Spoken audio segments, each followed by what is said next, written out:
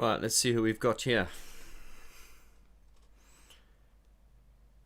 Is there anybody out there? Hello, hello. Turn your radio on. Is there anybody out there? Help me sing my song.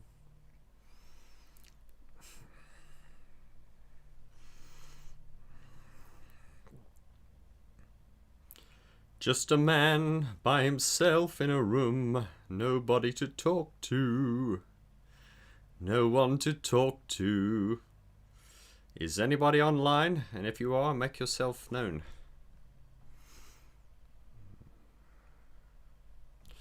Oh, Darren. Hello, brother. I'm good. How are you? I'm just, yeah, dealing with this lockdown, man. Star Wagon's agent, hello. Hello to you. I just thought I'd do a quick sort of pop-up. I've been very random with these live streams recently. I don't really schedule them. I just kind of pop up. And I always start them off with a banana. So I usually have my banana as I'm starting. And the banana, as you guys know, is a integral part of the channel. You know, we pay homage to Fletch. Here's to you. Tudor, hello. Ah, Star Wagon Agent, here in the house, the new favorite song. Oh. You know how we talk about Goreisms, those songs that are, those approaches to songs that are typically Martin Gore, we call those Goreisms. And we've got a lot of Depeche Modeisms in this group. Everything we talk about always relates to a Depeche Mode lyric. Darren says, I'm going crazy, mate, like everyone. Hope everyone is well. Yeah, Darren, I think it's hard for you being a father, trying to keep the children entertained, and must be difficult not being able to send them to school. And yeah, it's an absolutely insane time at the moment. So it hasn't, as I said, it hasn't affected me that much because I spend a lot of time in a studio and I work online a lot. But I do know a lot of my friends are sort of losing their minds. Flexi Flex, the banana mate. Absolutely. Here's to you. I'll drink to that. Good old Fletcher. So yeah, we're 10 days into January now. And wow, time does fly, doesn't it? I just wanted to wait for a few of you to come on, and I'm going to sort of run you through some of the plans for this year. Of course, there's a saying that goes, man proposes and God disposes, which means another way of saying, a non-religious way of saying that is, life is what happens when you're making plans. So I've got a plan for this year, and I'll try and stick to it. Darren says, what's your thoughts on the new Martin Gore material? Darren, what I'm saying is I've listened to it, not all of it. From what I like, you know, it's good for what it is, that, and you know, for that sort of like modular synth thing. I just think when Martin Gore releases an album like that, he kind of cuts himself short a little bit, because remember, there are a lot of people who can, you know, tweak modular synthesizers and come up with great sound, but there are not many people who can write great songs and sing as well as what Martin does. So it's nice to hear that, but I think the best of Martin Gore is when he has his songs, his voice, and combine that with the, you know, the synthesizers. Then you've got the best. But I think Martin Gore releasing an instrumental album is a little bit like a heavyweight boxer going into the ring with his, you know, with his right arm tied behind his back. You know, his strongest arm. And I just think, yeah, I mean, I like the VG, not Vaughn George. I like the Vince Clarke VCMG. I like that stuff. But once again, remember that Martin's strengths, and indeed, what's his name, Vince Clarke, their strength is songwriting. So, and I think when they limit themselves to just instrumentals, they kind of selling themselves short in a way.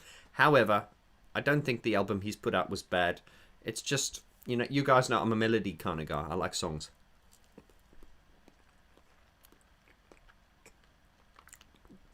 Hello, Carla. You say you're studying for a job interview for tomorrow, yet you've still got time to listen to me. Bless you. I hope it goes well. Let us know what type of job you're applying for. Star Wagon Agent says, I was bullied by a Depeche Mode fan for loving Fletch. Yeah, there's a problem with Fletch. You get attacked for loving him, and you get attacked for hating him. Yeah, you say anything bad about him, you get attacked, and vice versa. You can't win.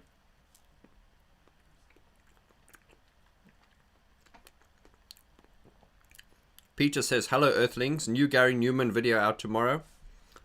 Peter, yeah, that's great. I wonder what you guys thought of the artwork. Gary Numan just released the front cover of Intruder. I think the image is very good, and I'm sure the record's going to be good. I had a little bit of criticism on not the image. The criticism I had on the image that he released was not him. I think he looked great. I like the image. I like the clothing. I like everything. I don't like the airbrushing. They've airbrushed him to the point that he looks like a cartoon, and it's a little bit like a fashion magazine, you know, when they airbrush you to look pretty, and they've kind of made him look pretty, and his music and his vibe is not pretty. He's meant to be dark and edgy, so I think if they had just left it the way he looked, I would have liked to have seen the photo before they airbrushed it. And in fact, they could have airbrushed it, but the problem is they've airbrushed it to the point that it looks so clean and glassy and clinical. And Numan's not about that. He's gritty, edgy, and dark, and I just don't like... I like the photo, I like the concept, I like everything. I just don't like the way that they've airbrushed it to the point that he looks like it's like a Kim Kardashian photo shoot, you know. So my criticism there is not towards Gary, it's towards the, you know, the airbrusher, the editor.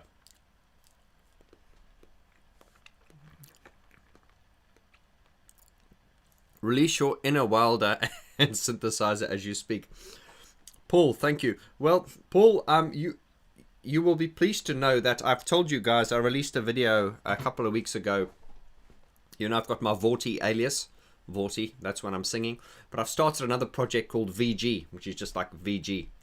And it's instrumental synthesizer music. And the reason let me eat this.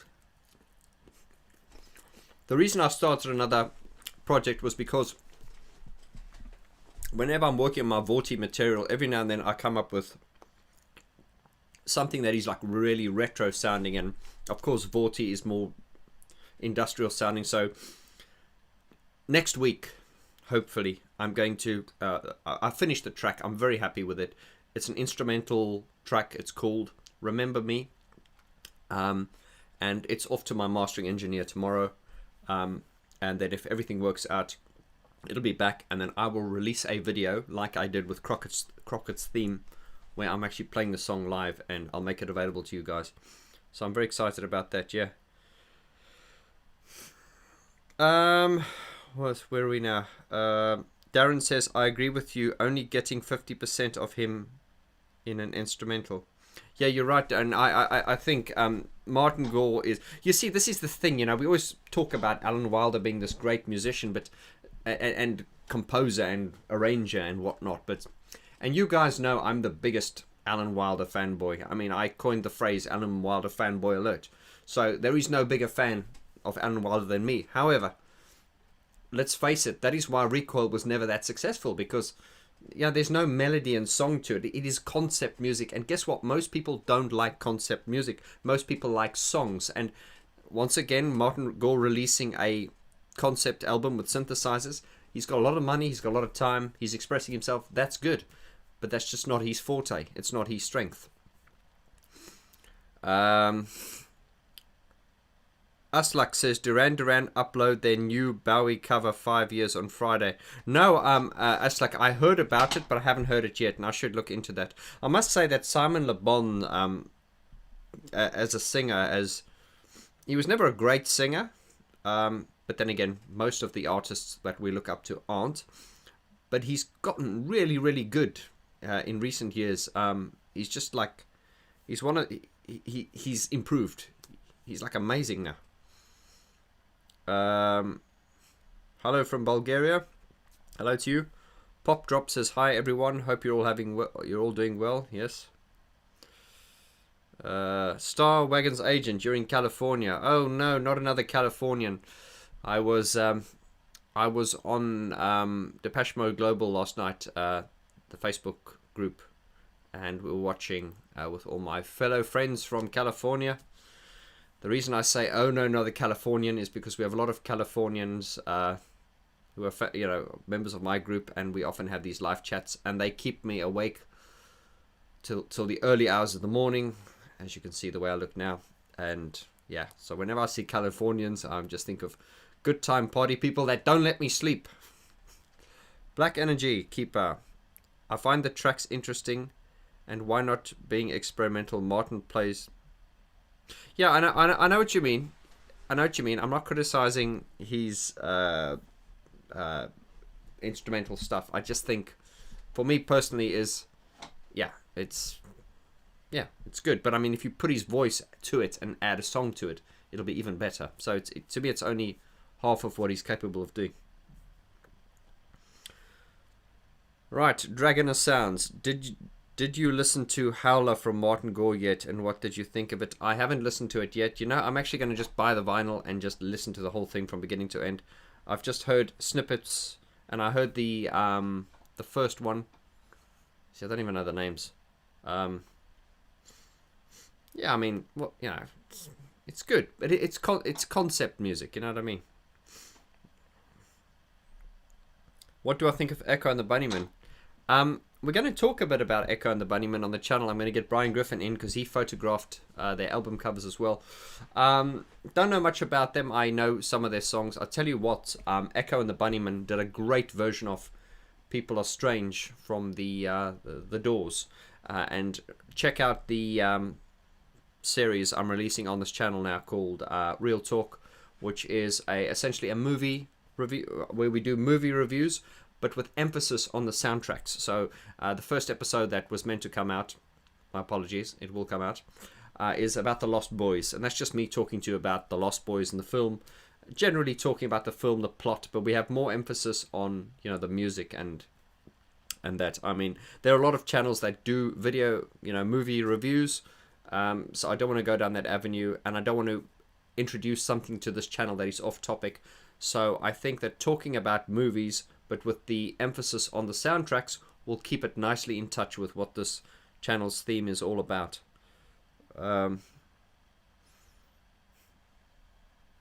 Yeah, Star Wagon says, yeah, I'm up all night drinking party in my room. Peter, you're saying all Gore stuff except counterfeit for me. Listen once and forget. Yeah, I think I like the counterfeit stuff. I was speaking to Gareth Jones about this, and I said to Gareth, I said, look, Martin's obviously such a musical spirit. Why doesn't he release a solo album, with vocals and songs? Like Dave Gahan does that. He releases his Dave Gahan stuff, and he's got that Soul Savers. He writes his own songs in. And, Gareth obviously can't talk on behalf of Martin. No one can. But Gareth Jones said he seems to think that, as far as Martin's concerned, if he's singing, it's Depeche Mode, and if it's solo, it's instrumental. So that's just the way Martin rolls. But I just think Martin's got a lot more in him that he doesn't sort of get out. I mean, think of it these days, guys. We as independent artists, we release music all the time, and someone who's as tremendously creative as Martin, to only release songs every 4 years, it's a long time to wait. And yeah, but then again, this guy's got nothing to prove, has he? So let's see what else we got here.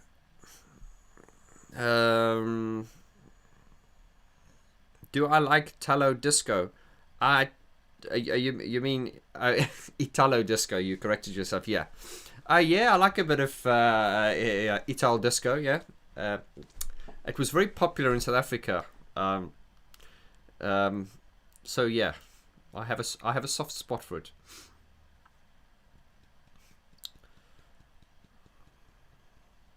Oh yeah, Merge Music and Film says check out 24-hour party people. Joy Division New Order lekker. Cheers. Jedi Mode 101. Hi Vaughn. Are you going to interview Flood? Thank you very much for your videos. Oh, thank you for your compliment. You know something? If you guys watched my recent video upload, I did a video where I welcomed you. I wished you all a happy new year. And in that video, I found a clip from myself, which was about 18 months ago, where I was doing a demonstration on a song. And I said, "Oh, I'd love to interview Gareth Jones." And then I cut to a recent scene where I was interviewing Gareth Jones, and on that video I said, "Be careful what you wish for, because you just might get it." So, I'm amazed at the progress we've had, but I think as far as interviewing Mark Ellis or Flood, I was speaking to Gareth about it, because Gareth is the only person who actually knows how to get hold of him, because I do know a lot of people through my channel, and I can basically contact anyone. That's not that they will speak to me, but I have access to anyone I need to contact.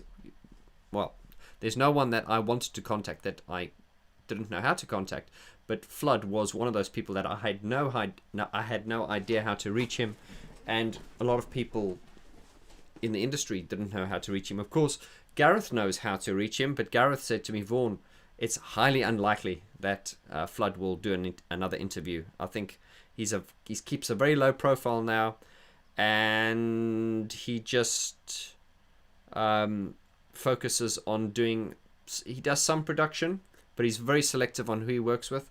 So if he gets some YouTuber hassling him for an interview, never say never, guys, but it's just highly unlikely, I'm afraid to say. I think it's more likely I could probably interview Francois Cavocan, who did the mixing on Violator. That's more possible.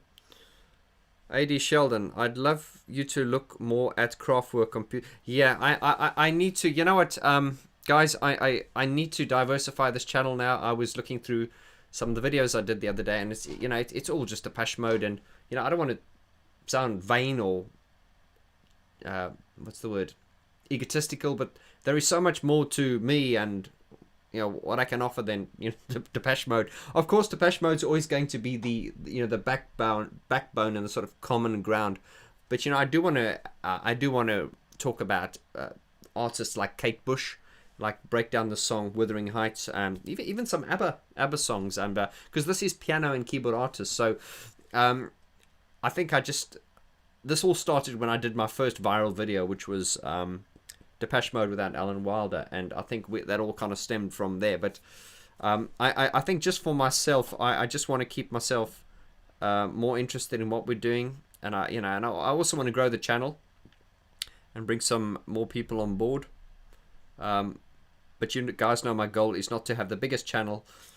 What this channel lacks in numbers, it makes up for in enthusiasm, and we're like this.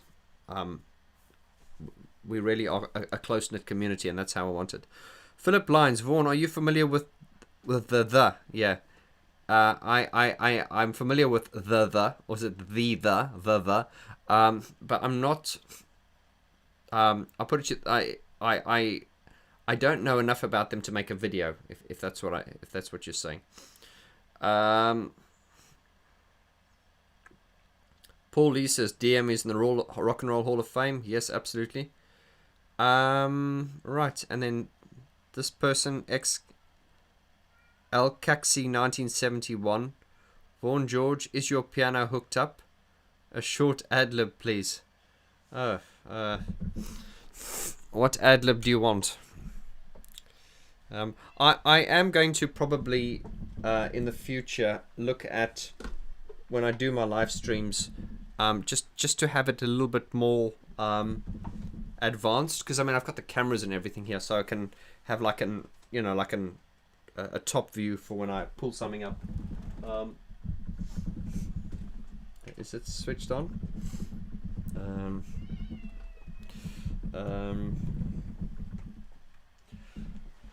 No, sorry, it's I was doing some mixing this morning, and I've changed something on the patch bay, so yeah, sorry. I think what we'll do in future is with the live streams, we'll actually have a theme and a subject. But of course, here's a bit of a plug. If you guys want to sort of get closer access to what we're doing, you're always welcome to join the Patreon group. And we also do like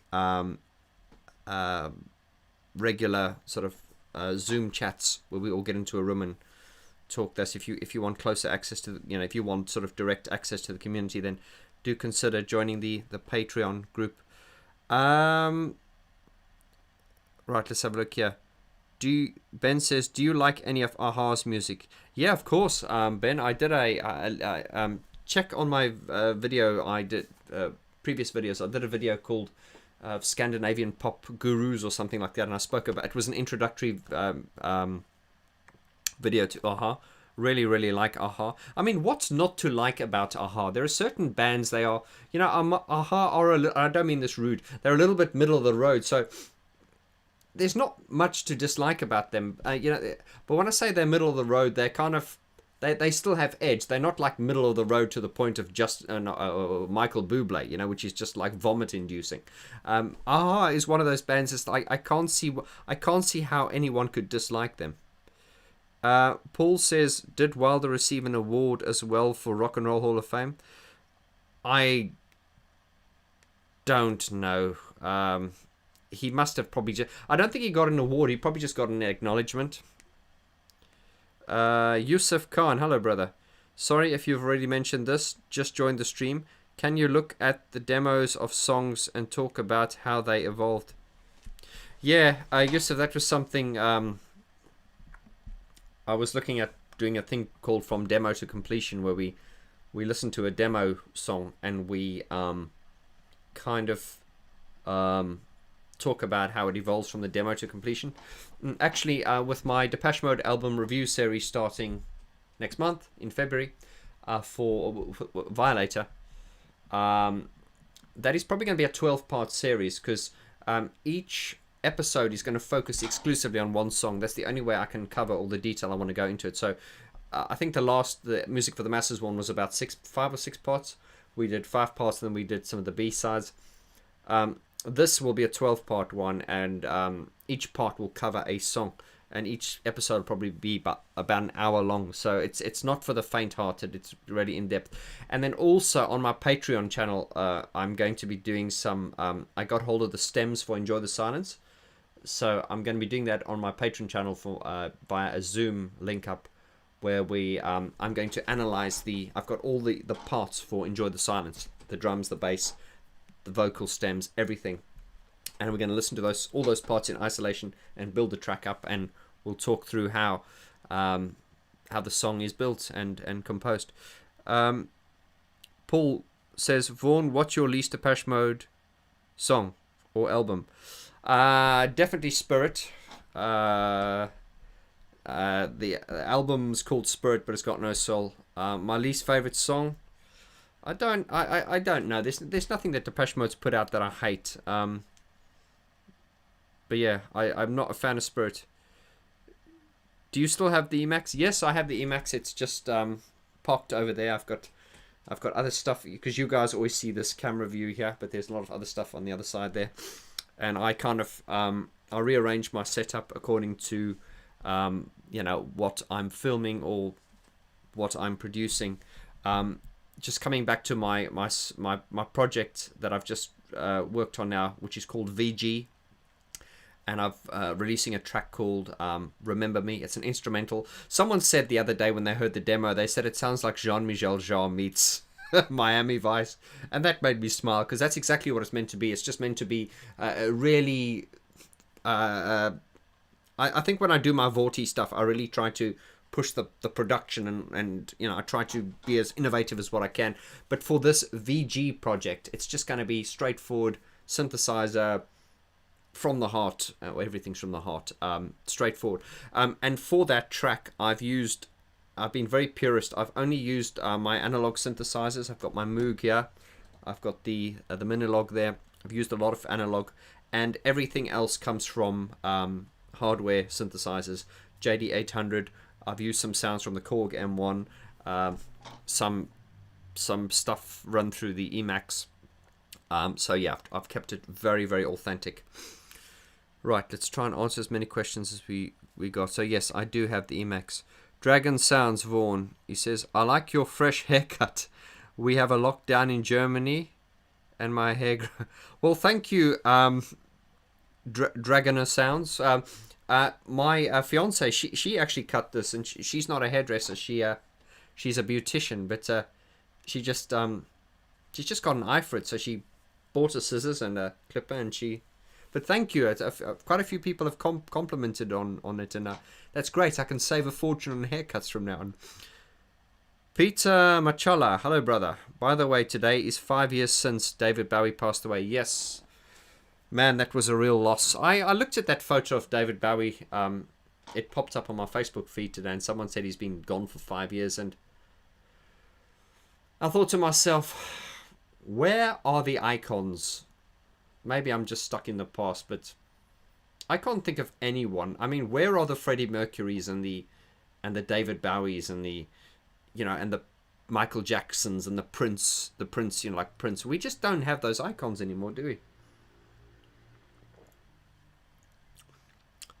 AHA is awesome, and from my country, Norway, yeah. And also from your country, Norway, is Espen Kraft, my dear friend, and we're going to be doing a lot more collaborating in future, including, well, I'm not going to spoil it, but yeah, a lot of interesting electronic music coming from Norway. Angela, hello again. Angela Fugo.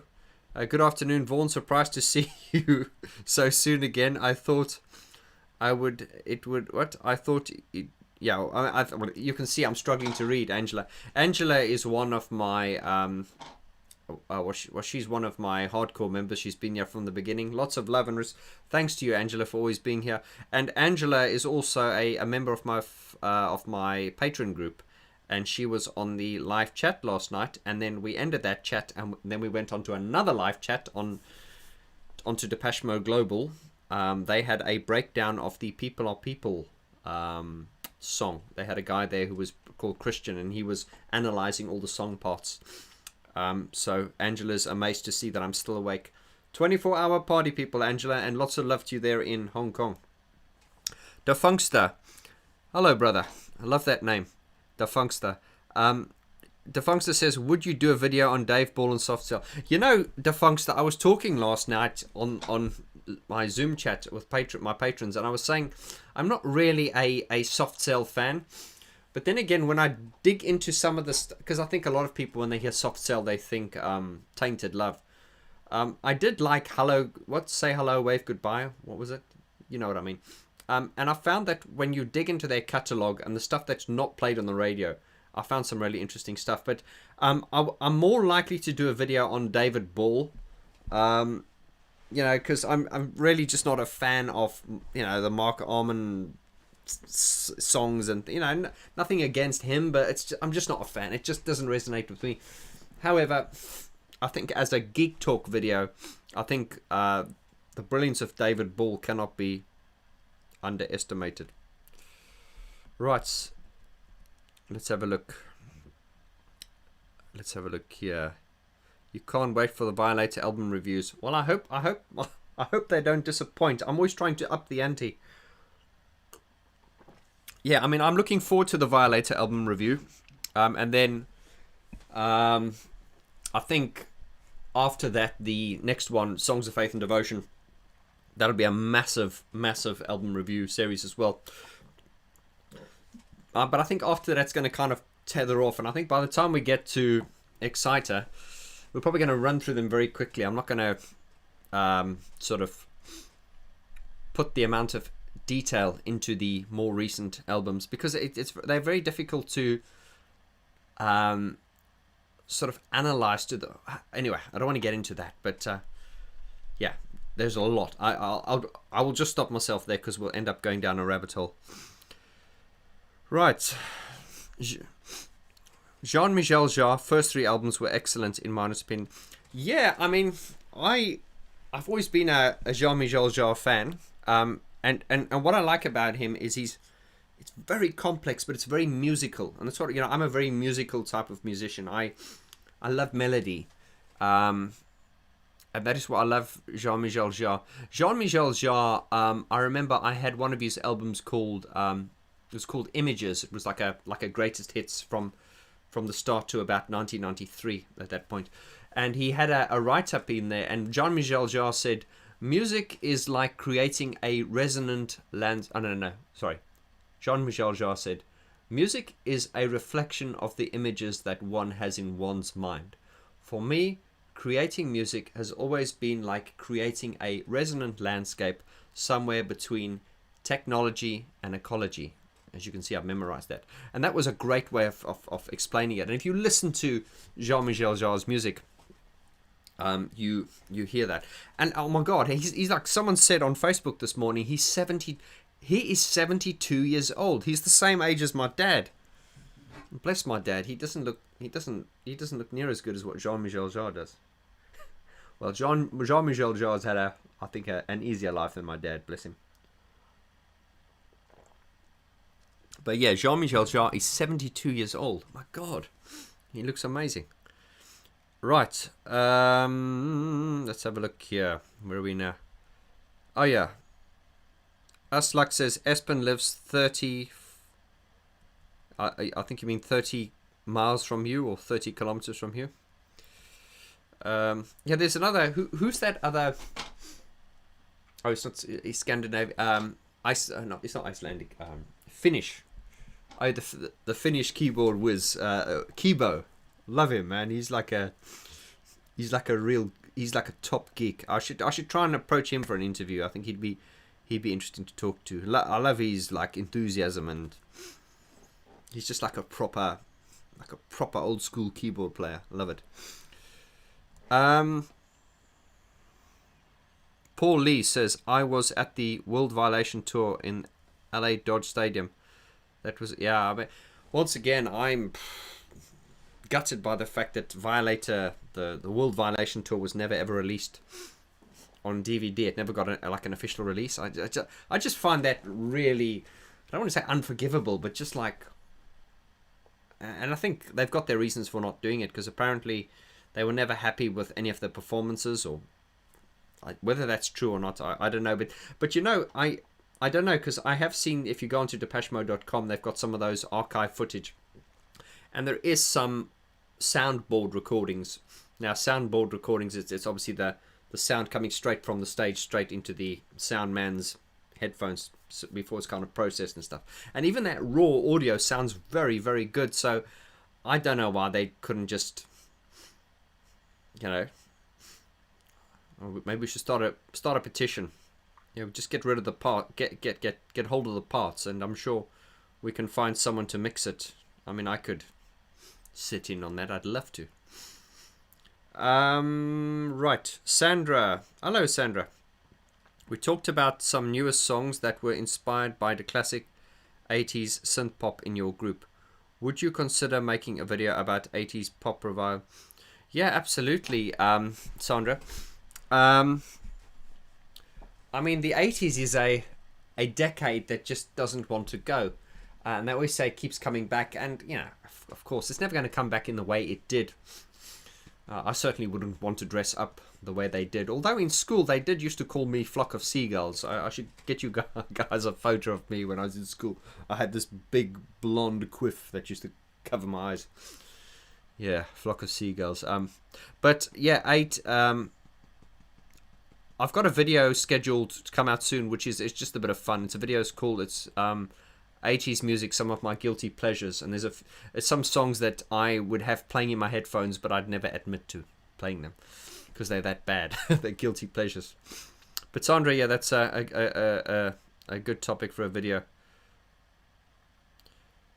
Sean says my brand is strong. Oh, thank you, Sean. Our brand. Not me. I'm just one guy. But thank you. I appreciate what you're saying there. Defunkster says, it's Melanie. Hello. I missed you on the Vaughn George patron group last night. Haven't seen you for a while. Oh, yes. You've just said that. Oh, no. Missed it yesterday. Don't worry, Melanie. We're going to do plenty more, so don't you worry. Alsluk says, what do you think about ABBA's Benny Anderson piano playing? Oh, okay. Can I just stop you right there? ABBA, to me, are one of the most outstanding pop groups ever. I mean, anyone who's anyone will agree with that. Vince Clarke will agree with that. Anyone who's really had like sort of formulaic pop, and I don't want to say Erasure is formulaic pop, but it is. I don't mean that in a disrespectful way, because I'm a huge Erasure fan, but there is formula to it. And Vince Clarke has obviously studied ABBA. I haven't heard him say that, but I've heard people say that he's an ABBA fan. And I do want to do a video just on ABBA, because, you know, in my years in the piano bar, this is why I realize when, as I'm sitting here, and I don't mean this egotistically, but it's like, there's a lot more I can talk. Like if I just pulled up a piano here, you know, I can play Billy Joel songs and ABBA songs and, you know,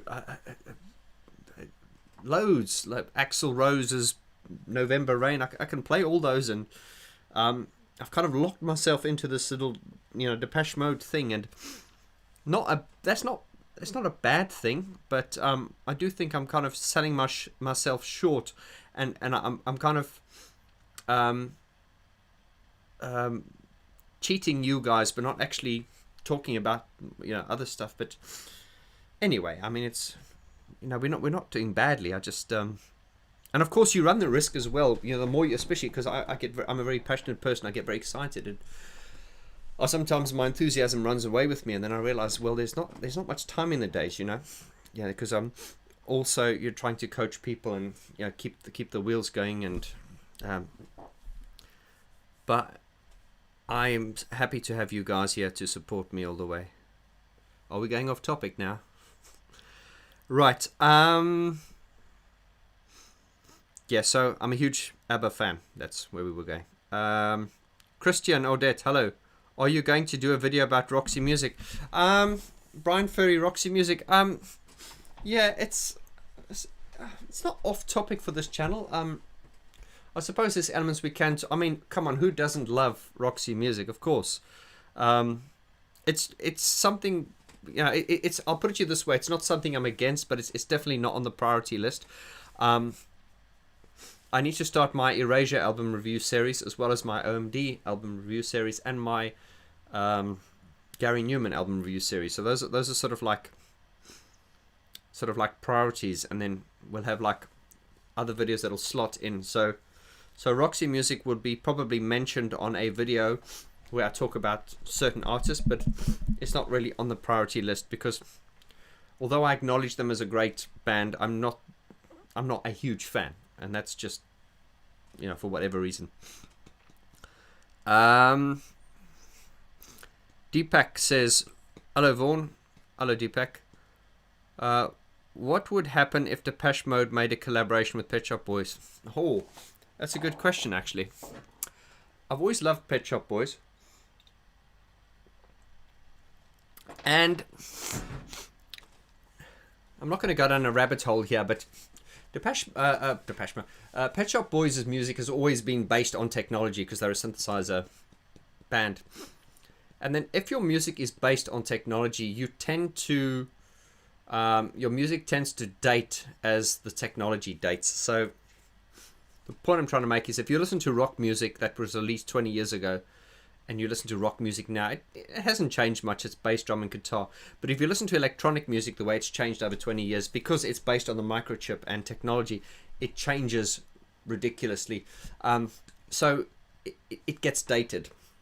Of course, you can go back to songs like Frankie Goes to Hollywood's Relax, and wow, it still sounds sort of innovative and fresh. But, you know, certain things have aged better than others. But the point I'm making with Pet Shop Boys is, I just found that because they've embraced technology so much, a lot of their music now just sounds like, you know, it's just like, I don't know, like hardcore Euro. It's kind of like, it's just dance music, you know what I mean? It's too clubby, you know what I mean?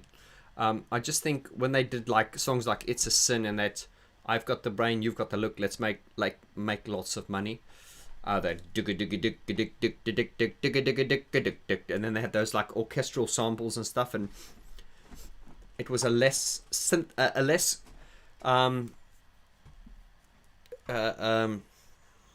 sophisticated sound by today's standards, I suppose you could say. but it had a rawness and an edge to it, whereas I find their sound now is far too polished and far too digital and far too like in the box to me. It just doesn't have that. So yeah, I prefer the older Pet Shop Boys sound, although I still think they're writing great songs, and I am a huge fan, by the way. I did answer your question there. You actually asked what would Depeche Mode and Pet Shop Boys sound like. I probably need to have some time to think about that. Yeah, I don't know how the voices would go together. That's the first thing I should think.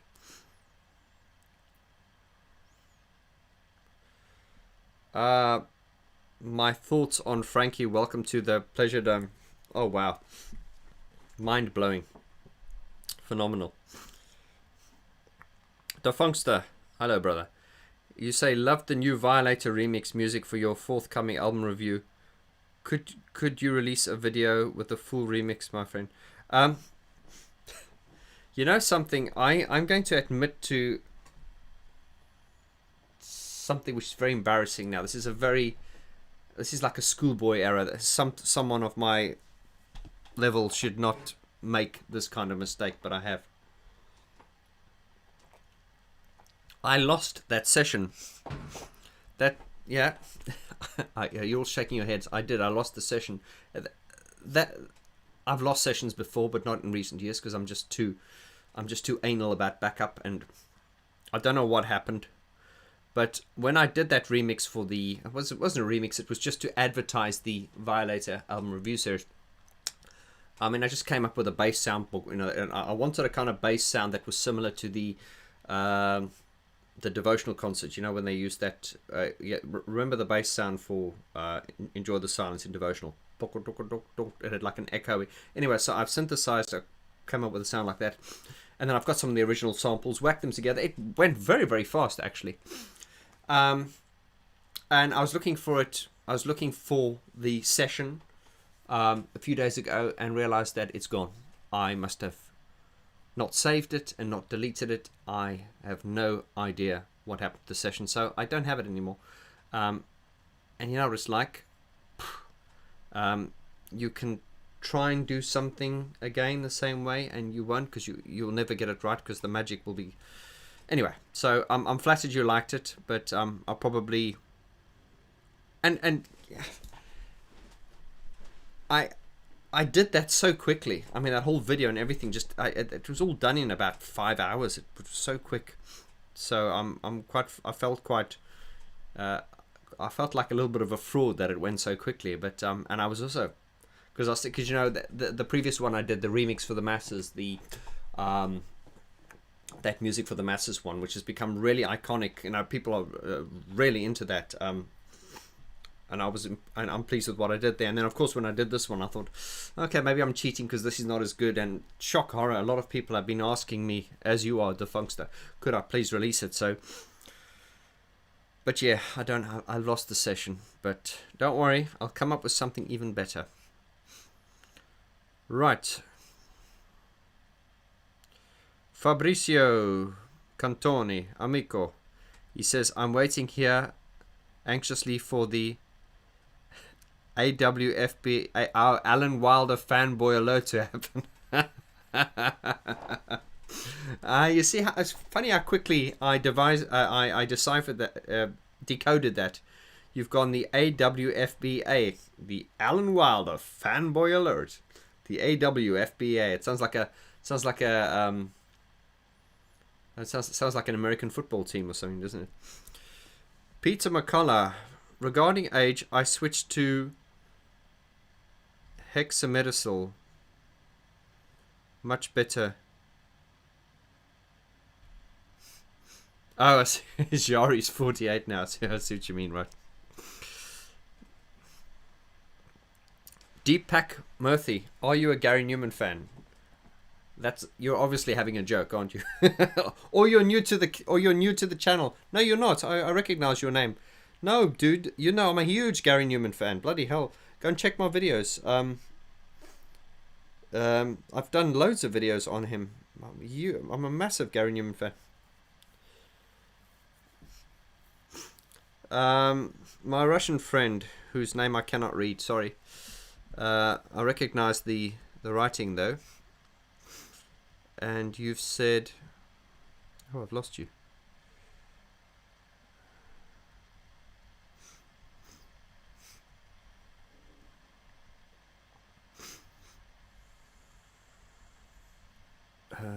Oh yeah, you said, hello Vaughn, have you checked out the new Hertz album? No, I haven't actually, no. Hertz are another band that are very, very good and very sort of, on topic for the channel. Next question from Papa Luco. Has anyone from Depeche Mode contacted you to acknowledge the great work you're doing on your channel? Oh, to acknowledge the great work I'm doing on the channel. Thank you. And I'm always waiting. Papa, thank you. That's a very kind thing for you to say. I'm always waiting for the phone to ring and to tell me I'm going to get sued or something.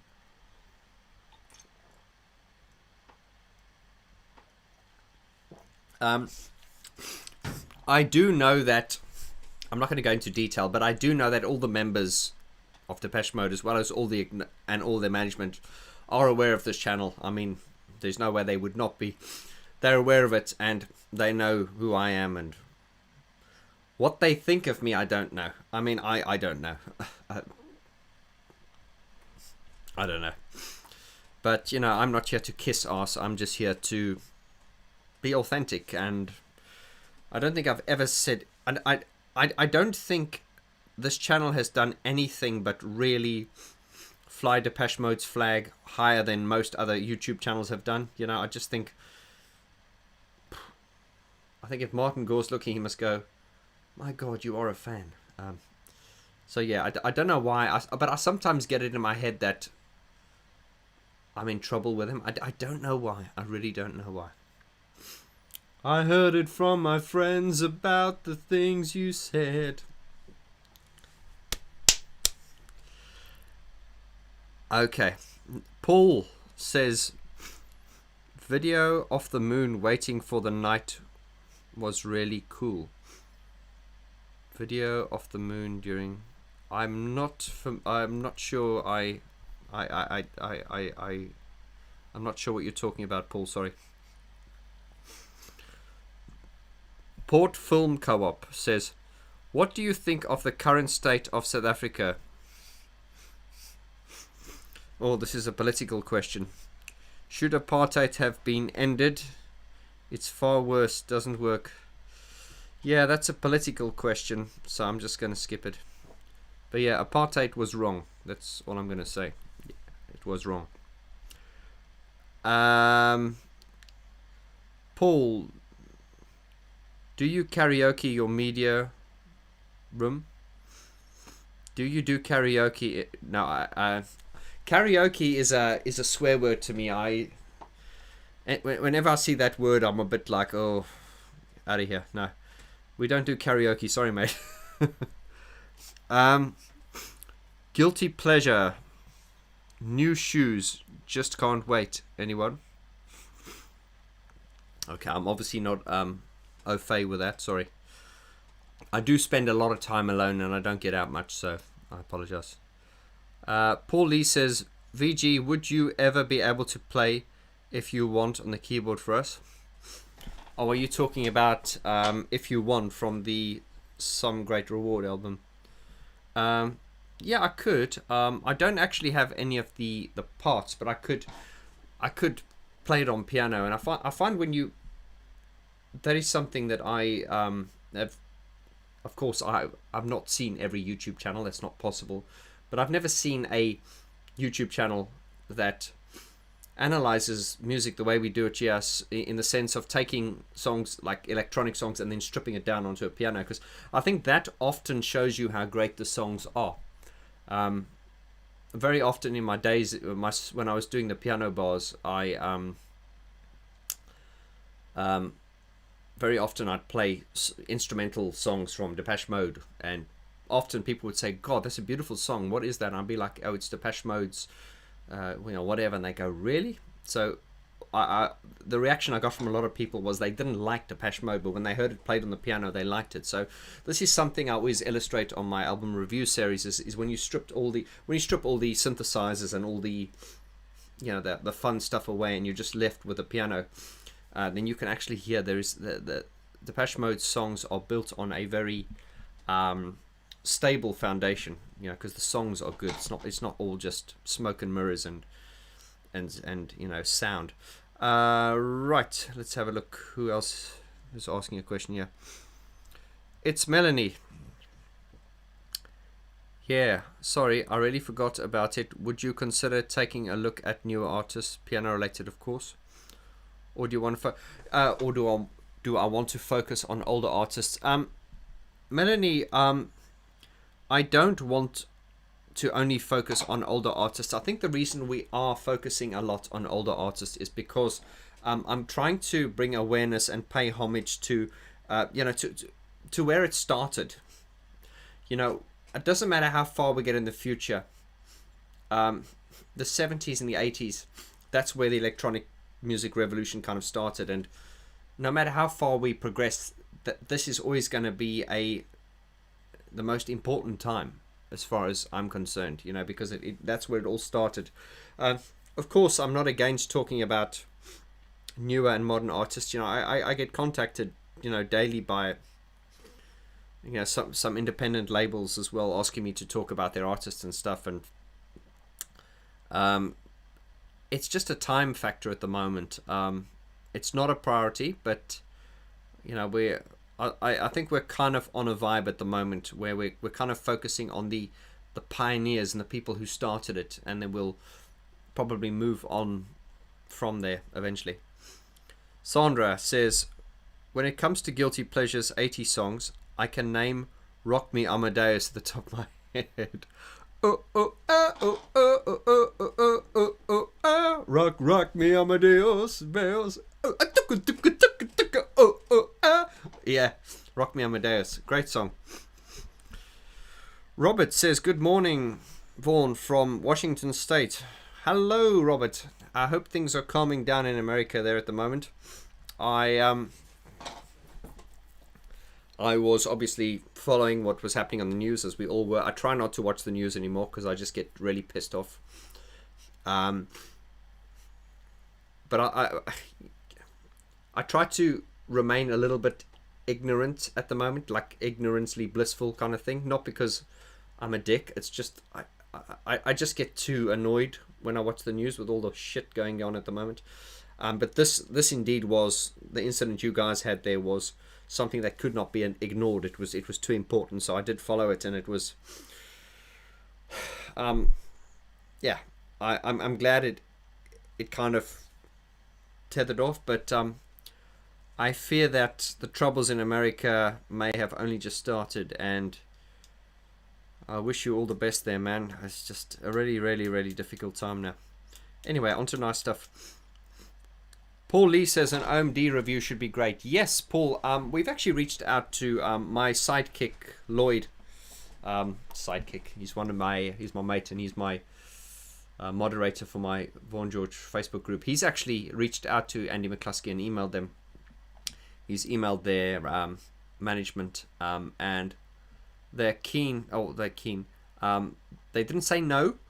It was basically, okay, we'll get back to you. So there is potentially a opportunity to speak to OMD. I think and Paul and Andy McCluskey from Paul Humphreys and Andy McCluskey. They're from what I've heard, they're very, very approachable, very geeky, very open, easy to talk to. So I think an OMD interview is highly likely, I should hope.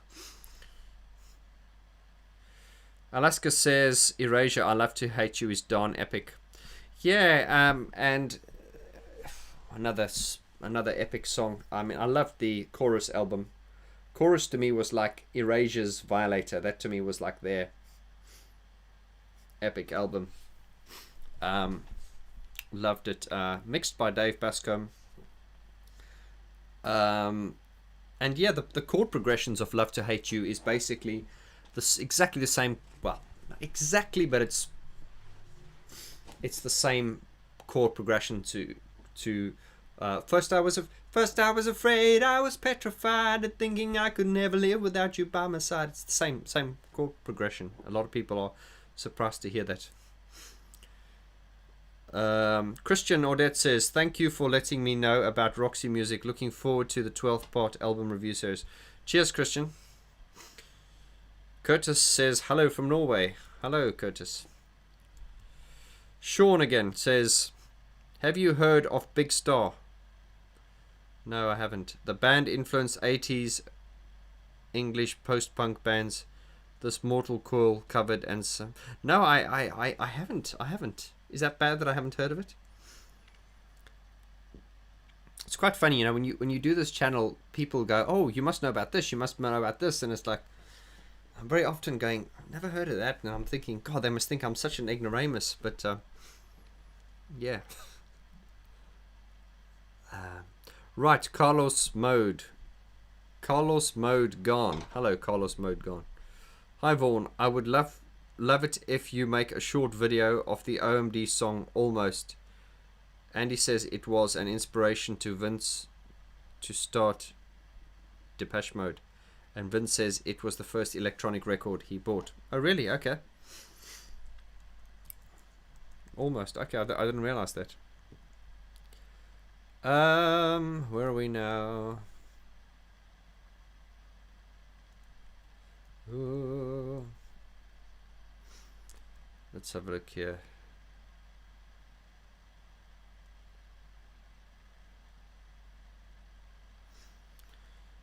I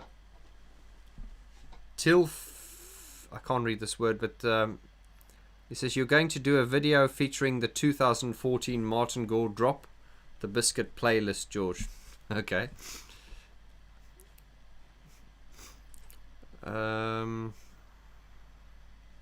Oh yes, here's a message from sorry, I'm terrible at reading foreign names. Names that aren't English, sorry. Would you do a review of the Violator B-sides? They are very strong and comping. No, absolutely, that's why we're doing 12 parts in the Violator album review series. I think Violator is one of the periods that actually had some of the best B-sides. I mean, Violator, it could have had more songs on the album. I mean, having said that, I think to me Violator is a perfect album. I can't, but I mean, if I think of like Sea of Sin and Dangerous and songs like that, they were great B-sides, and very, very strong songs.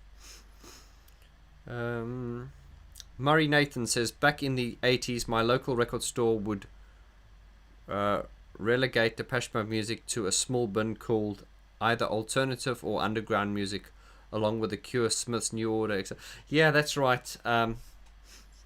That's right. That's kind of the way it always got binned under other, didn't it? Big Star is a great band. Teenage Fan Club was a big fan. Okay. Right, Paul Lee. I was at the Chorus concert at LA Wilton. It was so epic when Andy Bell came out in the Swan singing the Siren song. Ah, yes, that was the was that the Chorus concert? That was called the was it the Tank, the Swan, and the Balloon? That came out in, was it 94? And that's when, yeah, Andy Bell came out in a Swan. Ever faithful I endure to listen for the sound of the siren song. And then Vince Clarke came in his Tank. And I was shocked to hear, because I thought that was all for show. But apparently, that's a good concert to talk about on this channel. Apparently, all those synthesizers in that Tank were actually wired up. And I just thought, really? I mean, you look at Vince Clarke now. He goes on with it's literally a MacBook Pro and a keyboard with probably 3 octaves, if that much. And he's pushing play all the time. Everything's in the laptop, and it's like, okay. And I know a lot of my fellow geeks have a problem with that. They're like, oh man. But then again, I always say, it's Vince Clarke. He's got nothing to prove. He's done his time. And Vince did used to get quite... Vince is quite a... I don't want to say stone cold, but he's very That was his image, very like, you know, almost distant. But Andy did used to say that Vince used to get really stressed in the old days, you know, with all those synthesizers. He was always scared things would go wrong. And I think if you fast forward to the current date, if you look at Erasure's setup, it couldn't be simpler than simple. You know, they've obviously made it so simple that, you know, there's nothing to stress about. It's literally a laptop with the FireWire cable probably going to the audio interface. Or let's not get geeky, but yeah, it's very, very simple the way they do their shows these days. Let's have a look here. But yeah, that was a great concert. The Tank, the Swan, and the Balloon. Black Energy Keeper says, I want to know more about Martin's star-shaped guitar. Yeah, yeah. I don't like it. It's a little bit Las Vegas, isn't it? When I think of Martin Gore, I just think of a Gretsch. Man, that's why I bought myself a Gretsch. Because, yeah, I love the Gretsch sound. I bought it because Martin Gore played it, actually, and then when I compared the Gretsch to other guitars, I went, oh, it definitely has a sound, but I bought it more just so I could look cool. To hell with the sound. It's all about looking cool, isn't it? Right. Aslak says, one of the most outstanding electronic songs I've heard lately was a song by NV Nation. Yeah. When is the future? Listen to that one several times per week. I've heard of yeah, I know the band. Sean Meyer says Happiest Girl. I don't think Happiest Girl is quite as good as Dangerous and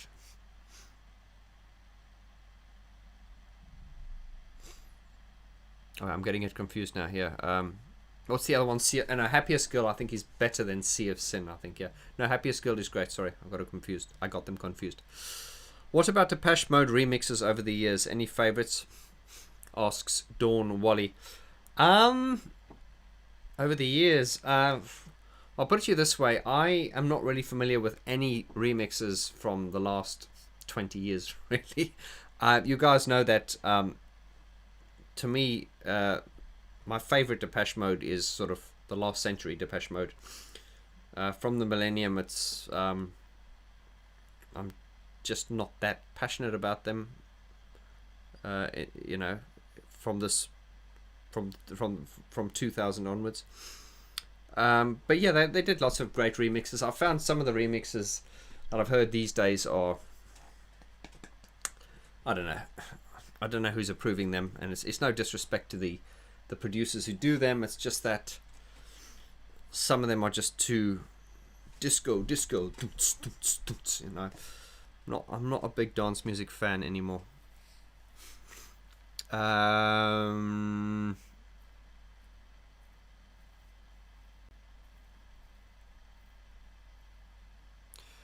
Papa Luca said, did you get any of the current singles box sets by Depeche Mode? No, I've spent enough money on them over the years. I'm not going to buy another box set. No. But I'm assuming you bought one. The Funkster says, have you heard of the excellent electronic band Ladytron? They deserve a video. Yes, I have. That is a name that has been mentioned to me a lot of times. And I have checked out some of the stuff, and yes, it was good. There's a lot of good stuff out there, guys. A lot of good stuff out there, and as I said, the problem used to be, that's when the Industrial Revolution started. Was, you know, that's how the whole idea with the Industrial Revolution was to make things cheap and affordable, and, you know, productivity. The Industrial Revolution, and information and products were hard to achieve before the Industrial Revolution. Fast forward to today, things are... The problem we have these days is not finding information or music or products or anything. The problem is blocking ourselves from everything, and it's kind of like just being more selective. And this is difficult. This is the difficult thing, because whatever you do, even if you lived 1,000 lifetimes, you would be missing out on so much. So it is really much like that with music as well. I mean, there's just so much stuff that we miss because we just don't have enough time in the day. Right, Defunkster, have you heard of the excellent... Oh, yes, I've already answered that, sorry. Anders Larsen says White Falcon. Yeah, you're talking about the Gretsch. I think Rich Silverthorne from Mesh, he actually has the White Falcon. Yeah, but yeah, I mean, people have asked me to play guitar. I mean, can I play guitar? I can play enough to kind of get my ideas across. In fact, on my single Sleeping Dogs, which is going to come out as part of my Vorti project, I've played guitar on that. So yeah, I can play well enough to get away with it, but I would not call myself a guitarist now. Fabrizio says, in 1985, Depeche Mode changed my life. I became a musician and I have a home studio. But I must say, after Alan Wilder left, Depeche Mode came completely irrelevant. Sorry to say that. Where have I heard that story before, Fabrizio? Don't worry. It's quite a common thing to say, actually. I think a lot of people feel that way. Carlos Garcia. Hello, brother. When you notice that Vaughn is live... Sorry. It's popular now. It's getting too fast. Carlos Garcia says, when you notice now that Vaughn is live, then you profoundly know that it triggers you to absorb those feel-good sensations. Oh, cheers, man. I don't know if you guys can actually tell it, but I am struggling a little bit today. It's I was up late last night, and I think I've still got a. I must tell you, I've still got the wine glass here from. I was drinking red wine last night. Yeah, but thank you, mate. That's a lovely thing to say, and I get the same feeling from the community. Yeah, it's really. That's what I was going to film a video today, but then I just thought, I want to do something today that feels good, but is not lazy. So it is a bit lazy because I'm just talking to you, and that's not lazy. It's just that I should probably be more productive filming a video, but I didn't want to take the day off. So at least this way I know I'm sort of being a little bit productive, and I don't have to think or concentrate too hard. So thank you. Paul Lee says, I still like the version of the original song Sacred you shared with us.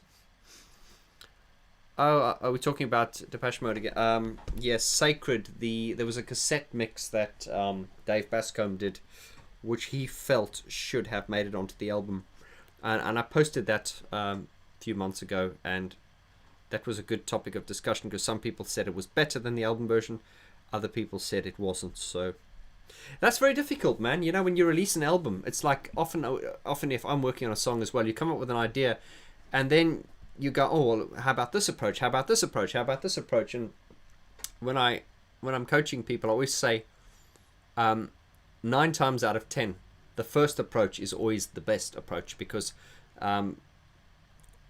that's where your instinct is coming from.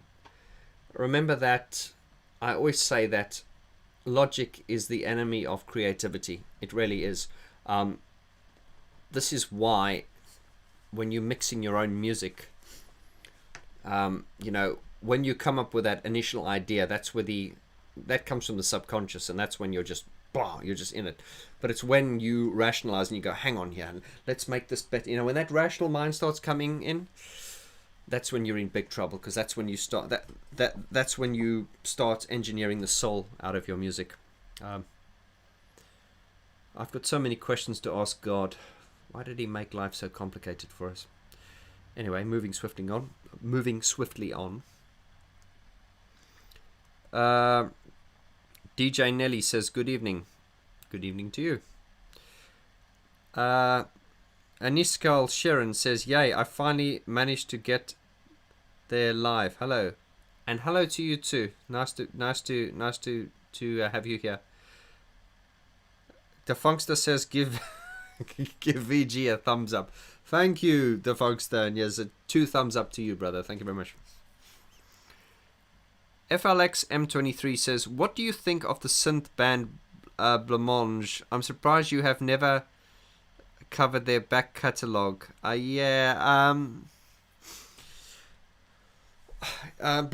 Always knew, I know the name Blancmange, and then of course I Google. A lot of people have asked me to talk about it, and then of course when I Googled them up, and then the songs came, I was like, oh, of course, it's one of those bands that I was like, I knew the name, but I didn't know the songs. But when I Googled them up and I heard them, I was like, oh, of course I've heard those. They were like, I remember them when I was younger. But yeah, I mean, nothing that has inspired me to want to talk about them. But having said that, when I was listening to it, it's good. And it's just, it's once again, it's prioritizing what we can talk about. But yeah, Blancmange has been requested a lot.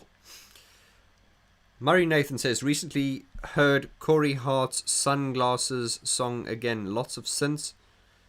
But I'll never know if it's a good song because I can't get past the prevention of the artist.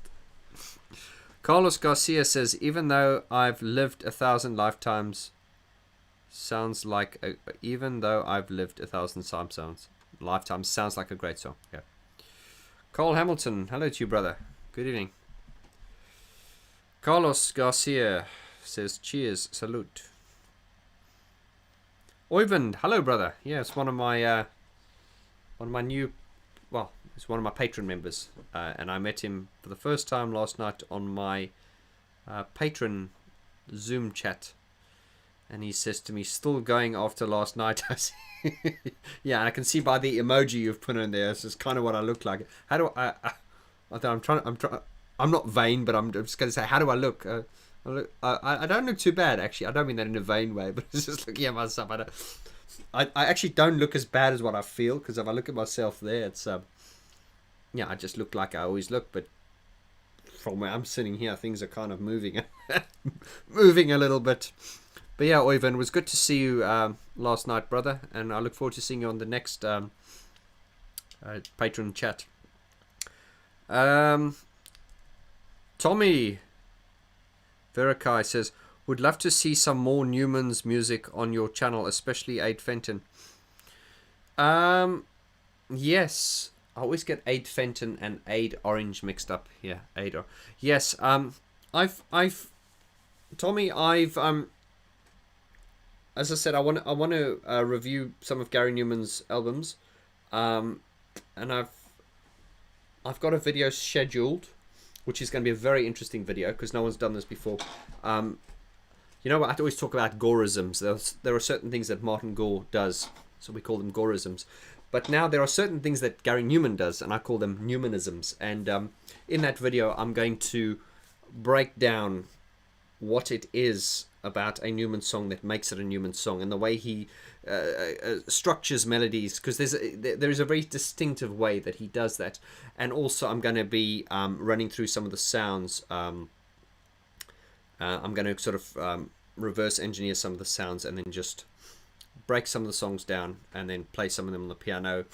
And I'm going to reverse engineer that big sort of string sound he does. And yeah, that's going to be a very interesting video, so I'm looking forward to that. So keep an eye on that. And of course, Tommy, it's worth saying that one of my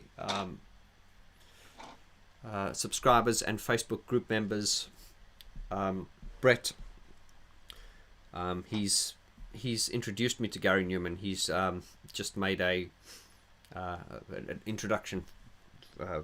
I've been introduced to Gary Numan through him. I'm not, just through email, and so I've been in contact with Gary Numan on email. So nothing's confirmed, but he knows about me. He knows about the fact that I want to interview him, and he knows that I'm a diehard fan. And you guys probably saw the interview with David Brooks, who's his keyboard player. David Brooks is actually now a member of the Vaughn George Facebook group as well, so it's nice to have him there, and very down-to-earth, easygoing guy. So check out that video in my back catalogue if you've not seen it yet. Yes, and Tommy, one more thing about Aid Fenton. Yeah, I think Aid Fenton is a, I think he's also very important for the recent longevity of Gary Numan. He's just the way he interprets Gary Numan songs is very, very good. I think they're a great match, and that is why Gary's used him for what, 5 albums now. It's been a long relationship, but it works.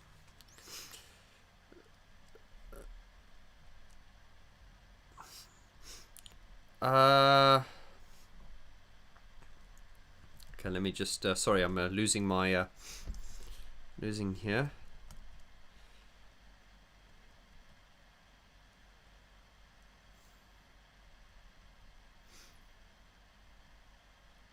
Oh, there's a whole lot of messages down here.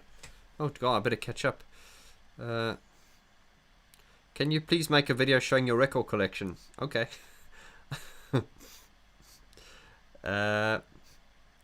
Rajesh says, thank you, Vaughn. Interesting stuff from you. Thank you very much to you as well. I appreciate you for being here. John Lawton, the Siren song was from the album Chorus. Siren song was from the album Chorus. You're right. Ever faithful I endure. What did I say it was from? Yeah, I said the tour was called The Tank, the Swan, and the Balloon. Yeah, and Siren Song was the song from Try to Feel the Splendor of It All. Embrace the honesty of nightfall. Try to feel the anguish of it all. Loved that, yeah. Deepak says, what are your thoughts on Purple Disco Machine? Not familiar with it. Sorry, Deepak. Ira Schwartz says, please make a video showing your record collection. I think, is that what I just read? Well, I yeah, okay. What's your favorite Depeche Mode video? Defunctor. I pretty much like everything from the Strange 2 period and the devotional, those that In Your Room. Yeah, I like that. Of recent times, I think Wrong was a very, very good music video. Wrong! That car moving backwards, it was very, very disturbing. And there was one of the times they didn't use Anton, I believe, and that was good. I think there's too much, no disrespect to Anton, but I think there's just too much reliance on Anton. I mean, they've got so much money, they should really get in some sort of unknown younger talent. Because I think with Anton, there might be a certain level of complacency, like, okay, let's do this kind of thing. Whereas you should get someone in who's younger and hungry and wants to prove themselves. That's personally how I feel. Yeah, I think Hold to Feed was a fucking dreadful song and a fucking dreadful video. Awful. Absolutely awful. I think Hold to Feed probably... One of you asked me, what's the worst Depeche Mode song? It's probably up there or down there as one of the worst. I just can't stand it. It's awful. It's bloody awful. And yeah, I actually only saw that video for the first time about a few months ago. It popped up and I was like, oh my God, that video belongs to the song because they're equally dreadful. Oops. We're not yet to bash Depeche Mode, but you asked my honest opinion, you'll get it. Right, so yeah, so there we go, Defunctor. I think I've told you which is my worst video and some of my favorites. Tommy says, what's your dream synth? Oh, that's a very difficult question. Can't I just have all of them and then just let I don't know. I mean, I don't want to be diplomatic, but there are so many different yeah, it's like, I'm a very melodic kind of guy, so, but then, some synths are quite good for more percussive stuff or sequencing kind of things. I don't know, Tommy. It's something I can't answer you. Cole says Blancmange are criminally underrated, but seem to be getting the respect they deserve nowadays. Neil Arthur is releasing albums and making up. Yeah, you're right, Cole. This is why a lot of people have actually said this. You should talk about Blancmange. Vaughn, I don't know. They always say Vaughn. Don't know if you've heard about Blancmange, but you should. And they were underrated. And yes, as I say, when I've looked them up and I've listened to some of the videos, I've gone, oh, of course, it's one of those bands you've heard all the songs. You're like, oh, I didn't know they did that, but and yeah, they were they were great songs. And it is funny. There are a lot of artists that are so like overrated, and then there are those that are underrated. And of course, it's diplomatic as not being diplomatic, but it's one's opinion as to what you think is overrated, I might think is underrated. So I'll tell you who I do think was underrated, just now that we're talking about it. Colin Verncombe. He used to go by the name of Black.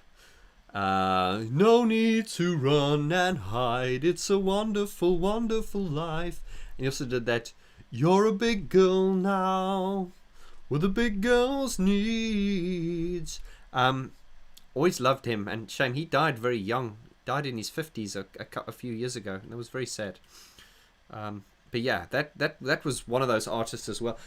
And I think some of these artists, they just don't get the recognition because they're quite, I suppose you could say, boring, and I don't mean that in a bad way. But someone like Colin Verncombe, he was just an artist. He was just a guy who did his music, and there was no scandal or no crap. He was just a decent kind of humble guy, and I think that's probably why he didn't get the. I mean, of course he got recognition. There are people that don't get recognition at all, but I think there were those frontmen like Boy George, who got a load of attention. And I'm not saying he wasn't worthy of it, but it's just like, I think that there was with Boy George there was always a lot of scandal.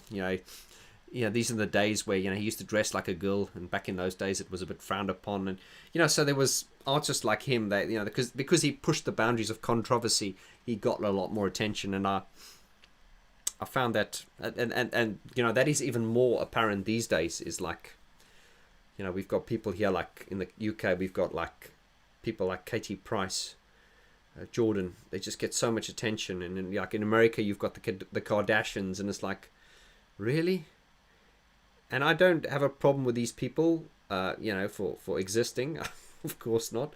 But the problem I have is with the people who actually buy into this, and they, and the fact that there is a market for, people want that, and people are so invested in it. And I'm like, as my school teacher used to say, Vaughn, if you want to be in with, I always talk about this, I'm going to say it again. My art teacher, Mrs. Byrne, always used to say to me, Vaughn, if you want to be in with a man in the street, you need to lower your standards. And meet the Kardashians. Need I say more? Right. God, that was a bit of a long-winded rant. I do apologize. Oxend, Happy New Year from California, Vaughn. Thank you for an amazing 2020. How's the VG commitment coming? Hello, Oxend. Happy New Year to you as well. Are you? Oh no, you're from California as well. Oh, you. People from California are giving me such a hard time. Because of you Californians, I haven't had a decent night's sleep in weeks.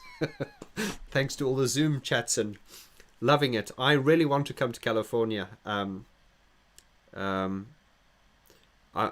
If you guys know Rob Rom from Depeche Mode Global Facebook group, he's doing great work for the Depeche Mode community there, and we are talking about me coming over to America at some point, and us doing some kind of 101, reliving the 101 and meeting, visiting the Rose Bowl. And I don't want to jinx myself, but that is the dream. I always have these dreams, as we always do, but then you've got to bring it back into reality and go, well, that's going to cost too much, so can't do it. But anyway, thank you for the well wishes, and thank you for being here. Paul Lee says, VG, can you do a video on the concert in the 2010 Royal Albert Hall when Alan returned to play somebody? That's a very good idea, Paul. I need to get hold of the footage of that concert, because I could just do it as like a concert review. And then, because that was a very, I think there was a lot of hope at that moment when Alan went up and played somebody. And I think a lot of people, myself included, thought something might just be brewing here. And of course, fast forward, 2010 was 10 years ago. That was 10 years ago, man. And yeah, back then when we saw Wilder there, we thought, okay, well, he might just return to Depeche Mode for a, not return, but we thought he may just come, there might be some kind of a collaboration, whether it be production or something, but that fizzled out. And of course, the last thing Alan did for Depeche Mode was the In Chains remix, which was done on a laptop. I know this for a fact. A dear friend of mine, Alex Fernandez, who is a personal friend of Alan Wilder's, told me that the remix to In Chains was done while Alan was on holiday in France on a laptop with a set of headphones. We all know that great music can be done in very small means these days. You don't need a big recording studio, but that did blow my mind. If you listen to the In Chains remix, it's not a competition, but a lot of people just naturally compared Alan Wilder's In Chains remix to the actual album version and said how much better Alan's was. But then again, I think if you're Martin Gore, you probably don't want to hear that, do you? So you're just like, okay, let's just push Alan under the carpet here and let's just move on. So yeah, right. WH says, hi Vaughn, with regards to Fletch performing live with Depeche Mode. Sorry, I don't know why I'm laughing. Sorry, just try that again. Sorry, I'm not being an arsehole. I just smile whenever I hear Fletch, because whenever someone says Fletch, then I'm like, okay, where's the punchline? Because I always think someone's setting up a joke. But anyway, WH says, hi Vaughn, with regards to Fletch performing live with Depeche Mode, he played the bass parts live for all the songs, the first two albums tours. However, he stopped from Construction Time Again onwards. Yes, I mean, there's a reason for that. And you will know, if you're an electronic musician, playing bass lines is not something you can do, really. I mean, not even if you're Alan Wilder, because you can do it, I suppose. But remember, you're human, and you're competing. It's not a competition, but you're trying to work in tandem with a computer. So if you've got a drum machine going doof dish doof dish doof dish, if you've got a real drummer, no matter how accurate you are, you're human. You're never going to hit that beat exactly on the mark. There's always going to be a bit of ebb and flow. So when you've got a doof dish, and you're going dum dum dum dum, with a finger like that. I mean, imagine playing the bass line to Behind the Wheel. Dum dum dum dum dum dum dum dum dum dum dum dum dum dum dum dum dum dum dum. I mean, you can do it. Could you do it for the whole song and not go slightly out of? No, it just wouldn't work. So that is the reason why, if you look, you say Fletch did the bass lines up until Construction Time Again onwards, and there's a reason for that. If you listen to the bass line of Just Can't Get Enough, for instance, it's bum bum bum bum bum bum bum bum bum bum bum bum bum bum. You can play that live because it's not, it's. I'm going down a rabbit hole here. Something like Behind the Wheel, dun dun dun dun dun dun. It's a lot of there's a lot of movement. Whereas Just Can't Get Enough is dum dum bum bum bum bum bum bum bum bum bum bum. It's not difficult to play, but then again, if you watch my video, what does Fletch do? Because it's simple to play, it makes it difficult because it's such a simple part that if you get it wrong, it's obvious. Also, if you take the bass line to stripped, which is just like a droning bass sound, which Fletch plays, and he has gotten it wrong before, I've heard it. But because it's easy to play, it's easy to get wrong as well. But also, from Construction Time Again onwards, their music became a lot more complex. So a lot of the bass lines were more like sort of sequenced. And I think that's what I'm trying to say here, is it's very difficult to play a bass line that was actually sequenced, because why would you want to do that anyway? But you're right what you say there. Thank you. Your next question was, any thoughts on to why you think that happened? Well, there we go. I've just answered the question.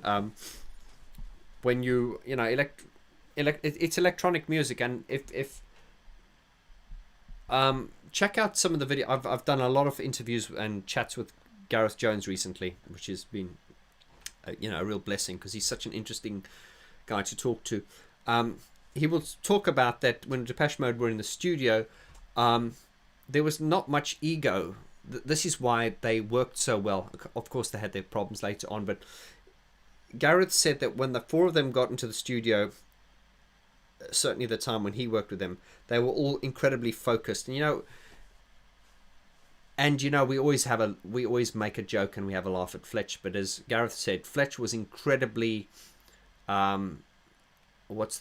passionate about the way the record sounded. And although he didn't have much musical input per se, he did have a really good sort of like ear for, well, no, that doesn't work. So it's a little bit like, I used the analogy, forgive me, Stock, Aitken and Waterman. You got Pete Waterman, who was not a musician, but he knew what stuff should sound like, and apparently Fletch had that ability to go, well, no, it should be like, and sometimes that's good to have that, because Fletch, probably not being as musical as the others, he probably had more of that sort of detached view, like a fan might have, and go, oh, okay, no, that rather than that. So it was nice to hear Gareth talk like that, because I know I'm very conscious of the fact, I make my Fletch jokes, but they're always meant with great respect. There's no hate intended there, and I don't tolerate Fletch bashing, because I just think,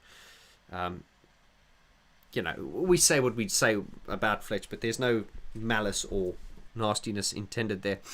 Wow, I've really answered your question in detail there. Right, J Muff says, do you like Numan's new stuff, the industrial kind, or do you prefer machine music era? Good question. I like the new stuff he's doing now. I do feel it can get a little bit too brutal sometime, where it's like too just like pulling teeth. And I mean, I like that industrial kind of sound, but there is a point where you can lean into it too much. If we come back to Depeche Mode, I think when they did that, what was it? Playing the Angel. They were really going for like a crunchy, gritty sound, and I really think they kind of leaned into it a little bit too much. I do like Playing the Angel, and in fact, I say it's probably the best album they've done in recent years, in this century at least. I think what ruined Playing the Angel was the mastering. It was really over limited, but of course I heard it on vinyl once, and it was a lot more dynamic and everything. Another story. But yeah, I do like Numan's new stuff, but yeah, there is I know where you're going with this. There is some degree of musicality that is kind of lost in the newer stuff here. If you look stuff like Music for Chameleons and things like that, and there's just like a real sort of musicality to it. And of course, the new stuff, I'm not saying it's not musical, but it has more like a direct, simplistic, and simplistic not meaning bad, but yeah, some of the older stuff, like I'm thinking when he had Pino Palladino on bass, it just had a real sort of like groovy kind of very musical sound to it. And I have spoken to fans about this before. It's just not as musical as it was sounding. But then again, that's we talk about music, movie soundtracks. If we get really philosophical now, if you look at architecture and stuff as well, things do get simplified. Look at buildings, from the ancient buildings, like the great artwork they put into them. Look at cars from the 70s. They had those big wings, and cars from the 60s, and these days cars are just like bubbles. They got it seems like with technology there's this simplifying of things, and I hope I've answered your question there. Right. Film Newer says, cheers Vaughn, I was living in Rotherhithe while studying in London last year, but I had to return to my home country due to the pandemic. Oh, just down the road. You could have called me up. We could have gone for a beer, brother. Yeah, where have you gone back to? Oh, you're back again. You said you freaked out when you learned from your video that... Oh, you're saying, I freaked out when I learned from your video that Brian, that People Are People was shot near where you were living. That's right. And what I'm going to do is, when the lockdown's over, okay, I don't want to talk about coronavirus now because everyone's talking about that. But all I want to say is, I want to say thank God. Thank God there is a vaccine. Can you imagine if we're just gone into a lockdown now and they just said, look, we're sorry, we just can't find a cure for this. And I think that is the only saving grace, is knowing that there is a vaccine and hopefully a cure on the horizon. Fingers crossed. But why am I saying that is one of the first things I want to do once, because Brian Griffin and I have been trying to do meet and greets. I want to get Gareth involved in the meet and greet as well. So, and the interesting thing is Gareth and Brian have not met since 1986. So I want to do a meet and greet where they actually meet for the first time since 1986, and probably do like an event and have as many of you there as possible. But before we do that big event, Brian and I have talked about doing a little mini event here in Rotherhithe where we'll do like a pub crawl. So you can meet Brian and I here, and we will walk down the street here where Brian has lived most of his life, and we'll take you to, it'll be like a tour, and we'll take you to where Brian's studio used to be, and we'll also walk down the road and show you where People Are People was shot. The photo shoot for People Are People, it was done in an oil refinery. You can check out my video on my previous videos there. I did a documentary on that. Unfortunately, we can't take you to the oil refinery because that's not there anymore. It's just flats. That's what they do in London now. They just knock everything down and build flats, because we just have flats now. But anyway, that'll be a nice thing to do after lockdown. If you're in the London area, if you want to fly in for it, be my guest. We'll do like a meet and greet, which is with Brian and I. We'll walk down the street here, show you where Brian's studio used to be, and there's a lot of history here. So Brian will be like the tour guide, and then we'll have some drinks afterwards and some food. So if you're local, or wherever you are in the world, if you can make it down for that, that'll be a lot of fun.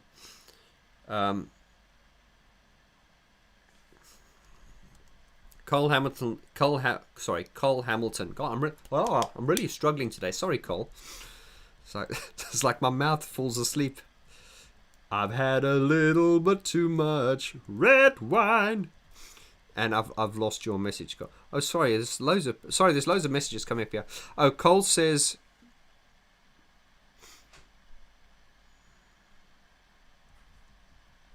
Oh, sorry, I've lost my. I see there's Andres is saying the off-topic chicken is. Yeah. There's a lot of off-topicness. Cole, sorry, I had a comment from you and I've just lost it.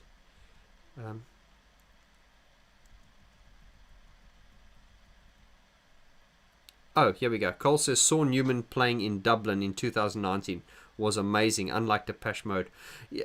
Cole, that's interesting you should say that. I took Simon, old grumpy Simon, love him, and Lloyd and Tracy and a few of my group members to see Depeche Mode in 2019. I think it was for the reunion, not reunion, the Evolution, his 40th anniversary tour, and it was amazing. And Simon was like blown away. It's like, wow. And it's like, you see, that is how a drummer should drum for an electronic band. That is how you do it. Not, I don't want to get into Christian bashing now, but Gary Numan is amazing live, absolutely. If you've not seen Numan live, you should really go see him. He's absolutely amazing. He puts so much passion into it. Anders Larsson, my good Swedish friend, says, Dream Synth is a sampler, the E2, which will have to do. I think you're saying, what's my dream thing? Well, I can't afford the emulator 2, so I've got the Emax. And of course the Emax was manufactured because the actual emulator 2 was just far too big and expensive to take on the road. So the Emax utilizes the same sort of like sampling techniques and kind of mechanics as the E2, as far as I'm aware, but the Emax was sort of like a portable version of it. But some of the geeks will say that the emulator 2, which probably is now worth over £4,000 if you can get one, it has a sound that nothing can touch. And my good friend Espen Kraft has actually got an emulator 2. He's got his hands on it at the moment. He's loaning one, and he's going to be doing some videos on that, so be sure to go to his channel and check that out. Oxen says, do you ever listen to Clock DVA? ADI Newton would be a fascinating deep dive. I'm not familiar with it, sorry. No, the name looks familiar, but no, I'm not familiar enough to make a video on it. Sorry, I'm terrible. Oxend also says Brian Griffin's take on Only When I Lose Myself video was a standout for me. Never knew it was him. Yeah, I think Only When I Lose Myself is... Oh, actually, Defunkster, you asked me earlier on, Defunkster, you said, what's my favorite video? Only When I Lose Myself is definitely up there as well. And Shake the Disease, there we go. I'm coming awake now.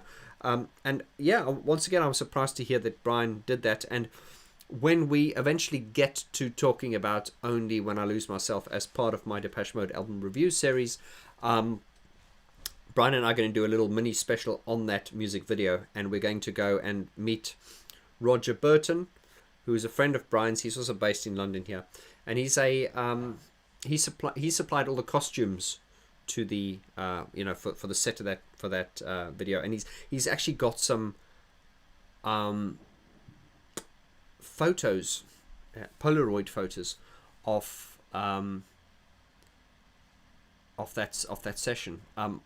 If you've just joined my channel, you probably wouldn't have seen it, but I did have a video where I was interviewing Brian, and we actually held those photos up, and it was just surreal to see all the characters from the Only When I Lose Myself video, on these Polaroid photos, like behind the scenes photos. And I don't want to give you too many spoilers, but I can tell you this much, that the brief for when they did that music video, because Brian's a little bit weird, we artists, we are a bit weird, and I think Brian, who was kind of like really pushing this video, it was his ideas, they decided to find the most weird and odd looking people on the planet.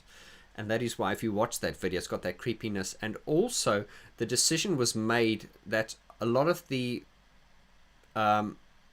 people in that video that you thought were women were actually men. So they did that on purpose, was dress men up as women. And they were just really trying to make the whole video seem as disconnected and out there as possible. And what was also fascinating is, in those photos, and I'm giving another spoiler away, is in the Only When I Lose Myself video, you can see these cars kind of floating there's a car floating in the air. Well, that was a real car. It was actually there was a crane with a pulley and a chain. There was a real car they got from a scrapyard, and it was hanging from a chain. You sort of watch that and you just assume it would have been done in post production, on CGI, but it wasn't. It was a real car. So that's going to be a very, very interesting video when we eventually do get to it. Right, how are we doing here? Black Energy Keeper says, I just want to remember that To Have and To Hold was one of the darkest songs I've ever heard when I was a young lad. Yeah, I suppose, yeah. I mean, yeah, fast forward now, we've probably heard darker stuff from people like Numan and other artists, but yeah, it was pretty dark. What I liked about the Depeche Mode dark was they weren't trying to be dark. It wasn't like, let's be dark, they weren't trying to be. It just naturally went that way, so it wasn't forced. You see a lot of these like goth acts these days, you can see they're just trying to be badass and dark, and it's a lot of it's forced. Depeche Mode was never like that. It just naturally. But when I say dark, it always had this uneasiness to it, and this it had this dark, but it also had this light and this hope to it. It wasn't just dark, you know what I mean? And that is why I don't like music that's just dark. We are the sons and daughters of darkness. Oh, stop it. Right, where are we now?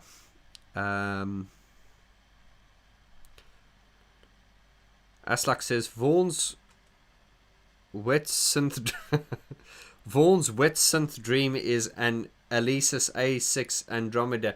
Now you're absolutely right. I remember seeing the Alesis Andromeda, and this came out when I was working in Turnkey. I was a music retail store in London. You guys know the story.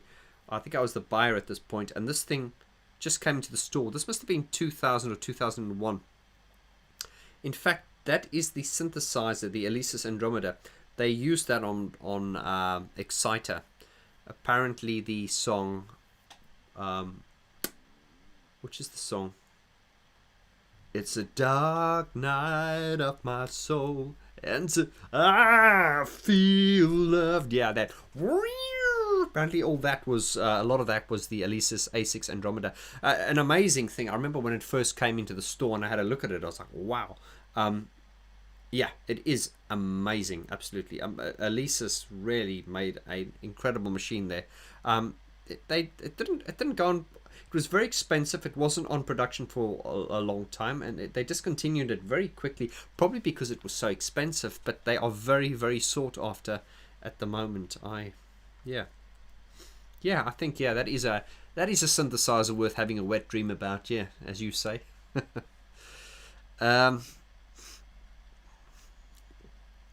Sean Meyer says Nitzareb.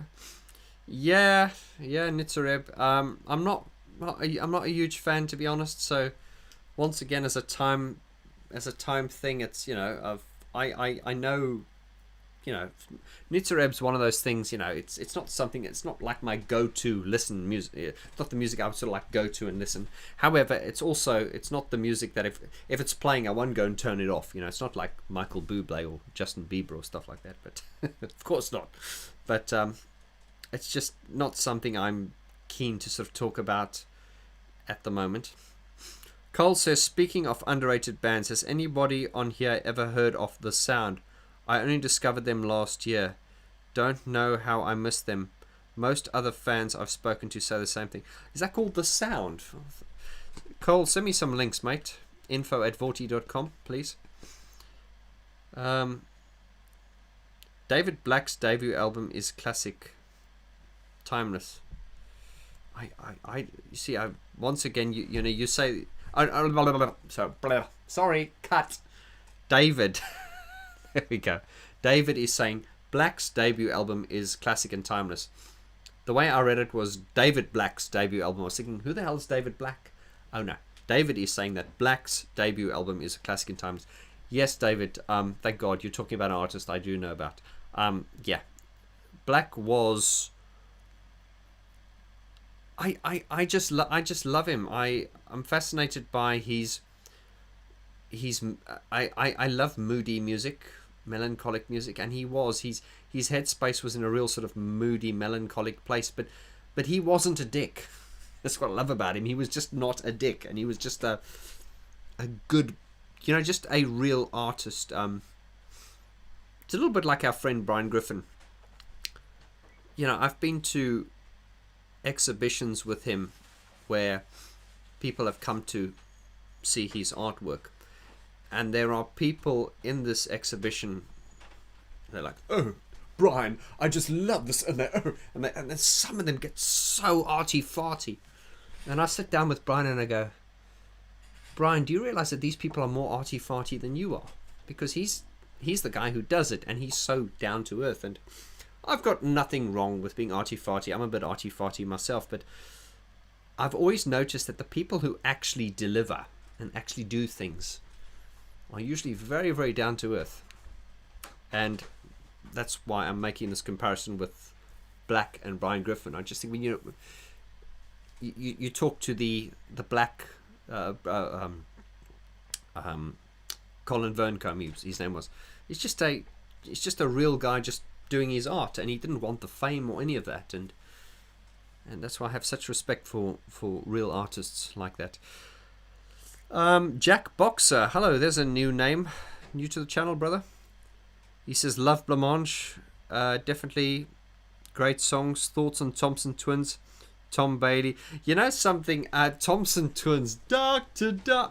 I'm not a Thompson Twins fan at all. But you know something, Jack, I had a lot of respect for Tom Bailey when I saw there's a documentary on TV once called the Top 10 Synthesizer Acts or something like that, and I think that it was a countdown with, you know, artists and celebrities and journalists, and I think in that video they had Tears for Fears, they had Depeche Mode, they had Gary Numan, Soft Cell, and I think Thompson Twins were one of them, and I got a lot of respect for Tom Bailey because he said on this interview that he said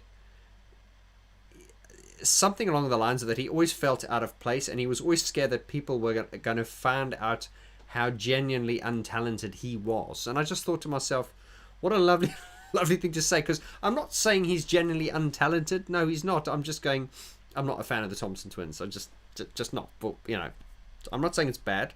I'm just not a fan, really. But I had a lot of respect for him because he was basically, I think he was suffering from this thing, what they call imposter syndrome, where he probably felt like, oh, God, I'm not good enough to be here. And Gary Numan's like that as well. He always often talks about how, God, he can't believe he's famous, and thank you for liking my music. And yeah, they're modest, and yeah, I got a lot of respect for Tom Bailey because of that.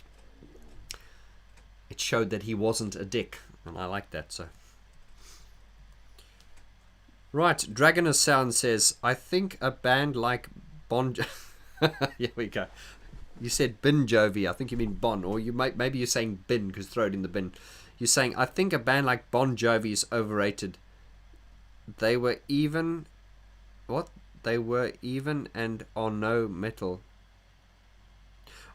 You're saying you don't like Bon Jovi, they're overrated. Well, you know, it's I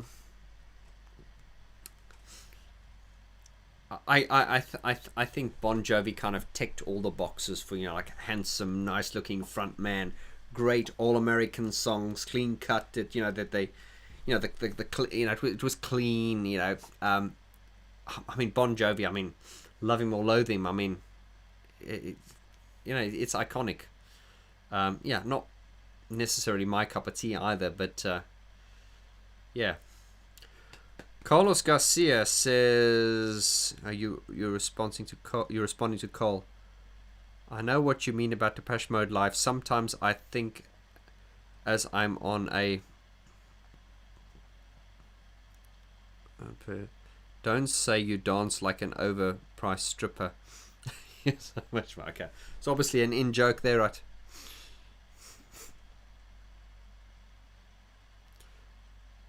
Oh, and Anders says he has to go because the curry is waiting. Oh, enjoy your curry, brother. Murray Nathan says, Depeche Mode asked, where's the revolution? Unfortunately, that question has been answered this week by the wrong people in America. Politics again. But yeah, that album Spirit came out in 2016, 17? And it was kind of like, you know, it's the first sort of political record that Depeche Mode have released, and he was indeed, if you listen to you know, the lyrics and where he was going with that, it really was kind of talking about what has manifested in the last few days. I heard, alright, Cosmic Synth says, I heard triplets instead of 16th notes in that. Okay, Cosmic Synth, here we go. He goes, I heard triplets instead of 16 notes in that Vaughn rendition of Behind the Wheel Face. Oh, I love the geeks, yeah. Are they triplets? Yes, they are. They are. Yeah, you're right. I know you guys keep me on my toes here, and you know, a lot of you say you learn a lot from this channel, and I learn just as much, believe me. when I'm put right. Paul Lee says, VG, can you also do a comparison of the 101 live things you said versus the most recent first time again things you said? A whole different. I think, Paul, what you're saying is, the things you said is a song that's obviously not on their playlist anymore, but they did it recently on sort of like, Martin on the piano with Peter. I know they also did Strange Love once, and I just, as much as I like the sort of Martin Gore acoustic slot within every gig, I just thought Strange Love on the piano was just a little bit lame, and it was a bit, come on, if you're going to do Strange Love, just get the whole band in on it. Not with a drummer though, please. Just not with a drummer. Can't think of where. Let's not get onto the drummer, but I think things you said on the piano, I think it worked. It worked on the piano. You can play anything on a piano, of course you can, but Strange Love on the piano, it was just a bit. And it wasn't me who said this. Someone sent me this video and put the idea in my head, and I was like, I agree with you. I think if you're going to play Strange Love, just don't. It's like playing Personal Jesus on the piano. And that could be interesting. Maybe we should do that. But if you're not going to do it properly, just don't do it. But I would like them to see, as far as playlists are concerned, I'd love to hear a song like Here Is the House, or something really sort of left field. Right, Christian Brown says, hello Vaughn. Hello Christian. Would like to hear your thoughts on Peter Gordino writing music for Depeche Mode's Cover Me when he isn't a full member. Christian, that's a very, very good point, and I've said this before, is that since Alan left, I know when they made Ultra, they had loads of session musicians in to do different parts. Gareth also said this as well. Gareth Jones was involved in that as well. He was doing engineering and stuff. And of course the Alan Wilder fanboys would say, oh look, you need to get in 5 musicians to replace Alan. That's not exactly the case, but I just think they had to. Obviously, they'd been working with a key member for so many years in a certain way. They now had to change their approach, and Dave Gone did talk about on a behind the scenes or on an interview video once in Backstage. He was talking about how he sees Depeche Mode as this revolving door, with him and Martin in the driving seat and getting other musicians in, and that I could see what they were doing with that.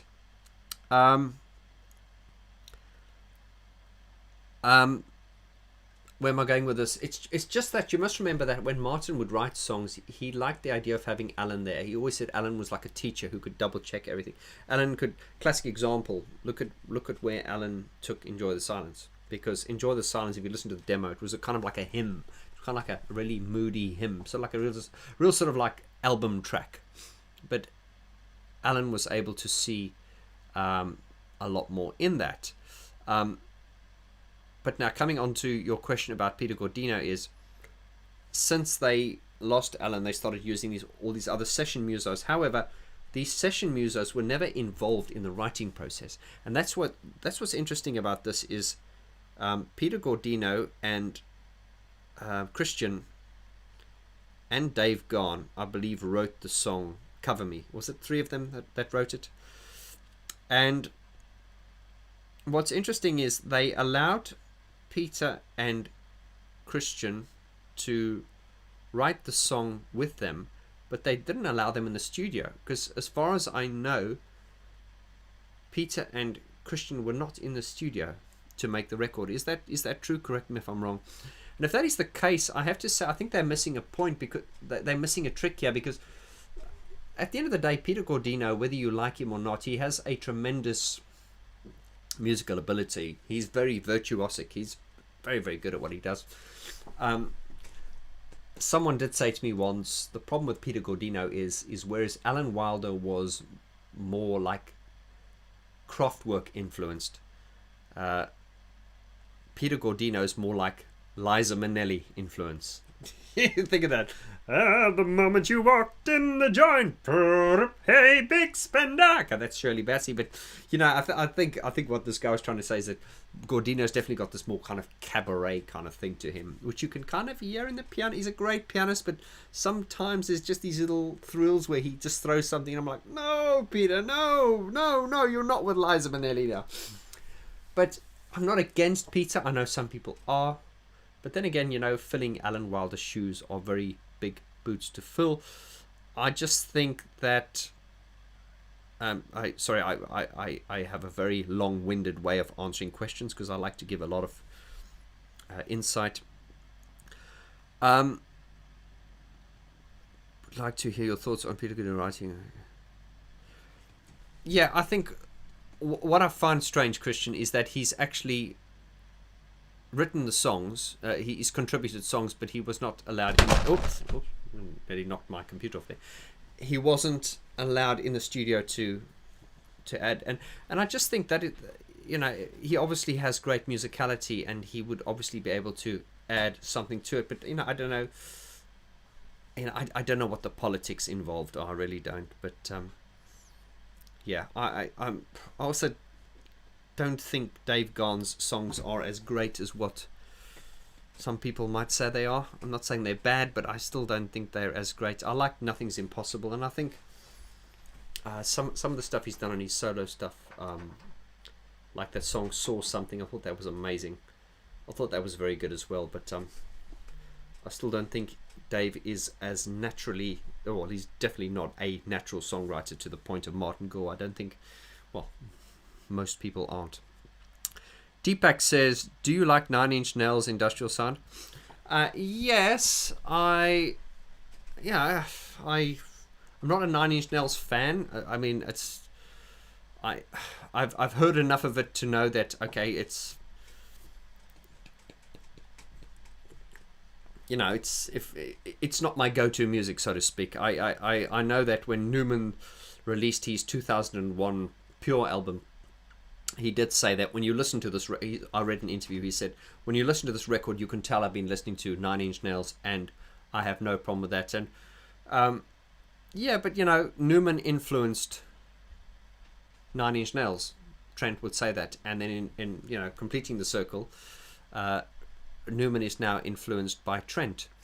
But yeah, I mean, I do like the sound of Nine Inch Nails. I like that dark industrial sort of electronic rock kind of sound.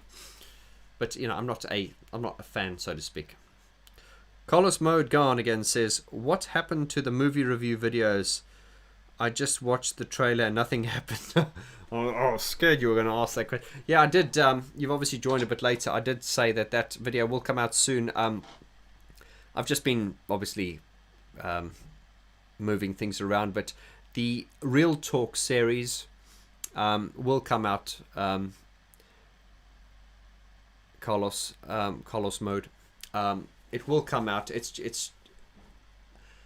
I think that's going to be a very interesting series because we can talk about the movies we love with the emphasis on the music. So it'll be quite in the free-flowing chat format of this video. You know, I'm not going to be. I don't know how it's going to turn out really. We'll just do the first episode, which is going to be about The Lost Boys. So I'll talk about the movie, some of the characters, some of the moments. I'll probably end up, because you know me, I'll probably end up impersonating some of the characters. Because if you watch if you've watched the Lost Boys, the grandfather is great. Rules, we got some rules here. Nobody touches the top shelf but me. And then there's Kiefer Sutherland. Michael. You don't like noodles?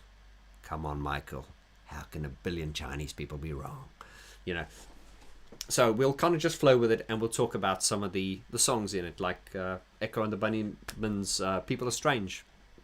Yeah, love the soundtrack to that. So that's the whole idea with Real Talk, is talk about the movies we love with the emphasis on the music and the soundtracks. Okay, we're going to go just for a few more minutes, guys, and then I'm going to pack it in. Let's have a good try and at least answer the questions here. The Funkster says, love a pub crawl, VG. Can we make a weekend of it? Oh, you demon. We'll see what happens, man. It is something I really want to do. I don't want to sort of like, with all these things, I don't like to make a big deal of it, you know, like, oh, it's going to be the event. It's just a meetup, but of course it'll require some planning, depending on how many of you are going to show up. We've got a pub near where I live here, they call the Ship and Whale, and it's run by a Polish couple, and we all know that when it comes to Depeche Mode fans, I mean, the Polish people are up there as the most hardcore Depeche Mode fans, and this couple, lovely couple, every time Brian and I go there, we're treated like superstars when we go in there. And, I think what we'll do is, if we do this pub crawl, we will probably end up there, because I'm calling it a Depeche Mode pub, and every time I go in there, you know, they put Depeche Mode music on, which is funny. And I'm thinking, don't put Depeche Mode music on, you're going to scare the customers away, you know what I mean? Because, you know, most people don't like it. So yeah, the Funkster, keep watching this space, brother.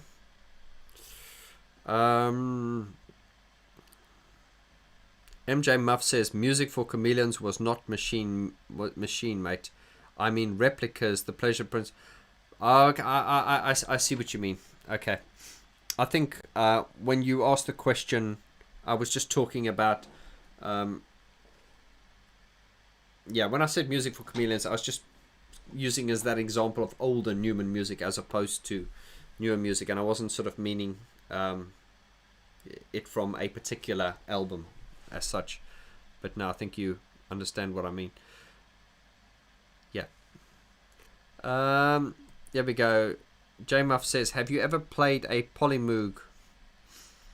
I think yes, I've had a go at it at the Synthfest in 2018. Yeah, it's very difficult when you go to these Synthfests to actually. I always find the only way you can really gauge or sort of really hear what a synthesizer sounds like is when it's in your studio, because you guys know I've been in this space now for about a year now, and I really like this studio. And also remember, there's no such thing as a perfect studio. You just become used to it. And the point I'm trying to make is when you go out and you check out a new synthesizer, although you've got the headphones on and it sounds good, you'd never really know what it sounds like until you bring it back to your own environment. But indeed, when I had a go on one of those, oh come on, man, it's a Moog, you know. It's like I think we're a little bit like, there's that expectation. It's like you're putting it on. Yeah, it's like you're expecting it to be good. So, and as I say, I've got a what's this? It's a little fatty Moog. Yeah, let's see my camera. Yeah. Am I making myself skew here? Sorry. Yeah, I've got a little fatty here. Let's probably just fire it up so you can see the lights. Here we go. And I've used this a lot on my new track, which is called Remember Me, for my new project, my new alias VG. I've used that a lot. It does have a, I don't want to get into the whole analog debate, but I did decide that for this new VG project, not because I'm a purist, but I just want to, more as a exercise in limitation, I want to limit myself to only using, analog and outboard stuff. Of course, some of the it's not true, because I'm using Linn drum sounds, and the Linn drum sounds I'm using are the original drum samples from a friend I had who actually had the Linn drum, and he sampled them for me, so they're the real thing, being as authentic as I can. But yeah, it has a sound, man. It just has a sound, and if you want to A/B it with a plug-in, we can go down a rabbit hole and talk about blindfold tests, whether we can hear the difference or not. But I found it, for me, it's not so much about the sound, it's the actual tactile, hands-on, switch it on and it's there. You don't have to load it and then look at it on the screen, and because you're not watching the screen, you're listening. But yeah, you guys can see I love a bit of geek talk. The Moogs are amazing, man. They just are absolutely amazing. But last thing on synthesizers now, the market is so competitive now, and there's some amazing stuff coming out now. Some really amazing stuff. Okay, where are we now?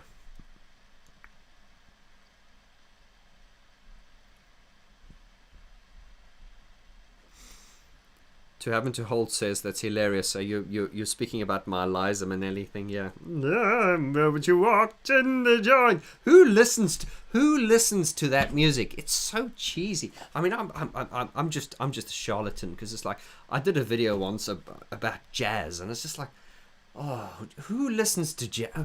Oh, I've got nothing against jazz. I mean, if I'm going into a bar and they've got Nicki Minaj playing, I'm going to run out. Okay, I'm going to scream fire and I'm going to run out. Or Michael Bublé. Oh.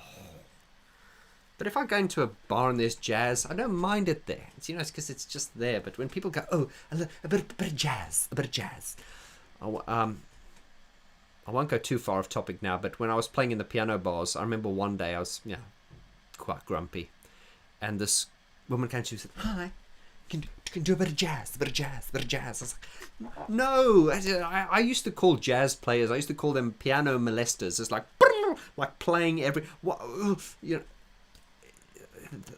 think of the music I like Numan, where it's every note means something. Oh, there goes my camera. Yep, it's my camera falling. Sorry, let me just get myself in position here. Every note means something, and the problem I had with jazz was like, we just play every note. It's like, no, you can't play all the notes. But I know I sound like a charlatan. Maybe when I'm older and wiser, one day I might go, guys, welcome to Piano and Keyboard Artist, where we discuss the artists related to pianos, keyboards, and synthesizers. I'm going to talk to you about jazz. This is how we do it. The seventh diminished fifth flat. If we had that note there and we play it with the left hand octave, if we cross over, I'm speaking absolute bollocks because I don't know what I'm talking about. But how do we get onto this? Yeah, jazz. No. Don't get it. Don't understand it. Let's have a look here. Cosmic Synth says, Vaughn George, have you ever described your computer setup? I see a Mac behind you. Do you have a PC lurking behind the scenes? Oh God, no. PCs? Oh, no. No, I'm not a Mac purist. I used to build PCs when I left school. That was like my trade, and I used to assemble PCs, so I was very good at it. But the only reason I went onto Mac was because when I started using Logic, Logic moved onto Mac in the early part of the century, and the only way because Logic used to be owned by eMagic, and then Apple bought eMagic, and so the only way you could use Logic was to go onto a Mac, and so we were all forced that in those days to to use Macs. And I'm so familiar with the Mac operating system now that if I ever am in a situation where I need to use a PC, I get really confused and I get really annoyed because I don't really understand how they work. Is this camera moved? I've chopped the top part of my head off there. Yeah, so no PCs here, brother. It's all just Apples, and that's not a product endorsement, but that's all I use. Jack Boxer says, thank you for the response. Love the channel and find it very informative. Have been watching from the beginning. The Nick Rhodes videos were great. Saw Black Celebration tour here in California. Thank you, Jack. Yeah, that video I did on, if you guys want to have a bit of a laugh, go and read some of the, go watch that video I did on Nick Rhodes' Can You Barely Play. And I sometimes put these videos up with titles that are quite controversial. I don't believe in clickbait, but I think if you take the time to watch the video, you can see what I mean. And I got a lot of that's probably my most unpopular video on my channel, because I got attacked by a lot of people going, yo man, you amateur, who the fuck are you? I was like, dude, have you watched the video? And that's just always my thing. Comment, call me a dick, call me whatever you want, but at least watch the video first. And it was very clear that people hadn't watched that video. I also put up a video recently, a while ago, called Bernard Sumner, Can He Really Sing? And if you watch the video, you would realize what I'm actually saying is that, you know, I like what he does. I like what he does in New Order. And I'm just addressing the comments that people sometimes make, like, oh, he can't sing. And indeed, that video about Nick Rhodes, can he or can't he play? And this is based on a lot of people saying, oh, he's just pressing buttons. He's not doing anything. So I addressed this on the video. But you get these fans that come on. And I suppose because my videos are long, you probably go on, you see, here's a 40-minute video. It's like, and then they don't want to take the time to watch it. So they just go, oh, man, what are you saying about Nick Rhodes? And I'm like, watch the fucking video and you'll realize what I was talking about. You know? Anyway, but glad you liked the video, Jack. It's quite interesting if you just go and read the comments there. I do have a bit of a pop at some of the people there. Just like, dude, if you've got no concentration span, why are you watching my channel, man? Anyway. Right. I don't mean that's you, Jack. I'm talking about the comments I would say to some people that they say, why are you slagging off Nick Rhodes? I'd be like, Nick Rhodes. I'm like, dude, watch the video before you leave comments. Your videos are long, man. I know. Right. Murray Nathan says, if I were to give Martin advice for the next Depeche Mode album, I'd say more songs with words tonight and pain. Yeah, that's right. Yeah. I get you. Let's do it.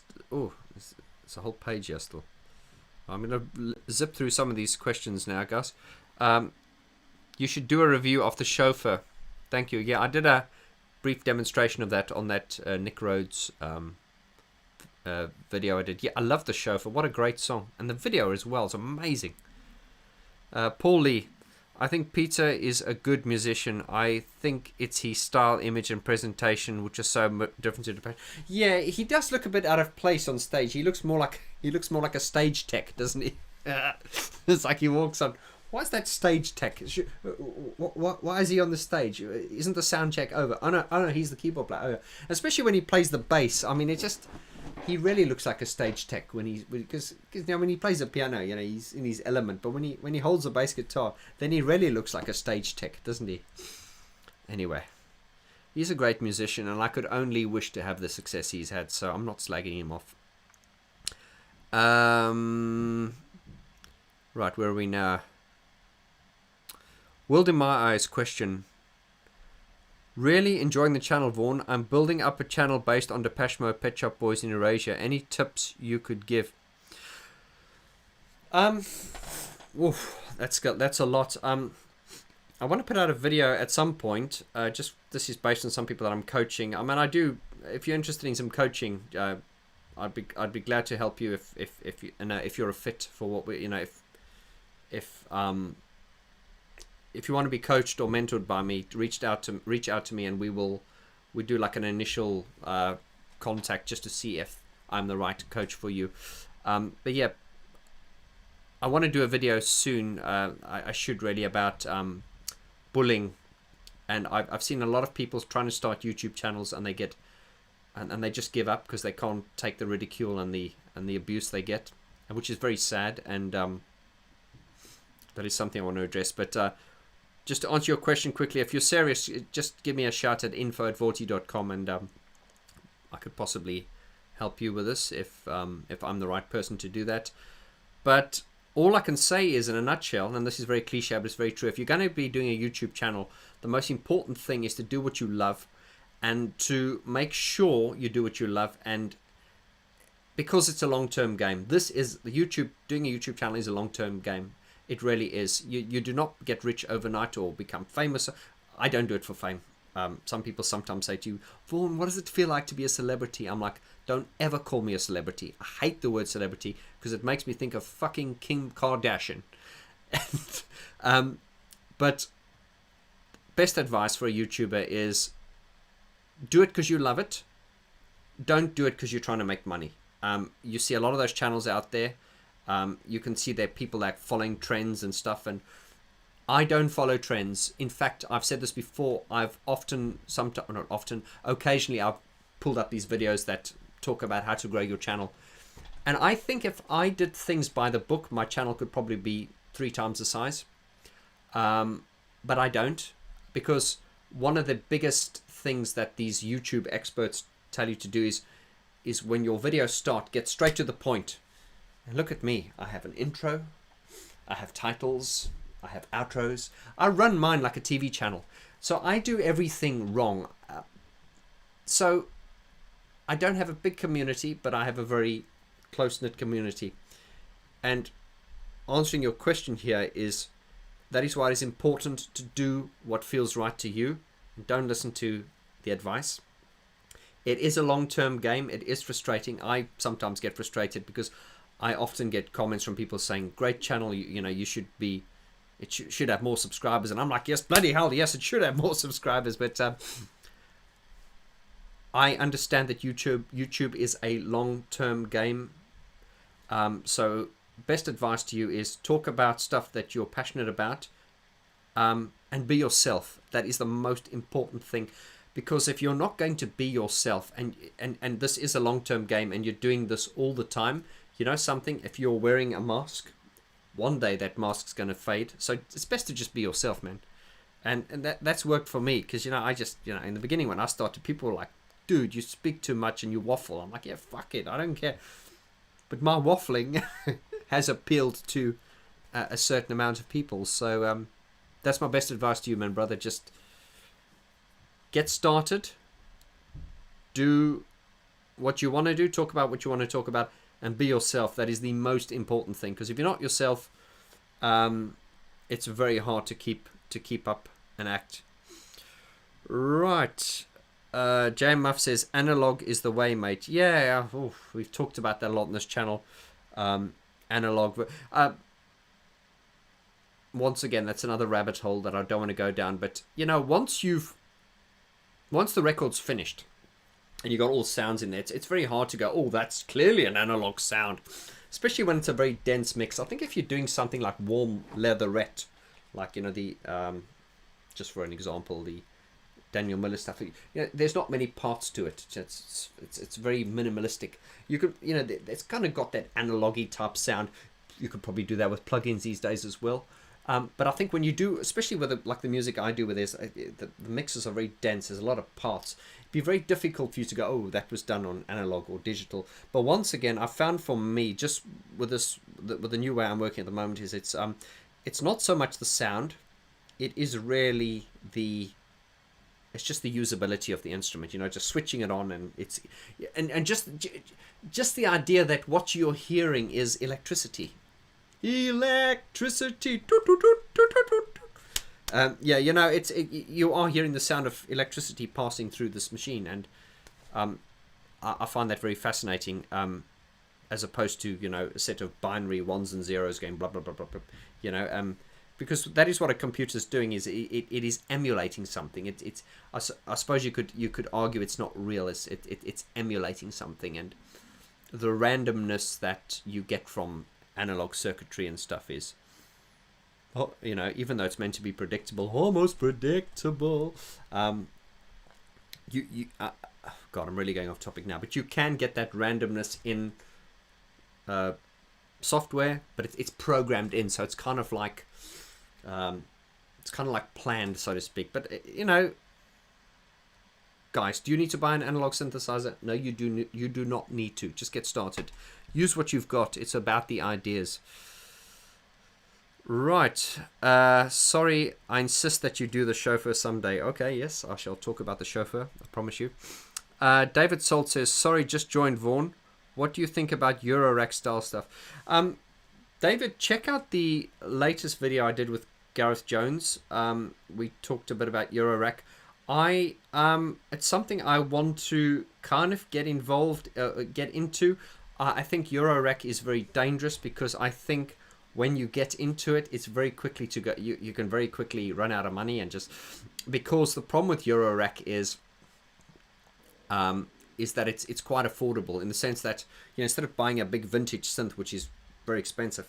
You can buy little elements that are a few £100 or $100, and you or €100. You know, so you can go, oh, I can afford $300, or I can afford, and you kind of justify why you need it, and then you add in, and then fast forward after 2 years, you've spent, I don't know, 20 grand, you know, just adding, and yeah, I mean for the way I work, I'm and this is where you'd really find the chats I have with Gareth interesting, is because I'm a very melodic kind of artist. I don't want to bore you, but when I come up with a song, it's, you know, it's melodic based, and I go, okay, that's the structure, and then I build everything on there.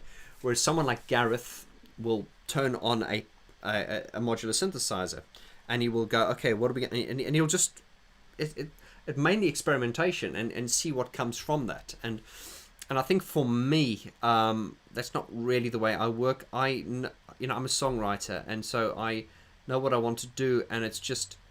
And I have the tools to, as long as I have the tools to get the sounds, then I'm not necessarily that interested in that level of experimentation. But I am resisting the temptation to go down that path, because I think I will just probably, being a geek, I'll probably lose myself. Laughing out loud says Vaughn, I love to hear about your jazz loathing. Yeah, it's funny. Did you ever watch that movie with Ricky Gervais? He did a movie called Special Correspondent with I forget the guy's name, Australian actor. And there's a scene where they go to that, they're out in South America somewhere in this dodgy kind of area, and they go to this bar and they hear like this jazz music playing. And Ricky Gervais is standing outside the door, and he hears this jazz music. He goes, "Oh God, jazz!" Thinking they've got to go in there and hear jazz. And when they walk into this bar, there's actually a bar fight, and there's this bloke got this guy by the head, and he's bashing his head on a piano. So I used that video clip in my video about jazz, and that's obviously a Ricky Gervais joke, because that just shows what Ricky Gervais feels about jazz. It's all a bit. I just find it can just be very self-indulgent, and it's elevator music. It's elevator music. I think I saw the band. There's a great YouTube video of a band called Spinal Tap talking about jazz, and their feelings on jazz are pretty exact the way I feel. They talk about, when they go out onto the stage, it's like, this is the part, bang, bang, bang, bang. Now this is the melody, dun, dun, dun, dun, dun, this is the melody. Whereas with the jazz, it's a bit like, are you hearing this? So it's almost like you're unsure, and it's like, no, but whereas with the Spinal Tap said, when they play a melody, it's, these are the notes, bum, bum, bum, bum, those are the notes, not. Anyway, let's not go down a jazz rabbit hole now, because that'll be an awful rabbit hole to go down. Deepak says, I compared my Moog Sub Fatty to a Diva. Sounds similar, but playing experience is no other way. Yeah. That's exactly what I've always been saying. It's just, you can get the sound from computers, but it's the approach and the usability of the machine that inspires you to work in a different way. Michelle, hello. She says, what is your opinion on Trent Reznor? Do you like Nine Inch Nails? Oh, I think I've already answered that.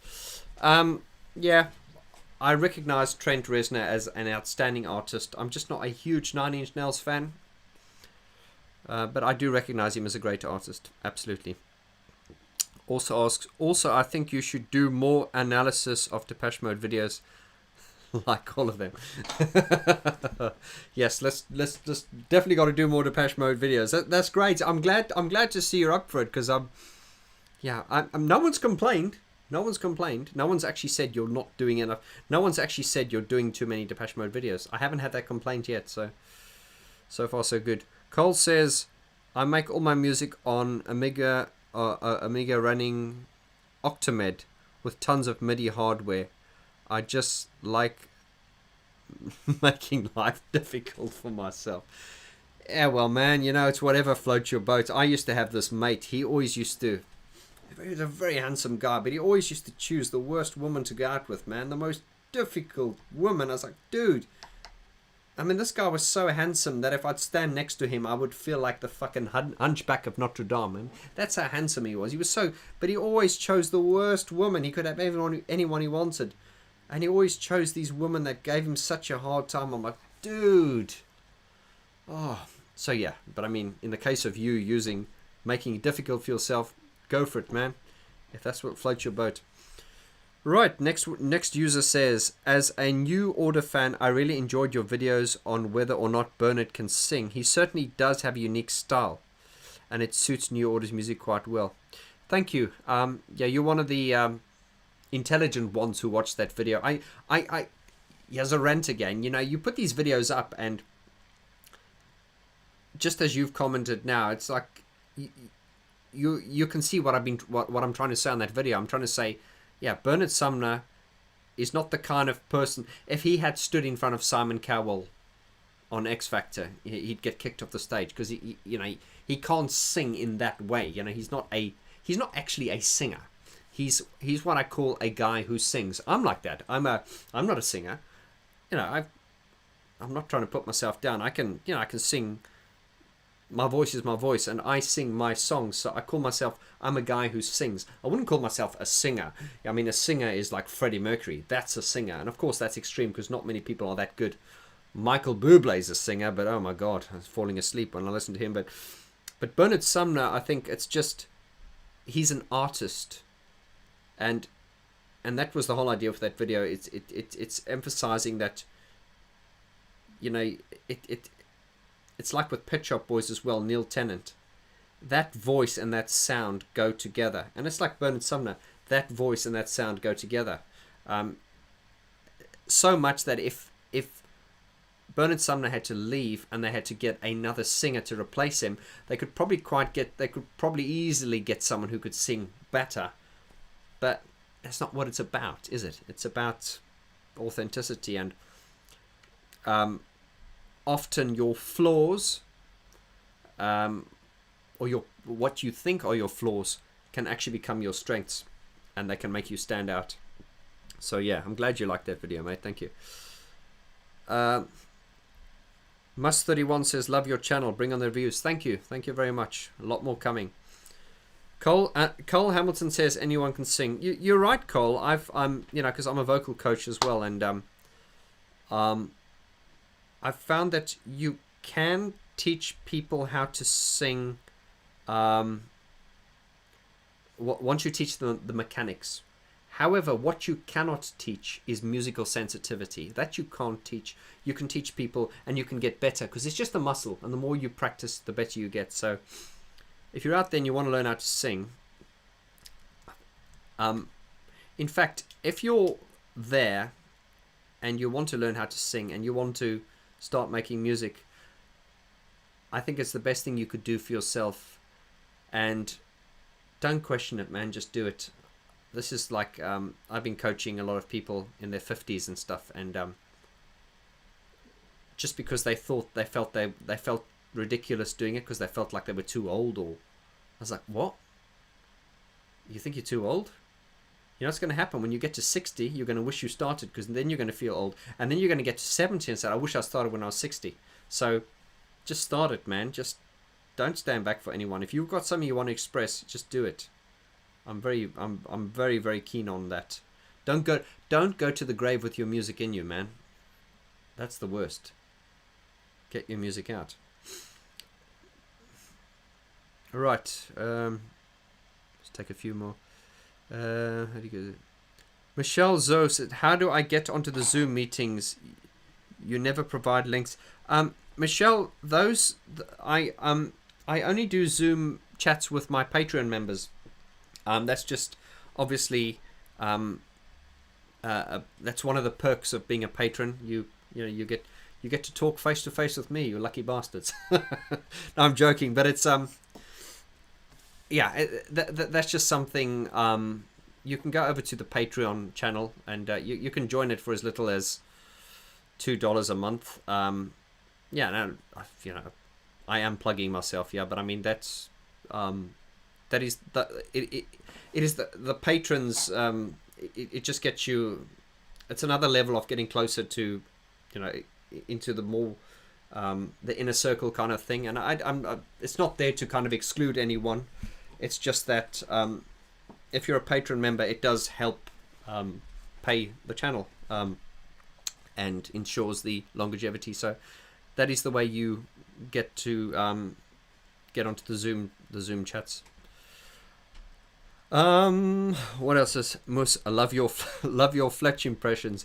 Yeah, I used to do those Fletch Files videos. I don't know. There hasn't been much sort of demand for new Fletch Files. I think the last one I did was Fletch meets Jean-Michel Jarre, and it's just like, it's like people are like, what are you smoking, man? But yeah, I think any chance I've got of interviewing Fletch has gone out the window. Be like, yeah, you're that tosser that takes the piss out of me on Facebook. You can fuck right off. Carl says, we've came here for the content, we stayed for the waffling. Yeah, you're probably thinking it's like, yeah, well, it's Sunday night.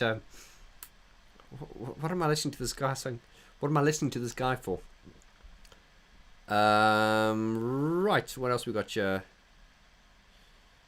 All that jazz, yeah. James Rooney says, what have I missed? Not much, James. James Ronnie, you haven't missed much, brother. Just lots of waffling and chat about bananas and jazz and Fletch and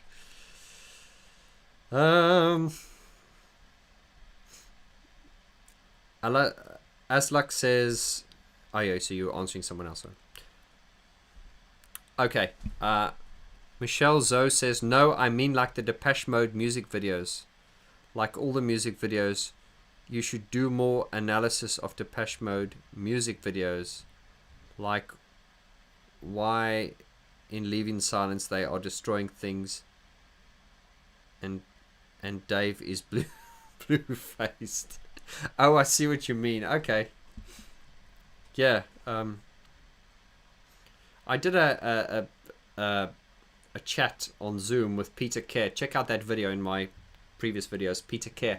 Peter Kerr was the guy who did It's Called a Heart, Shake the Disease. Yeah, It's Called a Heart, Shake the Disease and Stripped. And yeah, that was an interesting guy to talk to. Also, once again, a very talented guy, but very unassuming, very down to earth. And he did and those 3 videos were great. Think of, I mean, It's Called a Heart is not a great song. I still think it's better than Hold to Feed. But the video was amazing, and they look fantastic in that. And Shake the Disease was a great video. In fact, Shake the Disease was the first video where the visuals actually suited the sound of the music. So Peter Kerr was a great cinematographer and video director. Simon Gunkel, I haven't seen that for a while. Hello there, brother. I haven't been into jazz for a long time, mainly because I don't really have time to listen to a lot of it, and I find it in a quieter. Yeah, I mean, I don't know. I can tell you some stories when I used to play in the piano bars. Yeah, this is a long story, which I'll probably leave for another time. But it's funny, whenever you play a piano, people always assume, especially the places I played, because I played like in places like the Browns Hotel. I played there once and never went back there again, because it's just a bit like, sometimes people think it's a very elitist thing. Oh, the pianist. Oh, do you know this song from? It's like, no, fuck, I don't.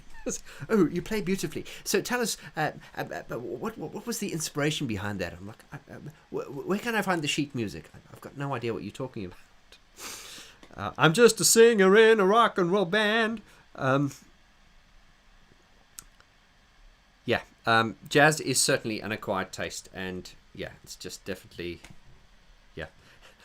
I think it was my mum that actually put me off jazz. she actually said, I mean, we probably sound like ignoramuses, but my mum actually said, she said whenever she hears jazz, she said it always sounds like a beginner. It's like they're hitting the wrong notes, you know what I mean?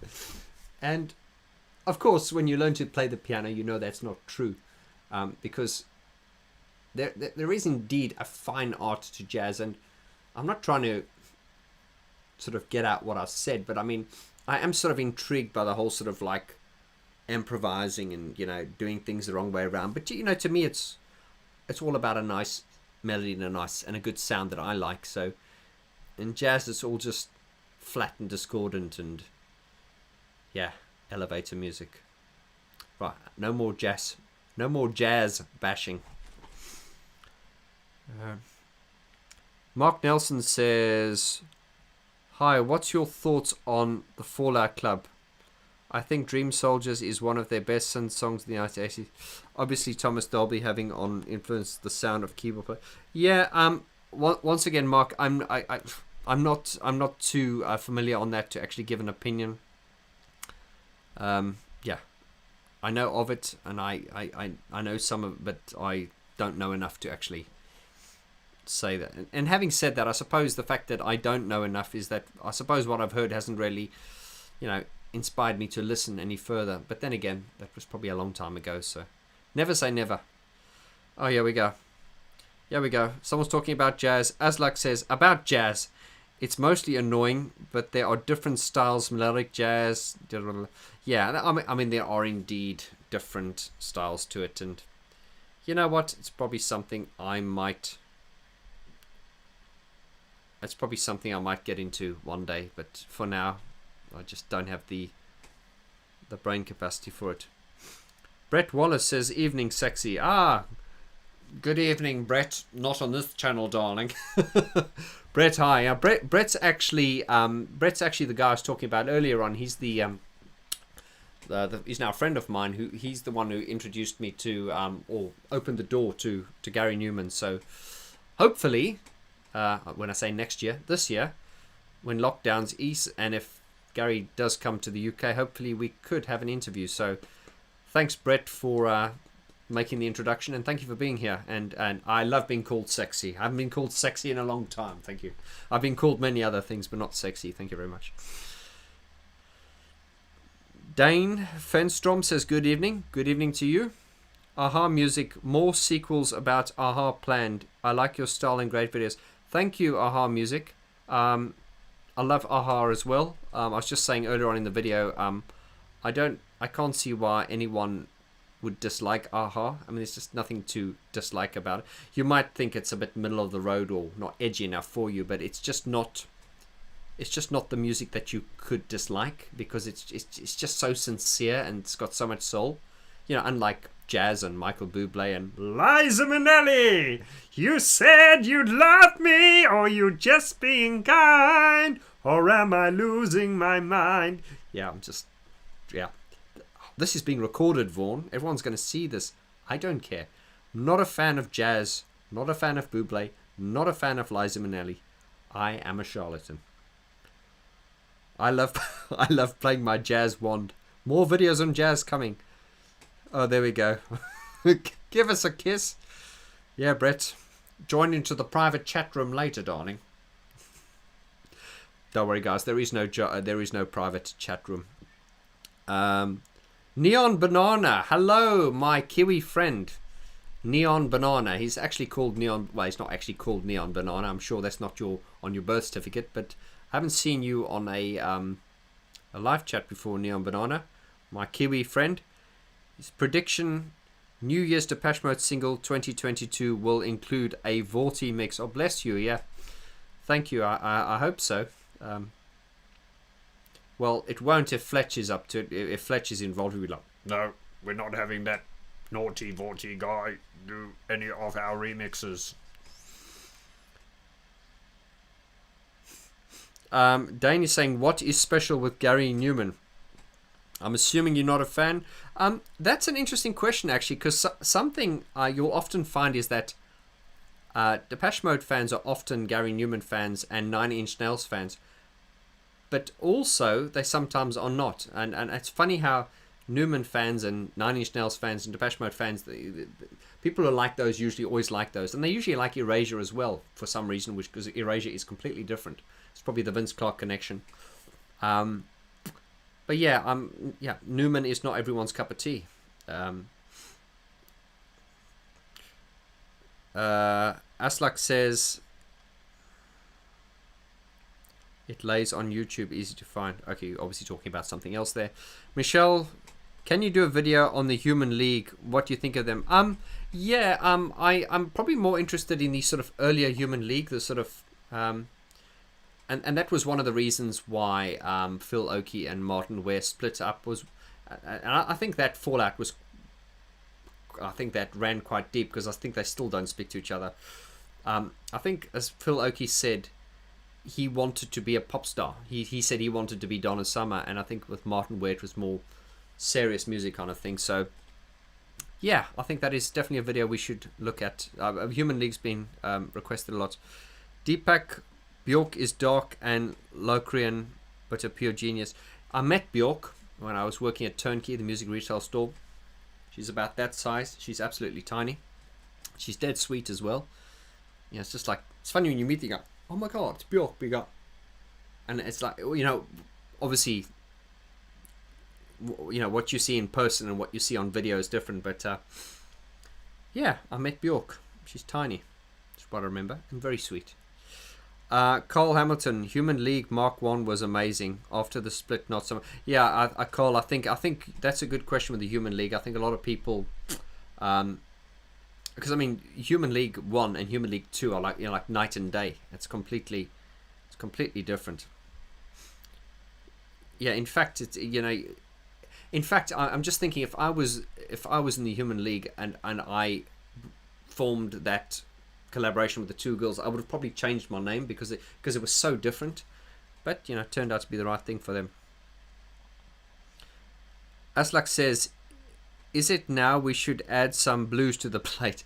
Blues I don't really mind. I used to do quite a bit of blues in my piano bars days, because I find blues has got soul, and it's kind of like there is something to it. But jazz is just a bit like, it's just fluttery. I know blues is, no. I do like blues. I know there's always a crossover, but no, blues to me, I've got a soft spot for blues, because I just think it's really, you know, it's really authentic and from the soul. To Having to Hold says, so should we start a petition for a Depeche Mode musical, even a jazz album? James Ronnie, David Slivin has had a varied output of his career. It is something that falls into the VG umbrella. Topics of any topics in the future. James, that is something that has been mentioned. A lot of the same names keep coming up, which means I'll have to address them. A video about Depeche Mode famous fans. Basically just Poland, I'd say. They are the most hardcore fans. In fact, I wanted to do a video on the fans, actually. We may well do that.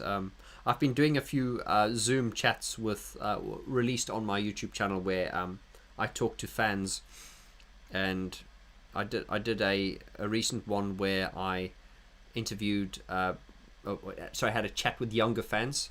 The youngest ones I think were 15 and the oldest was 26, you know, just to sort of gauge the opinions of the younger fans. And most of them tend to agree that the earlier music was better, even though, you know, they're younger. So Dane Fenstrom says, I'm sorry, I wasn't meant to be special negative language barrier. What was... Oh, no, that's fine, brother. No, that's fine. I think what Dane is saying is he didn't mean to be negative. It's just with a language barrier. He wasn't mean to be negative. He wants to know what's Numan's strength. He wasn't saying what's so great about Numan. I get that, brother. Don't worry about that. Yeah, I think with Gary Numan, it's just his quirkiness and awkwardness, and he's just like on his own trip. And you can't even put him in the music industry. He's just so completely out there. So Gary Numan's another one of those artists. Is a bit like Marmite, you know. We've got this beef extract spread here you put on bread. It's called Marmite here in the UK. I don't know if you guys get it where you are, but the whole marketing thing here about Marmite is it's like Marmite, you either love it or you hate it. And Gary Numan is like that. He's like Marmite. It's an acquired taste. But when I took my fiance to see Depeche Mode, I've dragged her to see Depeche Mode with me twice. And indeed, I dragged her to see Numan with me twice, and she likes Numan a lot more than Depeche Mode. She says it's got a lot more oomph, and a lot more. She said it's got more oomph. She doesn't like Depeche Mode at all. She likes Martin Gore, and she doesn't like Dave Gahan's voice, and she can't see the appeal. But that's strange. That's just. She doesn't like Michael Bublé. She doesn't like Michael Bublé either, so she's forgiven.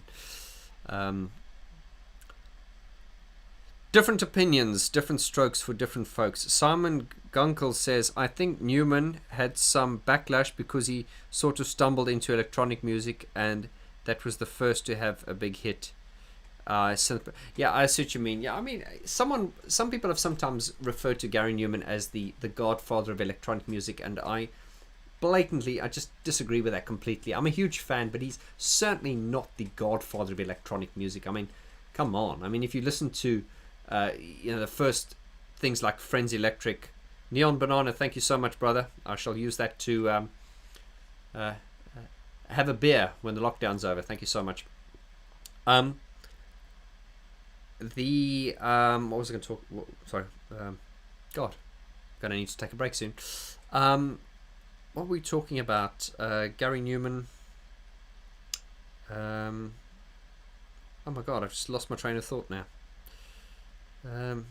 God, I had something interesting I was going to say there, but it's just gone. Your fault, Neon Banana, with your generous donation. Thank you. What was I talking about, Gary Numan?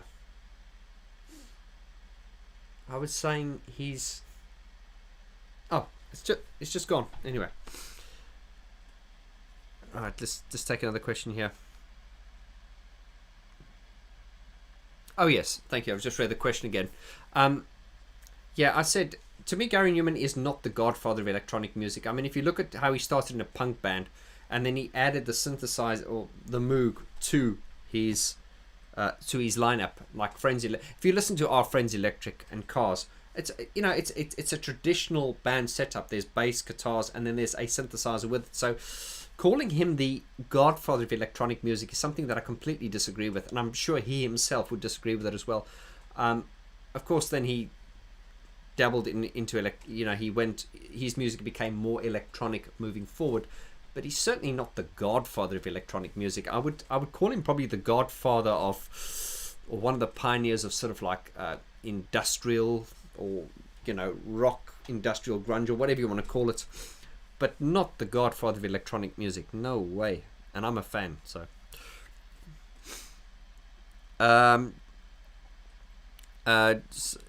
Deepak says, do you like Vince's Yazoo period? Yes, I do. What's not to like about Yazoo? It was amazing. I'm surprised I haven't talked about that either yet. My Russian friend says, I don't know if anyone has already asked you already, but have you heard the new track? Yeah, I have heard Martin's new album. I think it's very good, but once again, as I said, when Martin releases an instrumental album, he's only utilizing 50% of his ability. Once he's actually writing songs and singing, that's where his real strength is. So, but yeah, I know a lot of people in my group have criticized his new EP terribly. I mean, I personally, from what I haven't heard the whole thing. I should, but from what I've heard, I liked what I've heard so far. But that's not my go-to type of music. It's just not my go-to kind of music. To Have and to Hold says, Depeche Mode also got quite a lot of fans in Germany. Just saying, oh, duh. Yeah. I mean, I think, I don't know. Germany and Poland, I just get the idea that, I don't know, you say that, but since I've started my channel, I'm surprised how this band has got fans from all over the world. And I think also because with Eastern Europe, when you had the, before the Berlin Wall came down in the old communistic times, Depeche Mode played in regions where no one used to play, and I think that is why people got a lot of admiration, respect for them from. But the Poles, I know, are just so hardcore about Depeche Mode, but Depeche Mode have actually said they feel more at home than in Germany than they do in the well, they never felt at home in the UK, and Germany kind of adopted Depeche Mode, and indeed Daniel Miller still lives in Germany. Gareth was actually telling me the last time we spoke that because of the lockdown, Daniel is spending most of his time in Berlin because he has a flat there, but he also has a flat here in Bermondsey, close to where I live, just down the road actually. So I'm hoping Gareth will put in a good word and I can have an interview for you guys at some point. But Daniel is kind of stuck in Berlin at the moment because of the lockdown. Anyway, where are we going with this? Yeah, so to have and to hold, you're absolutely right. German fans are absolutely hardcore.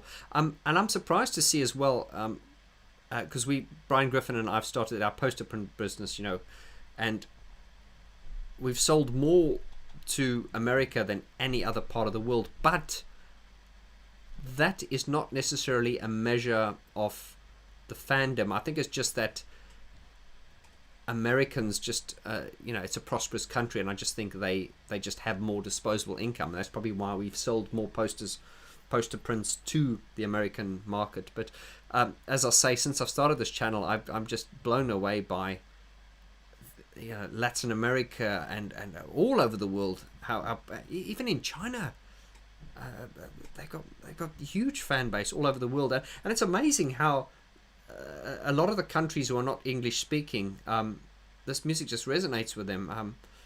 As I say, Depeche Mode, it's not a band, it's an institution, and I've always said that. Michel Zhu says, what's your opinion on Rammstein's version of Stripped? Come with me into the trees. It's very original.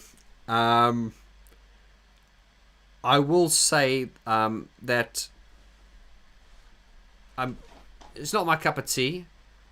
I like it because it's so off the wall. It's so different. So I give it full respect for that, and it's the classic example of taking something and making it your own, and that is what I like about covers. I just throw this out there. I think the worst version of Stripped I ever heard. Well, it's probably not the worst. That's a terrible thing to say. But someone sent me a cover version of Stripped by Scooter, and I was just like, oh, please.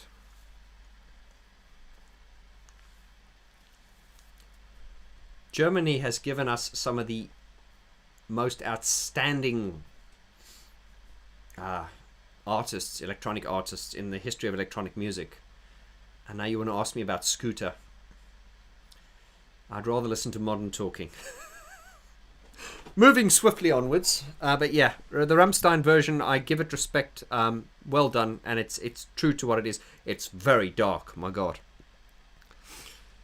Deepak Murthy says, I live in Italy, huge Depeche Mode fan base out. Of course, in fact, I think I can't think of any regions where they're not famous. I don't know. I'm sure even in the Middle East, maybe they're very famous there as well. I don't know. Murray Nathan says, Duran Duran's first 3 albums had exciting original synth sounds. Think of the Union of the Snake. Yeah. After that, it's like they put Nick in the background and lost interest. You're right, actually. Murray, if you think of like Union of the Snake, I'm thinking Don't Say a Prayer for Me Now, Planet Earth, and they all had these. Yeah, it's true. I think it sort of started from just sort of the top of my head, sort of like from the Wedding album, where it took more of like a not rock, but the synthesizers became more of a background kind of thing. I don't know, but yeah, I really do like. I really do like Duran Duran. In fact, I was watching their Paper Gods tour recently. I think they did that in London here. It was on the 7th. Was it in 2017? I was watching that and I thought I must talk about this on the channel. Amazing. I mean, God, they look amazing. They look amazing. They sound amazing, and it's good news for people getting older. Just go, you can always look good, and they, I suppose they look good because they got lots of money as well. So less stress, than us working people, but. They are amazing. I think, yeah, the Paper Gods tour was amazing, and yeah, and Simon Le Bon's voice these days is amazing. I mean, in the 80s, I kind of just saw him as, okay, he's the lead singer of Duran Duran. I always felt he was singing higher than he could actually manage, but he's really, really good these days. He's just really become better. Oh, thank you for my Russian friend. Thank you very much for your kind generation, brother. Sorry, your kind donation, brother. God, I'm going to need another coffee soon. Really appreciate that. Lots of love. Thank you. Oh, yeah. This is funny, yeah. Munklabar. Sorry, I cannot read your name, so I'm not going to embarrass myself. You're saying Depeche Mode is well known in Mongolia. So you know. Yeah? Okay, well. I'm not surprised, and thank you for letting us know, and thank you for being here, my friend. I love this. Mus31 says, feels so alone as a Depeche Mode fan in Australia. Australia, good day, down under. You know, Australia's a bit like South Africa, you know, it was just kind of like, it was like rock bands, and I get this from a lot of my Australian subscribers, that, yeah, it's not, I think you guys have got your own kind of music scene. Talking about Australia, I loved Midnight Oil. Love them. The Breakfast Creek Hotel is up for sale. Peter Garrett, what a front man. Loved. Oh my God. My Country, Right or Wrong. Midnight Oil, man. Yeah. Going off topic now, but yeah, I get this a lot from people from the Antipodeans saying that they feel a bit left out being sort of like Depeche Mode fans down under. I come from a land down under. Alright, this person called Drom says, I hope Catherine Blake makes a Depeche Mode cover. She had a contract with Mute Records. Okay. I'm not familiar, but I'll take it. I'll take it as good advice. Anthony Bennett says, can you never get enough of Depeche Mode? Keep the videos going. You know, as far as, yeah, it's quite funny because, yeah,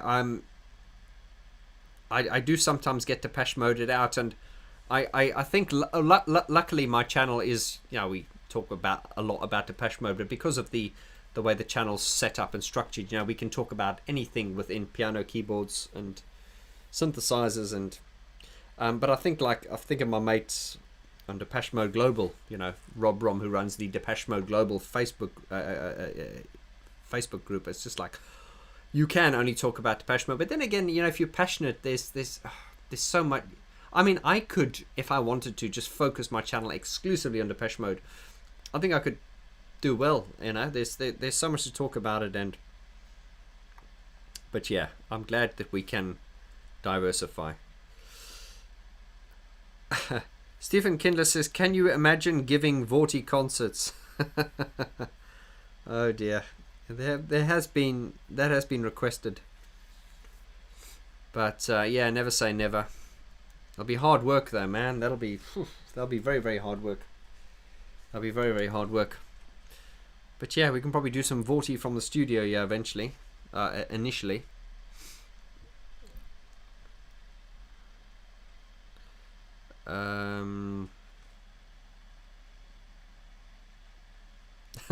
Alex Cord says, I love Paul Hogan. Do you remember the Paul Hogan show? Hello, I'm Nigel, 7 years of age. Fonitor says, Vaughn, do you know why did Depeche Mode forget the choir, the harmonies in the last 5 versions of the things you said? Why do you think? Looking forward to your reviews. Thanks.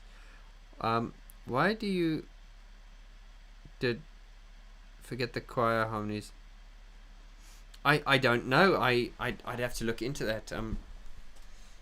I don't know. Sorry.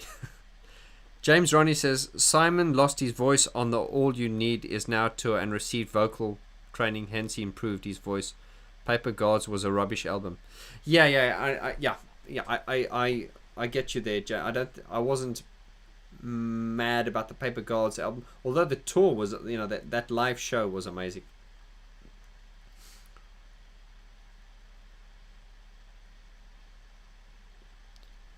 Yeah, there we go. Here's another name I cannot read.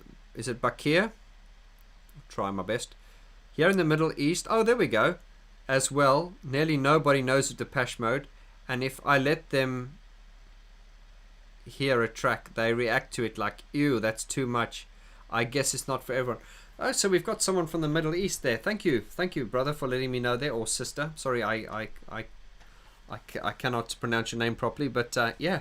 So once again, all regions covered. God, they just appeal to everyone, don't they?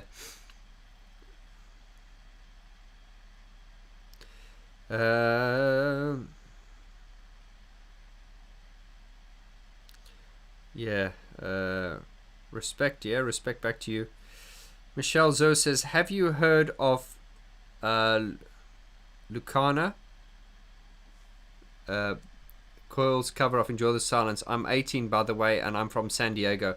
Most people my age like mumble rappers like little whatever. Well, Michelle, you've obviously got very good taste, man. I can't, and if you're on, and in fact, guys, anyone who's on in here, if you want to go over to Facebook and join the Vaughn George Facebook group, man, this is even if I say so myself, best Facebook group in the on the planet, in the universe. What's great about that group is I set that group up as a kind of as a forum, because when I initially, when I used to do my YouTube videos, obviously in the comments below, people would like to discuss things, and someone said to me, Vaughn, can you set up a forum like on Reddit or something like that? Or no, I don't understand Reddit, and I didn't want to make too much work, so I thought, what's the easiest way where we can discuss everything we talk on this channel? And I thought, well, everyone, I think, there's 7 billion people on the planet, and I think Facebook's got over 1 billion users, or is it 2 billion users? So I thought, well, that just goes to show most people have already got a Facebook page, so why don't you just get people to join the Facebook group? And so, Michelle, if you want to go there and join the Facebook group, that'll be great if you haven't already. And there are, in fact, I was surprised to see how many teenagers we have in the Facebook group. And indeed, when I had that chat with the younger Depeche Mode fans, I had the two youngest Depeche Mode fans were two girls from Berlin, and they were only 15, and they were saying how they just hate the music of they feel like they were born in the wrong generation, and I get that a lot. So yeah, I don't want to sound like an old man preaching to you, Michelle, but yeah, you've got good taste, but our taste is our taste. We can't help what we like, but yeah, I'm glad to have you on board, and it is good to have. I've talked about being I was at a concert last in the Olympic Park when Depeche Mode played Year of Spirit, and there was a father and a mother standing just in front of me, and they had their kids with them, and the kids were kind of like, the parents were probably about my age, or they were probably a bit older, but the kids were probably about 10 and 8. There's a little boy and a little girl, and I was amazed because the kids they were dressed in full Depeche Mode gear, the shirt, and when the songs were playing, they were like mouthing the words, they were singing along, and eventually, as I said, I tapped the father on the shoulder. I said, full respect to you, man, for educating your kids like this, and we were like high-fiving. It was like really cheesy, but yeah, it's good to see, and those kids were there because they were like really into it. You could see it, and it's good to see that the younger generation are, because God, would we want Nicki Minaj to be the next best thing? I think not. Right, what do you think about ZZ Top, Billy Gibson, as being a Depeche Mode fan? What these two bands create is worlds apart. By the way, call me Bayer. Okay, thank you, Bayer. Yeah. Bayer, that's a good question. Yeah, when I heard that Billy Gibson was a Depeche Mode fan, I think like most people thought, I thought it was hilarious. Give me all your money, all your hugs and kisses too. I thought it was strange because you just wouldn't see it, but yeah, it was funny. My Russian friend, hello again. I say my Russian friend because I can't read Russian. So if you could write in the comments somewhere what I should call you, that'd be great. Vaughn, what do you think are the best tracks that Depeche Mode dusted off in the recent tours?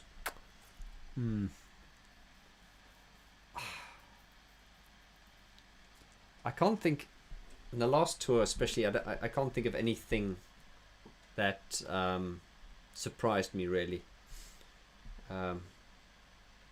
Nothing comes to mind. I mean, I can issue some criticism. Like, I didn't like the way they did Black Celebration. They could have like half beat that in the combination with the lazy attention to detail with the keyboard sounds and everything. But no, sorry, I can't think of any sort of, in the last tour, of anything that sort of blew me away as far as older songs that they revisited were concerned. Oh, okay. Michelle, you say your last name is pronounced Joe. Okay, thank you. Thank you.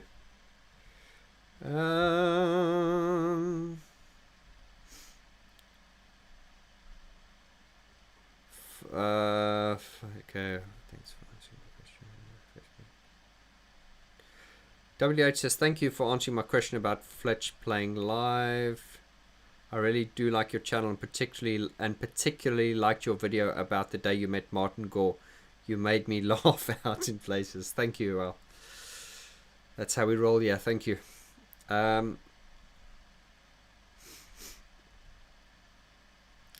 Aslak says, in your latest video about Tears for Fears, you talked about singing style. I think Simon Le Bon went from trout singing to more high nasal singing like you talked about. Yeah, it's quite funny when I did that Tears for Fears video, and I've managed to help people sing and learn to sing just with my explanations. And I sometimes find that because I'm not classically trained or musically trained, I can sometimes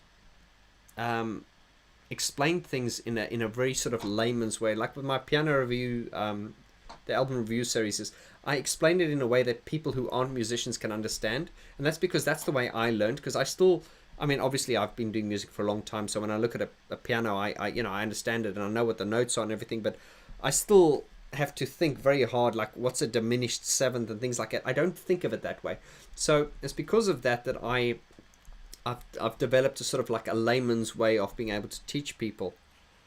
And indeed in that last video about where I talked about the pharyngeal singing and the lower larynx singing, I've got a lot of comments from people saying, could you do a video on Morten Harket and explain how he uses his voice, and a lot of other artists, could you talk about any artist and how they use their voice, and I realized that there was a lot of interest, and I'm glad to see that, because it's when I was doing that video and I was doing the explanation, I was thinking, oh God, Vaughn, is this what people want to hear? But people found it really interesting, and indeed it is interesting if you think of the human voice and the physiology of how you sing. And of course, when let's take Morten Harket for example, if I explain to you how he uses his voice, and then if I demonstrate, that's not me trying to sound like him, because even if I wanted to, it's not about, you cannot make your voice sound like someone else's. I explained because your nasal cavity and your head space and everything, that's where the sound of your voice resonates. So you can never make yourself sound like someone else. You can imitate them, but there are certain fundamental approaches that certain singers use. Like there's pharyngeal, there's the lower larynx position, and then there's head voice, chest voice, and then there are all these different colors in between, and it's a huge subject, but I was surprised to see how interested people were about that. So I think that'll be an interesting thing to approach, is if we we talk about singers and how they use their voices. Simon Le Bon, yeah, a lot of head voice, yeah. But of course, remember, you you do, you know, everyone has a different obviously, you know, the shape of your vocal folds and everything is going to determine, you know, how high you can sing, and there are certain things you can do to make your voice higher. Yeah, it's a huge subject, so I'm just going to cut it off right there, but I'm glad to see you're fascinated by that. Oh, my Russian friend, you said my name is George. Okay. Should be easy enough for me to remember that one. Thank you. Let's see, okay. Oh, Dave Scheffler says, I have to thank my father for being a Depeche Mode fan. I'm 21 years old, and I'm kind of annoyed, and I'm more hardcore fan than him at... okay. Well, that's good to hear. He's taught you well. Janice Cycle. Depeche Mode came to Australia for the devotional tour. They even played in some of the smallest cities. I went to a smaller, intimate gig compared to stadiums I've seen on video. Great stuff. Yeah, you were lucky to see them in a smaller... The thing is now, no one's going to ever have the luxury of seeing them in smaller venues, unless, of course, it's a private gig, because they're so big now. And as they're getting older, they're probably going to do shorter tours with just bigger venues, so that they can, you know, see more people. And I've never been a fan of stadium shows. I mean, you can't beat it for atmosphere and stuff, but it's just like, yeah, you just lose a lot of that personal connection with the artist, I think. TS. Oh, hello, TS. Hey, Vaughn and everyone, checking in to say hey and happy Sunday. I hope everyone is well. You too, my friend. Thank you. Cosmic Synth. Are there any new synth artists that you like nowadays? Have you heard of the new Kelly Lee Owens album, Inner Song? If not, please check it out. Oh, I'll have to note that as well. There's quite a few... yeah, I mean, there's too many to mention. You know, I don't... I'm not really a fan of anyone's. You know, I kind of like, oh, I like that, or I like that. But I'm not really sort of like actively following any particular artist. Only because I'm so busy and I'm trying to get my own stuff out as well. And yeah, man, where do we get time for all this? Anthony Bennett, I'm a Depeche Mode fan and Gary Numan fan. You're in the right place, brother.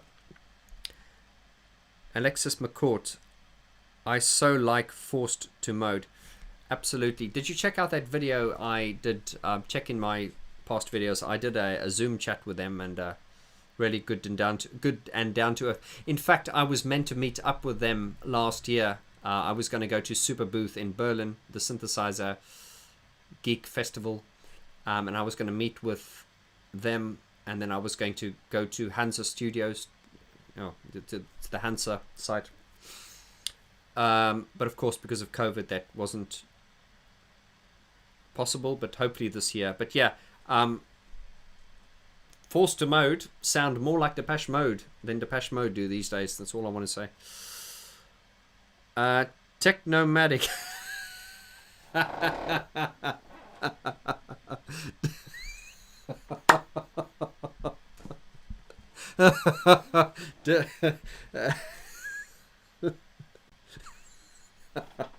Oh, sorry. I'm sorry. You probably want an explanation. Yeah, this has really caught me off guard. Technomatic says, "Did I miss the quadrasynth action?" I thought you meant auction. Now, for you guys, yeah, Technomatic. I'm just gonna let his secret out here. Technomatic is Simon. Now, Simon Forsyth, you've seen him on the channel. Yeah, he's my grumpy sidekick, who knows a shitload about keyboards, and in fact, he knows so much about Emaxes and emulator stuff that he's actually the guy who fixed Alan Wilder's emulators before. You remember back in 2011, Alan Wilder had that auction, and he made those videos about the keyboards he was selling, and he said, "Oh, I've just got this back from a friend who fixed it," and he was talking about Simon, that right here, Technomatic there. Please, people, don't give him a hard time, but he's our Simon here, and he says, "Don't miss the. Did I miss the quadrasynth action?" And the in joke there is basically the quadrasynth is a really sort of like very vanilla, uninteresting synthesizer, which was made by Alesis. It was released in 1996, and the joke behind that is that it's, you know, it was, when it came out, it was always a bit like, you know, it's nothing like Alesis did with the Andromeda. It's really just a middle of the road, nothing special synthesizer. But the joke was Gary Numan loved the quadrasynth. He absolutely loved the quadrasynth. And this has been an in-joke with my channel since the beginning, when I always said, because Simon's got very good musical sensibilities, and he really understands production and synthesizers. And so I just think it's always funny when Simon puts something out online and says, "Oh, check out this new Prophet synthesizer." Then I'll be like, "Simon, is it as good as the quadrasynth?" Yes. So it really is an in-joke. But anyway, and of course a lot of you have asked what's happened to Simon. He is around, and I hope to get him in on some more videos after the lockdown. And in fact, he has an interesting video, because I've got the Emacs here. We want to do a video. Simon and I spoke last time when he was here, where we actually want to, for you guys, we want to go out and we want to actually record. We're going to actually go out and hit things, not people, but we'll take metal pipes and we will record things, sounds out in the environment, and then we're going to bring them into the studio here, and we're going to sample it into the Emacs. And I think that'll be an interesting video for you guys who don't understand, you know, what a sampler is or want to learn about sampling. And we'll probably build a track from there. So yeah, thanks Simon for breaking the flow, but it's good to have you here.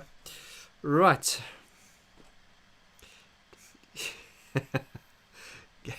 Yeah, no, I do need a shave. Yeah, I don't often.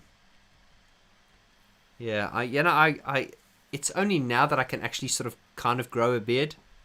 But now that I can grow a beard, it's gone grey. So there's no reason to. I'm not a beard kind of guy. It's just if I wear a beard, it's because I'm being lazy. Carlos Garcia says, "Oh yeah, Christian from Force to Mode is in the house. Salutations. Is he in the actual chat here? Christian, my friend from Force to Mode, if you're in here, make yourself known." It sounds like those seances, you know, when you're calling up a spirit. If you are in here, make yourself known. Christian from Force to Mode, if you are in here, make yourself known. Yeah, and just for the record, if he is here, you know I haven't said anything bad about Force to Mode, except that they, yeah, I think they sound better than Depeche Mode these days. Sorry, guys. I believe Depeche Mode can do better than what they've been doing recently. Yeah. Right. Oh, lovely, voice was lost. Oh, you talk about George Michael, yeah. Yeah, the George Michael thing was a hell of a loss. Anthony Bennett says he loves Marmite. Yes, we're coming back to my earlier chat. Will you do an episode on ministry? Yes, that has been requested a lot.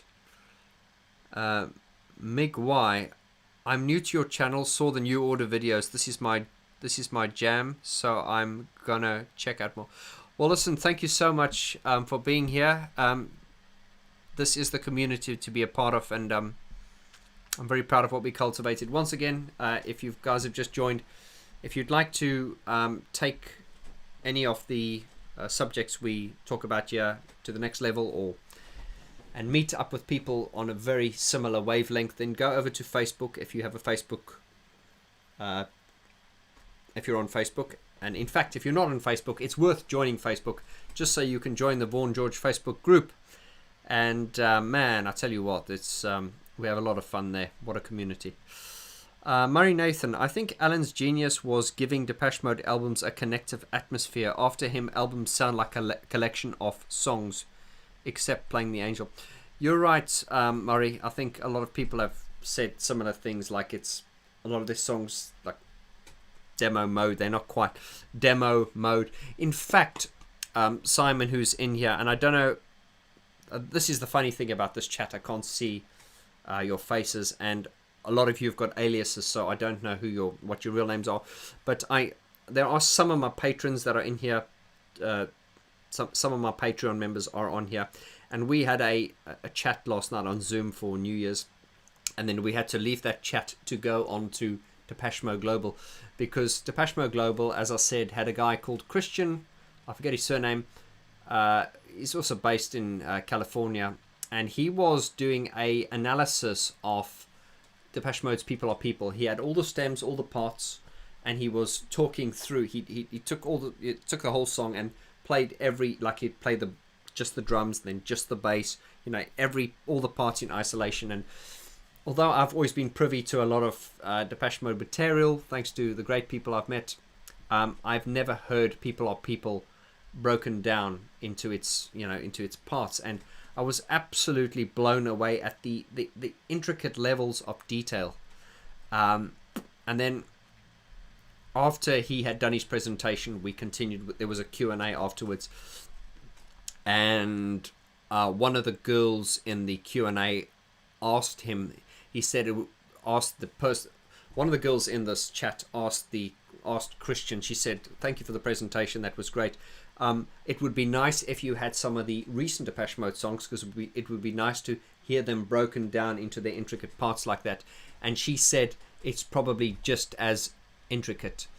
And as she said that, I remember looking at Simon on the screen, and Simon was going like this, and I was absolutely agreeing with him, as that I don't think that the recent albums, if stripped down like that, would have that level of detail. You cannot believe it when you strip the song. And as I say, I've demonstrated this slightly when I did my last video on Depeche Mode, when I pulled up the sound banks to Songs of Faith and Devotion. Just when you listen to the record and you hear those parts, those sounds, you recognize the sounds.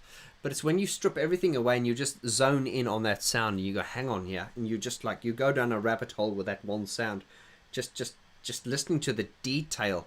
And please, you can take it back to as far as you want to, but that was Alan, man. That was Alan. He was the one pushing to get that level of detail. And you're right, that detail is not there anymore.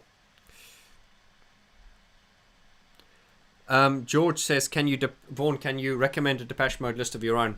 That's a very good idea. I should. Numan says, interview me. My new album's out in May. It's probably not very good. I'm assuming that's the real Gary Numan. Yes, Gary, I've been in touch with you, and I hope to interview you this year sometime.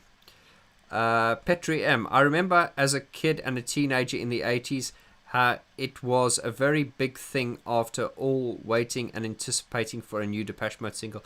Yeah, well, that's just back in the day. I think these days things move so fast and we're so distracted. The good old days, eh?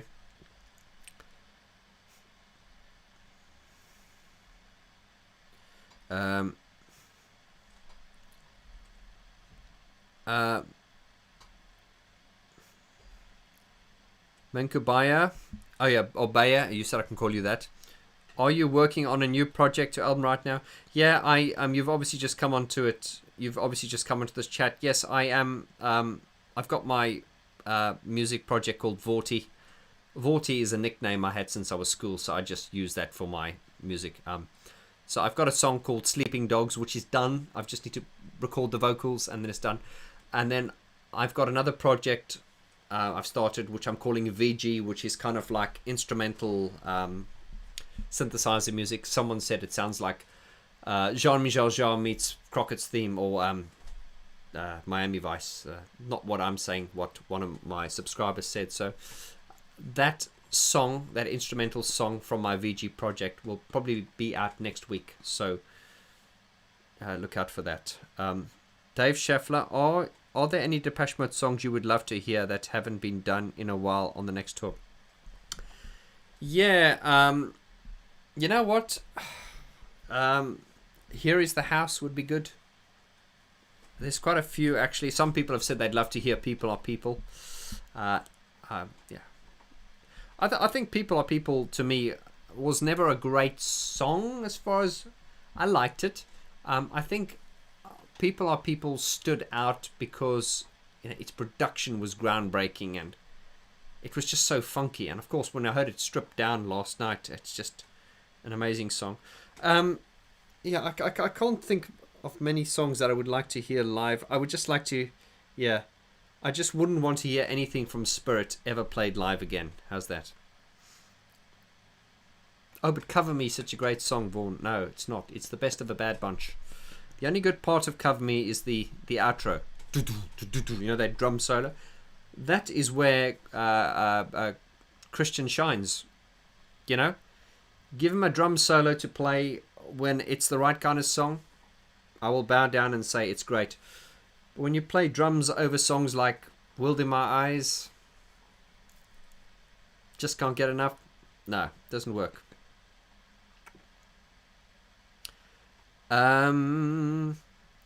Raish, any plan for interviewing Flood? Right. Okay, you've obviously just come onto this chat.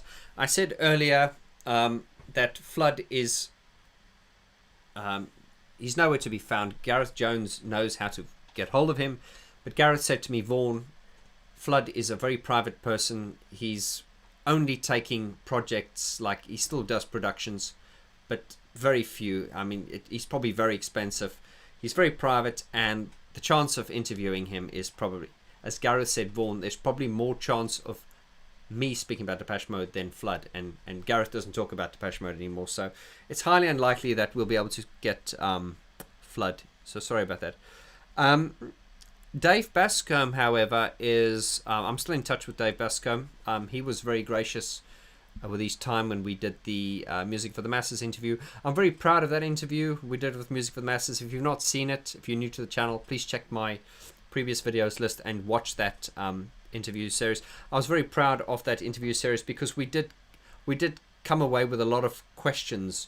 You see, when you interview Gareth Jones regarding Depeche Mode, there's not much you can ask him that you haven't already heard on other documentaries. But however, there was not much information out there about Dave Bascombe. So when we interviewed Dave Bascombe, I was very proud of that interview because we did answer a lot of questions that a lot of you had asked. But Dave Bascombe is very much, I'm in contact still, and I'm hoping to do some more chats with him when I start talking more in depth about Tears for Fears. Murray Nathan, you should do a live chat with your piano, and super chats can request songs like a virtual tip jar. That's a very good idea, Murray, to keep the wheels up and going. It's like in my days in the piano bar, I'd have a hat on the piano and I'd play songs, and people would put some tips in there. That'd be a very good idea if you guys are up for that. Yeah.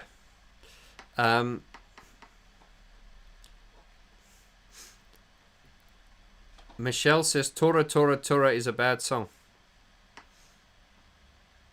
T.S. I love Tora Tora Tora as well. George says, I know you don't like Spirit, and sad to hear you don't want to hear anything from it. But it's never happening anyways. Yeah, it's true. Yeah, that's true. Murray Nathan, my favorite part of 101 movie was Dave describing the fist fight while People Are People plays. Yeah. Is that when he got out the car and he was kicking the taxi driver, and then Andre, the driver, or the bodyguard, pushed the taxi driver over, something like that? Yeah. I remember when Dave Vaughn was talking about that, I was kicking and punching, and I remember looking at this thinking, dude, you know, I love Dave Vaughn, but you know, dude, you're not the guy to start kicking and punching someone. I mean, there's nothing to him, you know.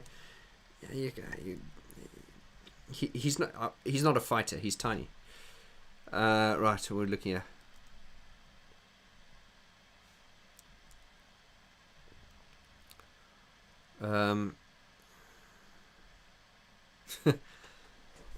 Here's a comment. He says, "Cover Me is like Pink Floyd meets Clean in a bad way."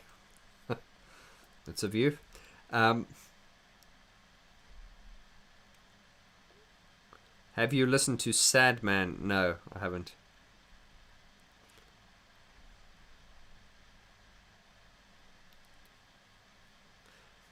Do they still play Higher Love? No, they don't play Higher Love anymore. No, they don't. They did in 2013, did they? Okay.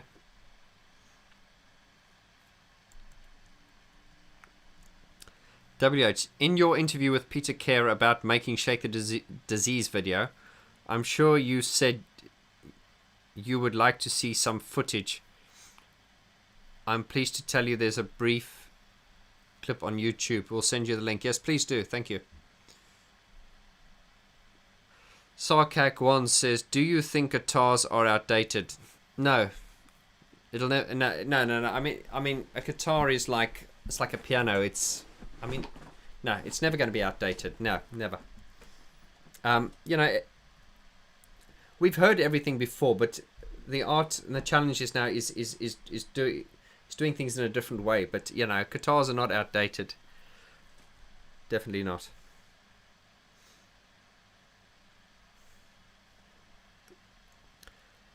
David Salt says, Gary, Vaughn says, what date suits you for an interview? Here in my car.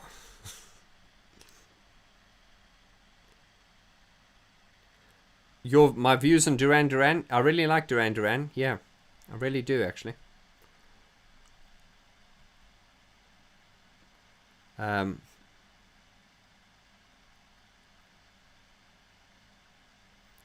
Sarkak1 says, do you think there's no discussing list?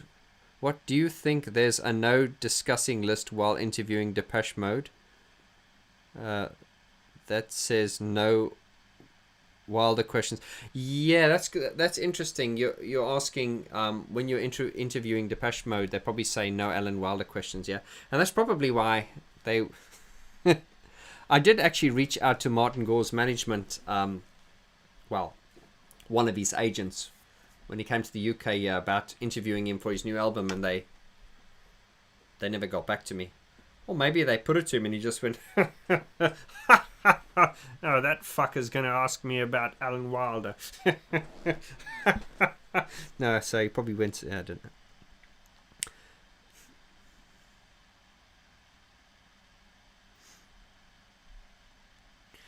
And then he has a comment from Numan again. Hello Numan.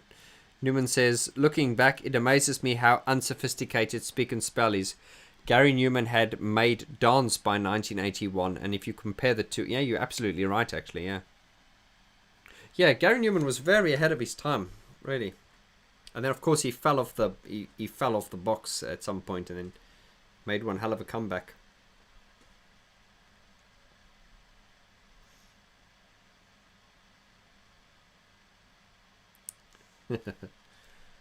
There's a bit of a debate here about the song Tora Tora Tora.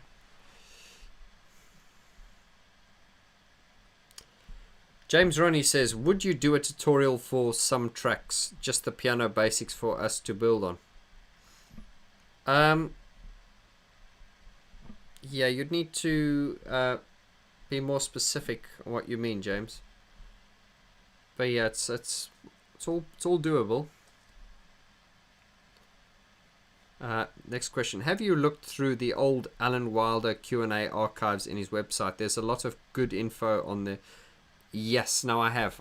Thank you. And a lot of it keeps being sent to me, you know, for my attention. Tia says, lots of people love the Halo video. It's kind of like a Depeche Mode version of one of Corbin's early Echo and the Bunnymen videos. I guess so, yeah.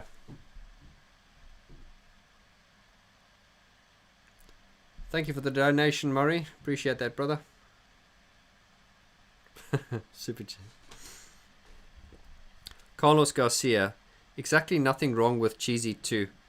Think Dave dancing like a cocktail singer with Pimp vibes. Yeah.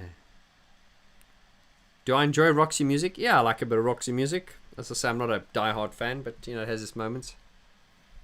Hyro Propagandist. The Fury is a great album. Yeah, The Fury was a great album indeed. Of course, they were all great albums until he sort of got to Machine and Soul, and that's when he really kind of lost his way.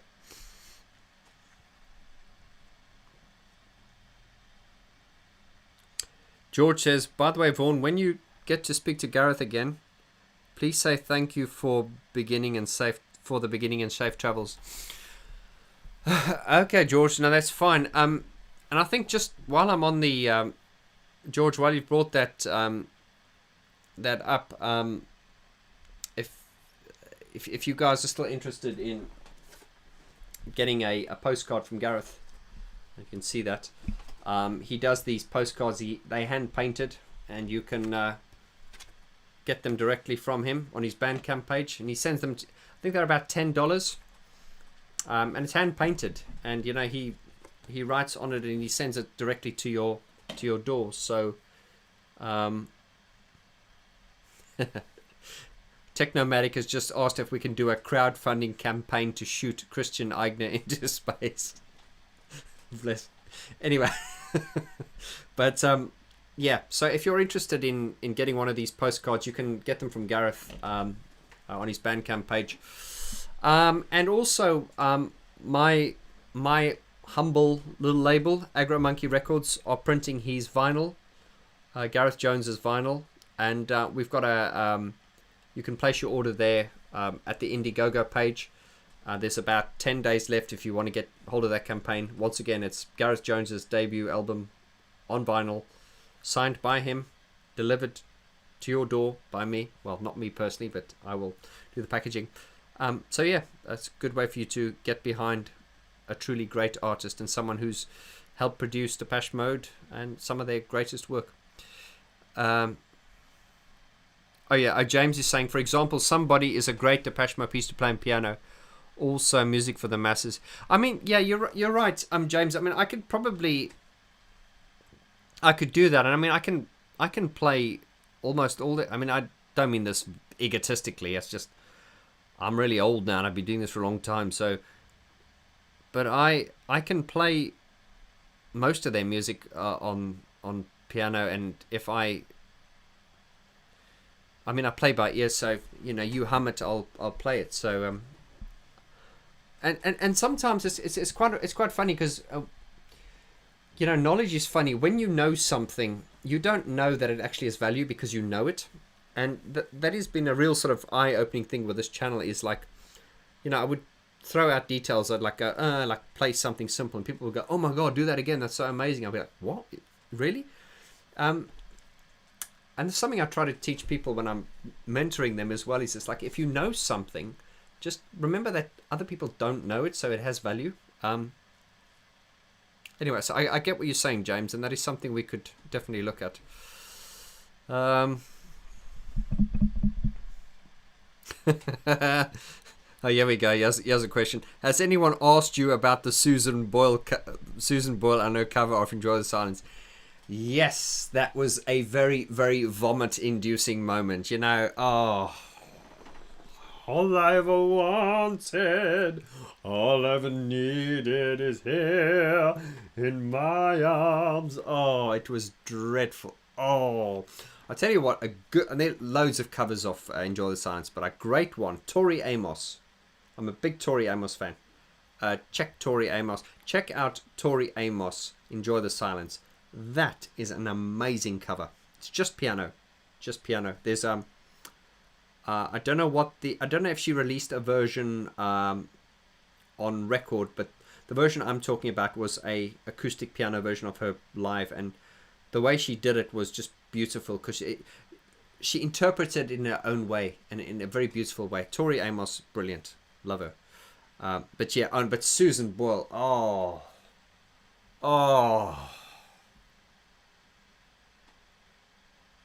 You see, this is anyway. Morrissey came to town a while back. I'm the sun, I'm the air, of a shyness that is criminally vulgar. I'm a summoner, I'm so Morrissey. But when Okay, I'm going to read this in a Morrissey voice, yeah? Murray Nathan says, Morrissey came to town a while back. I was excited to see him live, but when I arrived, there was a 60-year-old man singing about how nobody loves him. Oh, I know how you feel.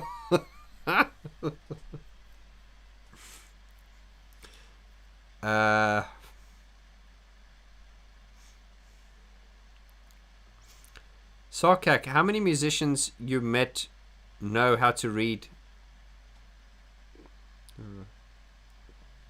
Yeah, I mean, reading music is it's not even. Yeah, I mean, I'm surprised how many people even these days will go, "Oh, you've never studied music. How can you do it?" No, you don't need to study music, in order to do it. I mean. And I think a lot of artists, and especially with the advent of technology and stuff, it's less and less necessary to be able to read music. It's a very good skill to have, but it's not necessary. What I think is necessary is learning music theory, but you don't necessarily need to be able to read music in order to learn music theory.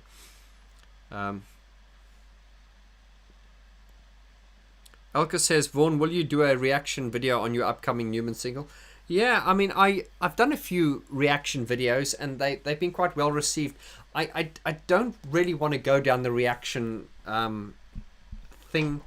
I don't want to cheapen the channel, and I and please, coming back to my art teacher, lower your standards. And but there are a lot of channels on YouTube now where they just rant and they bitch and they moan, and for some reason they get loads of followers because people just love that. And although I like a good rant as much as the next person, I don't sort of want to sort of do too many reaction videos, although I do them in a more sort of like balanced way.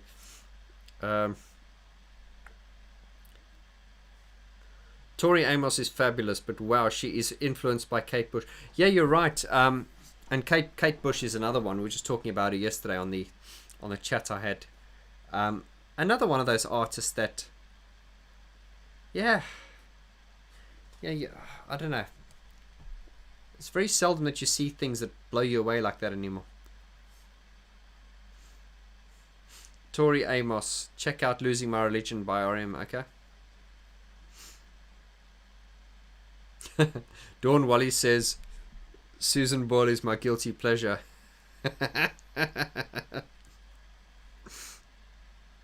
Yeah, Deepak. Yeah, Paul McCartney can't read music. Yeah, I remember watching a TV TV program with a conductor. He was talking about he was a conductor in an orchestra. Obviously, they very, very musically skilled and schooled traditionally.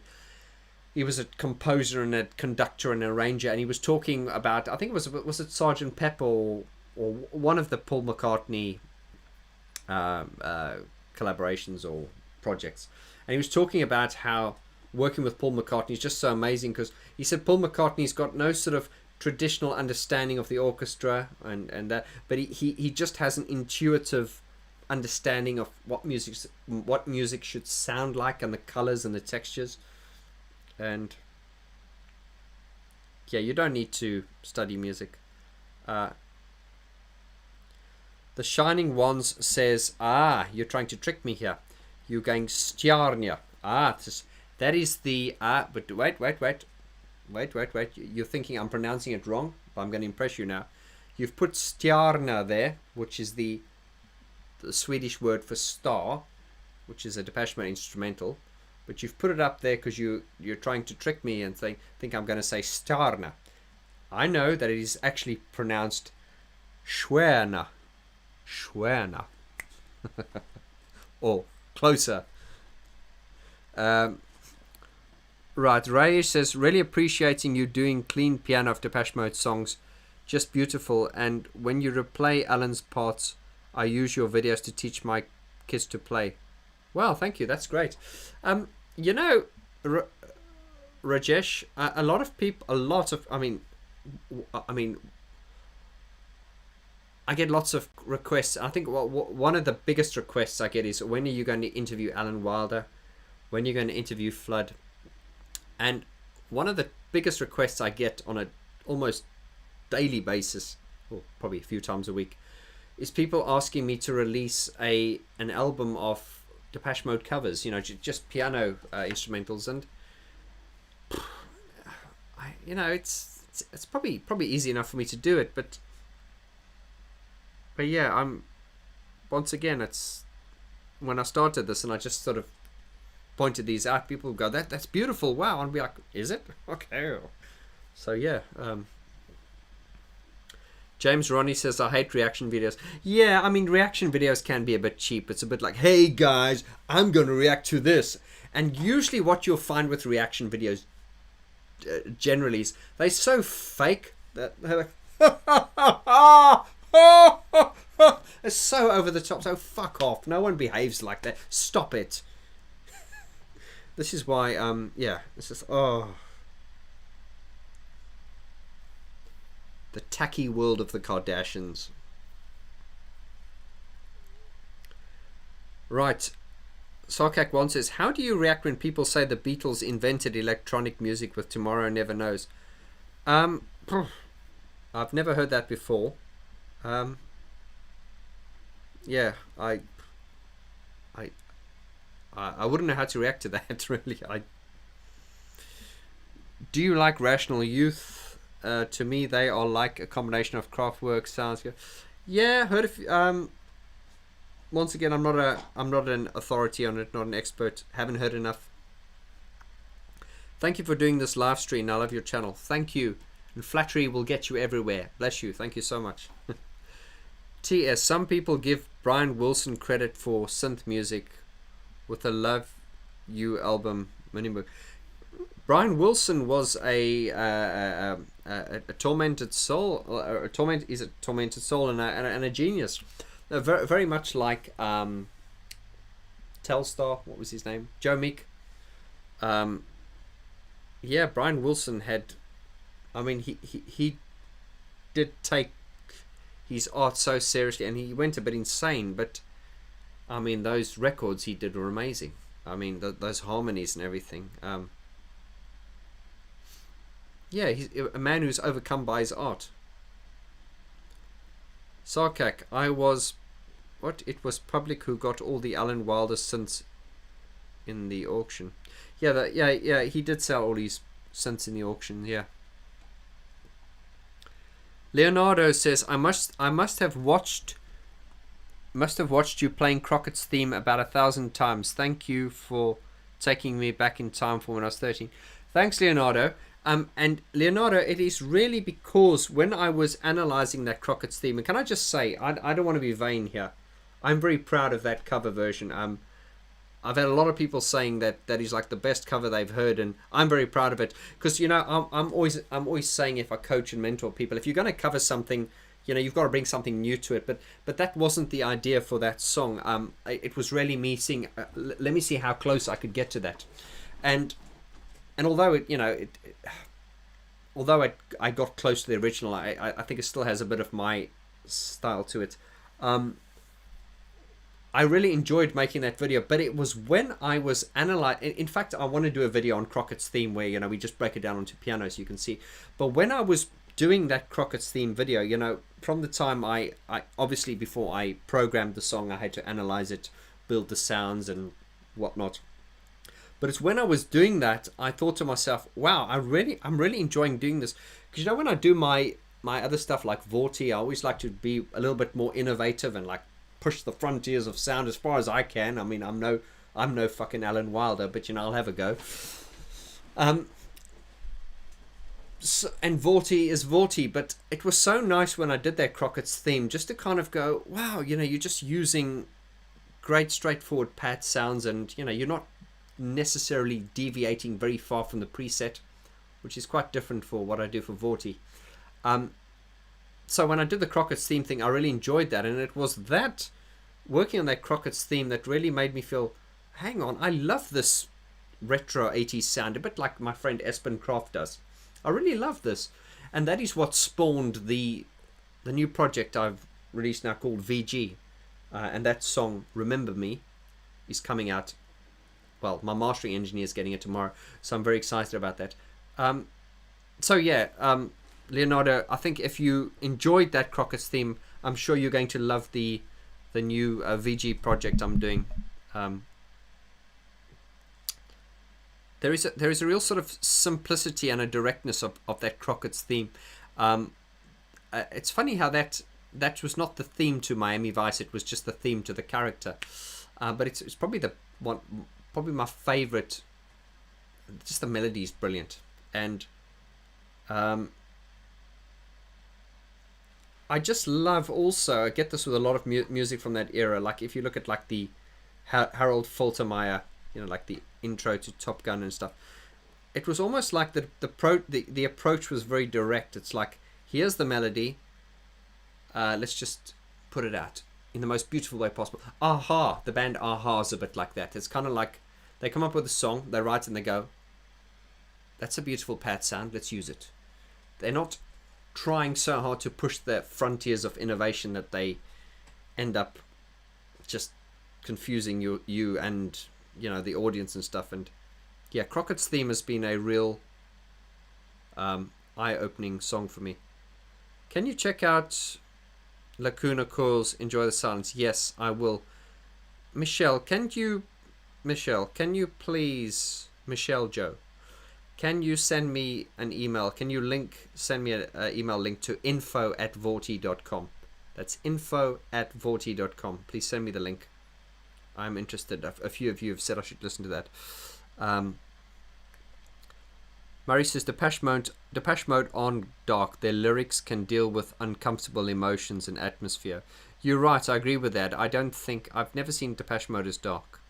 I think it's dark if you're not a fan and you're. Yeah, it as I said, it is a bit dark, but I don't think they ever intended to be dark. It just manifests itself that way. But they're not going out to say, let's make a dark album. Don't think so. Alex McCourt, VG, you should cover Martin Gore's Death Door. Yeah, knocking on death's door, come to take my rest. Yeah, great song. David Salt, have you looked at doing a review and demonstrating some parts of Talk's Spirit of Eden? Yes. David, Talk is something that I've been putting away, and a lot of you have mentioned a lot of people I should talk about, but Talk is a band that I will not get. We won't get away with. I will talk about Talk. That's definitely that is actually on the priority list. Are you familiar with IMAX Christ Corner? No. I would love to hear your opinions on the album. Once again, I hate to be disappointing you because I'm not familiar with that. James Ronnie, Jan Hammer's Escape from Television was the first album I brought and the entry point into synth music and sampled sound. Absolutely, Jan Hammer.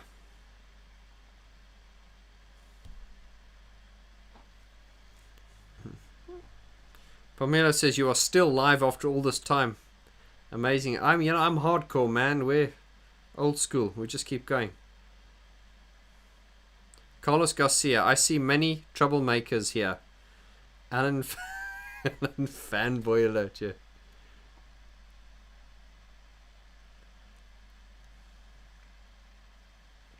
Oh, here's a good question. I've had this question before. Would it benefit Depeche Mode to use a electronic drum kit live instead of an old school drums? The electronic kit may be a compromise between drum machines and old school organic drums. Oh, you're opening a can of worms here. I've had this question before, and I'm going to answer it very quickly. I think the answer to that is yes. Now, Kerry Hopwood, who's kind of like, I don't know if he still is, but he was indeed involved with the sort of like the live stage setup and stage production, the sound, not the visuals. And he talked about how the reason they use an acoustic set is because it has more dynamics. Now, that doesn't mean it's necessarily right, because if you listen to songs like, you need. This is a big subject, but you need to understand. You see, this is the problem. I think it's understanding what kind of band Depeche Mode, what their philosophy. You see, they had all these philosophies and theories which they've kind of turned their back on, and I just think you've got this innovative sound. You spend all this time in the studio building a drum sound. I don't know how much time they do, but let's say let's say like this track "People Are People," where those kick drums were, my God. They would record the ambient sound of the room and layer that, and so you're building all these drum parts yourself, so you're layering them, and you're putting so much time into creating those sounds, okay? And then you put it onto the record and it has a certain sound. And then you go live and you go, oh, well, fuck that drum sound that took us a week to make. We're just going to play it on an acoustic drum kit. It doesn't fucking work. And if you think it works, it's just because you are a deluded fan.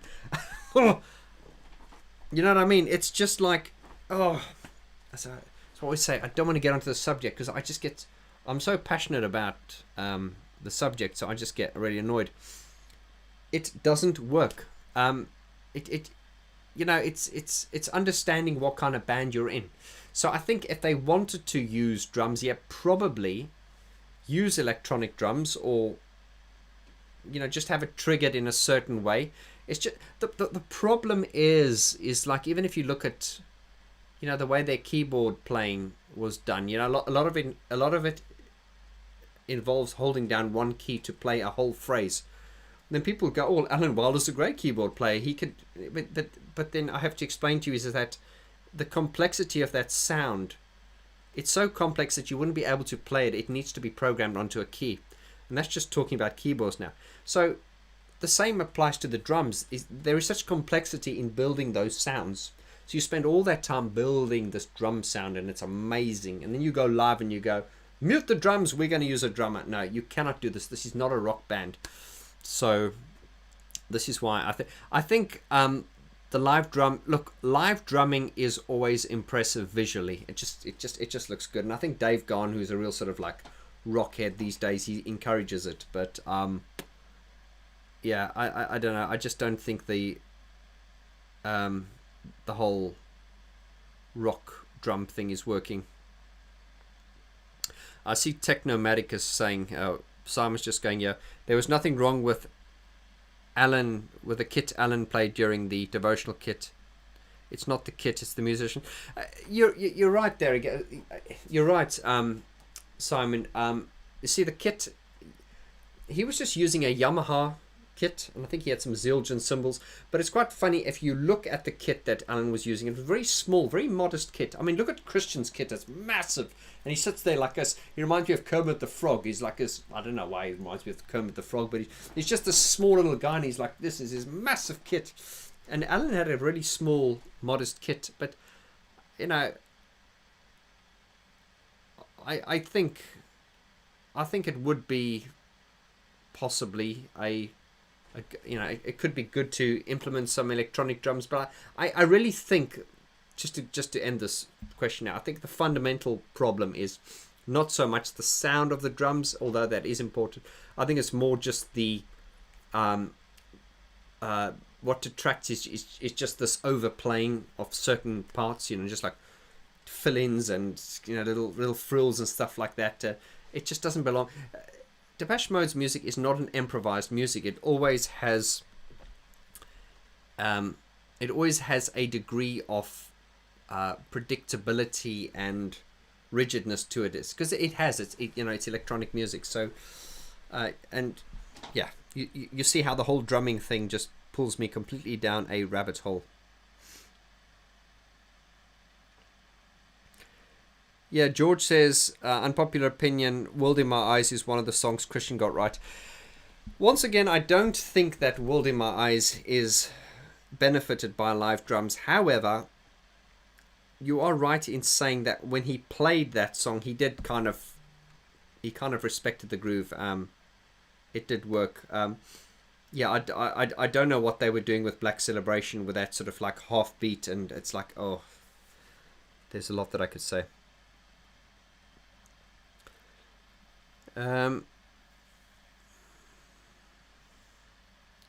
Neon Banana, why doesn't it work bringing your session musicians onto the stage? Well, I think it comes back to, as one of my previous subscribers said, or one of my subscribers said, I'd love to give him or her comment, because this was a great comment, and they said, whereas Alan Wilder was influenced by Kraftwerk, Peter is influenced by Liza Minnelli. You said you loved me, were you just being kind, or am I losing my mind? Yeah, and a lot of comments saying they've taken more of a rock direction now and everything, so... Yeah, I think Dave is saying Devotional was awesome, how they balanced the song. You see, Devotional worked on so many levels, and that's a whole series of videos just on itself. But if you look at the whole sort of set design of Devotional, you think the way it started with where they're just behind a curtain, and then the lights come up, and those lights move like that, and you just see the silhouettes. It was amazing. It's just, I get goose flesh when I speak about it. It was so amazing. And then Dave Gahan finally, like, I surrender heart and soul, sacrifice to a higher goal. Finally just emerging from there. There was just tension all the way. And then when those curtains fell, and then they did was it Policy of Truth, and then World in My Eyes, and that all the keyboard players were up on the higher level. And then halfway through the stage, the drum kit moved in. So it really worked. It was like the show changed from there. Of course, when I saw them in South Africa, they were doing the Exotic Tour. And the Exotic Tour really was the Devotional Tour, but it was scaled down for the Southern Hemisphere. And of course, it was smaller because they had to downscale it because of the shipping costs. So it was basically the Devotional show on a smaller scale. And that was obviously the running order of the songs were different. The set design was smaller. But it worked because it was... I know Wilder was... in typical Depeche Mode, you always have Martin in the middle, then you've got Alan on this side and Fletcher on this side, depending which way you're looking at the stage. But Martin's usually in the middle. I remember on the... This is just geeky stuff, by the way. I remember on the Exotic Tour, Martin wasn't in the middle. Martin was not in the middle. Alan was. Alan was in the middle. He had his drum kit here and his keyboards here. Fletcher was on this side, and Martin was on this side, depending which way you're looking at the stage, of course. And I was intrigued watching Alan. Depending on the song, he'd be on the keyboards, and then he'd jump on the piano or he'd jump on the drums, depending on the song. But it worked, and it was like, okay, Never Let Me Down Again. The record, we all know they used the snare sound from When the Levee Breaks. That's the snare sample they used. But we know that the drums used on Never Let Me Down Again, although they were samples from that When the Levee Breaks, it was drum machine. It was programmed. Doof, da, doof, doof, da. It wasn't played. It was programmed. So we know that. But Never Let Me Down Again sounds good with real drums because it's kind of like a rocky kind of song. It's a rocky kind of feel. That's why it works. And that is why on the Devotional, they jump onto the, using the rock drums for that. It worked. But then for other songs like, I don't know, all the other ones like Enjoy the Silence is another one. It's not a rock song. It needs that dump dump. It's got that disco. In fact, the kick drum that they used for Enjoy the Silence, I believe, and Simon can probably back me up here, it was sampled from a disco record. So it's got the... That is what Enjoy the Silence is. It's a 4 on the floor, and then with the snare, that snare in the offbeat, that's what it is. Once you bring the rock feel into it, you've lost it. Let's stop talking about drums now. No more talk of drums.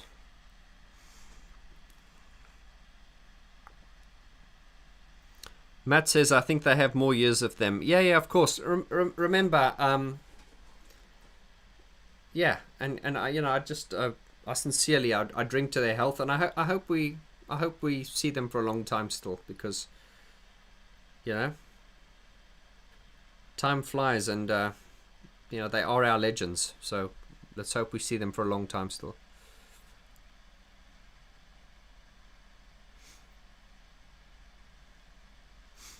Yeah, Phonitor says, for me, the whole Depeche Mode live drumming thing... Oh, dear.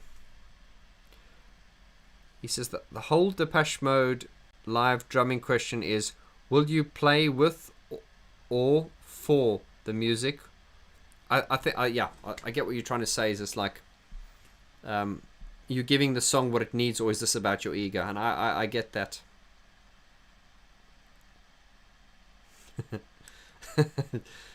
Think'll think. After Depeche Mode finish up, people can enjoy the silence. God. Carlos says, you multilingual drum kit rambling geek, you. Now that's a sweet talker.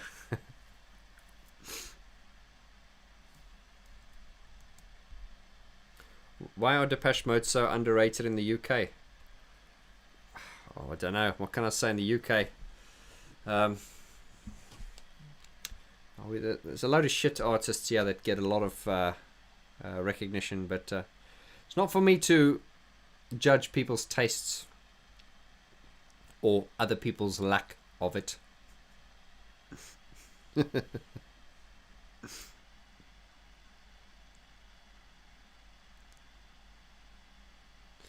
Yeah, Tia says, I'd love to see Depeche Mode carry on or swap the support musicians. Yeah, I mean, you see, this is the problem, right? People talk about this a lot, about Christian and Peter, that they should be replaced. And it's like, you know, you must remember, you know, we all bitch on about Alan, but Alan was only in the band for what? Was it, how many years was he in? 8 years? 83, 84, 85, 86, 83, 84, 85, 86, 87. No, sorry. 13 years, okay? He was about 12, 13 years. But Christian and Peter have been sessioning for about 20 years. So it's almost double the time Alan's been there. So there is this kind of like brotherly commitment kind of thing. So yeah, it's not gonna happen that you just, you know, just kick them out there. Formelo 55, do you speak Afrikaner? Yes, I can speak it, yes. Matt Jonström, hello brother. I have to say there was a dramatic shift in their performance post Violator, especially from Dave.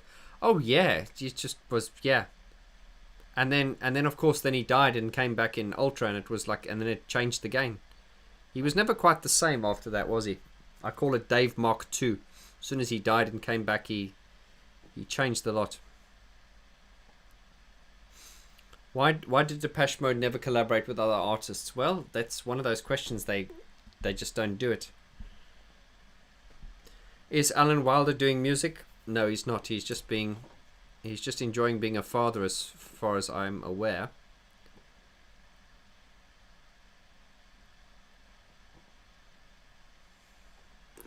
Haven't heard anything about Recoil. Yeah, well, he's not doing music, I don't think. I'd love to see an edit of Trump supporters storming Capitol with "People are people" in the background. Okay, well, Michelle, you are obviously of the age group that you've obviously quite tech savvy, so why don't you just get some of the footage, get the song, and make an edit, upload it onto YouTube. Of course, there'll be copyright issues. You won't get sued, though, but why don't you do it? Why not? You've got the idea. Depeche Mode has been signed to Mute from the start. Not many who can stay on one label their whole career. Yeah, and if you look at my series, I've talked about the importance of Daniel Miller. That is the reason they're still going, because if they were signed with a major label, they wouldn't have lasted past 2 albums, I don't think.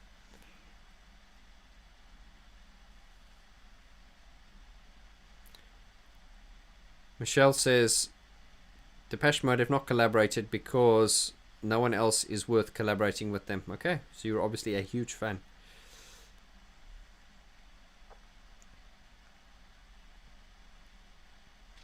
Chris Abbott, have you heard of the duo Hertz? Yes, of course. I know about Hertz quite well, actually.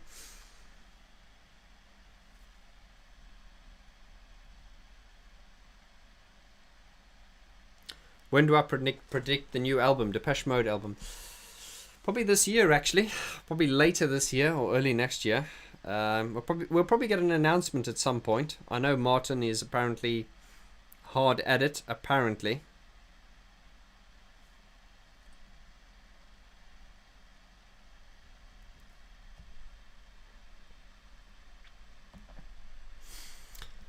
Yeah, right. Okay, guys. So we've been going for quite a while now. I think I'm going to call this quits now. But I think, yeah, as I say, I think this is the third time I've done this sort of, I just call it an off-the-cuff pop-up chat, where I just kind of pop up and the reason I did that the first time was because I thought I could get away with maybe speaking to about 10 or 15 people, but I'm surprised at the numbers that are here. So thank you so much for listening to me waffle, and thank you so much for your enthusiasm and support in this channel, which is now 2 years old. And I do this for you, man. Without you, I don't exist. So that is why I will never ever get too big for my boots, because I understand how this works. So thank you so much, guys.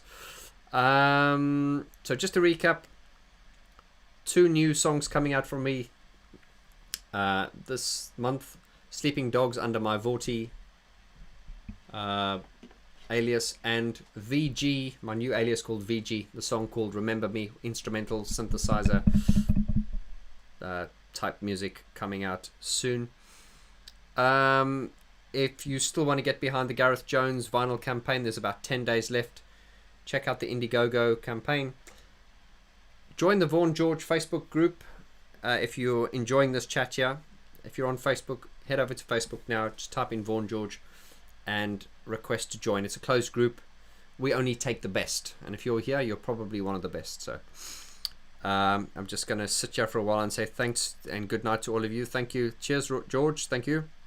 Nina, you're great too. Michelle, thank you. Michelle, send me those links, please, darling. And yeah, do that. Why don't you just take that idea of people are people, the people storming Capitol, and yeah, do that. Do it, because if you don't do it, someone else will. Thank you, Sean. Cheers, mate. Good to you. Good to see you. Dawn, thank you. Michelle, thank you. Nina, George, thank you. Peter, we're here to stay. Yeah, man. Thank you so much. The world's a great place. The world's a shitty place, but we can find our place within this world and make it even better. And this channel is like a sanctuary to me, man. This is my church. This is where I heal my hurts. Cheers, mate. Have a nice evening. Cheers, Dave. I will. Thank you. Think'll think. Love the old instrumentals. Oh, absolutely. We all love a good instrumental.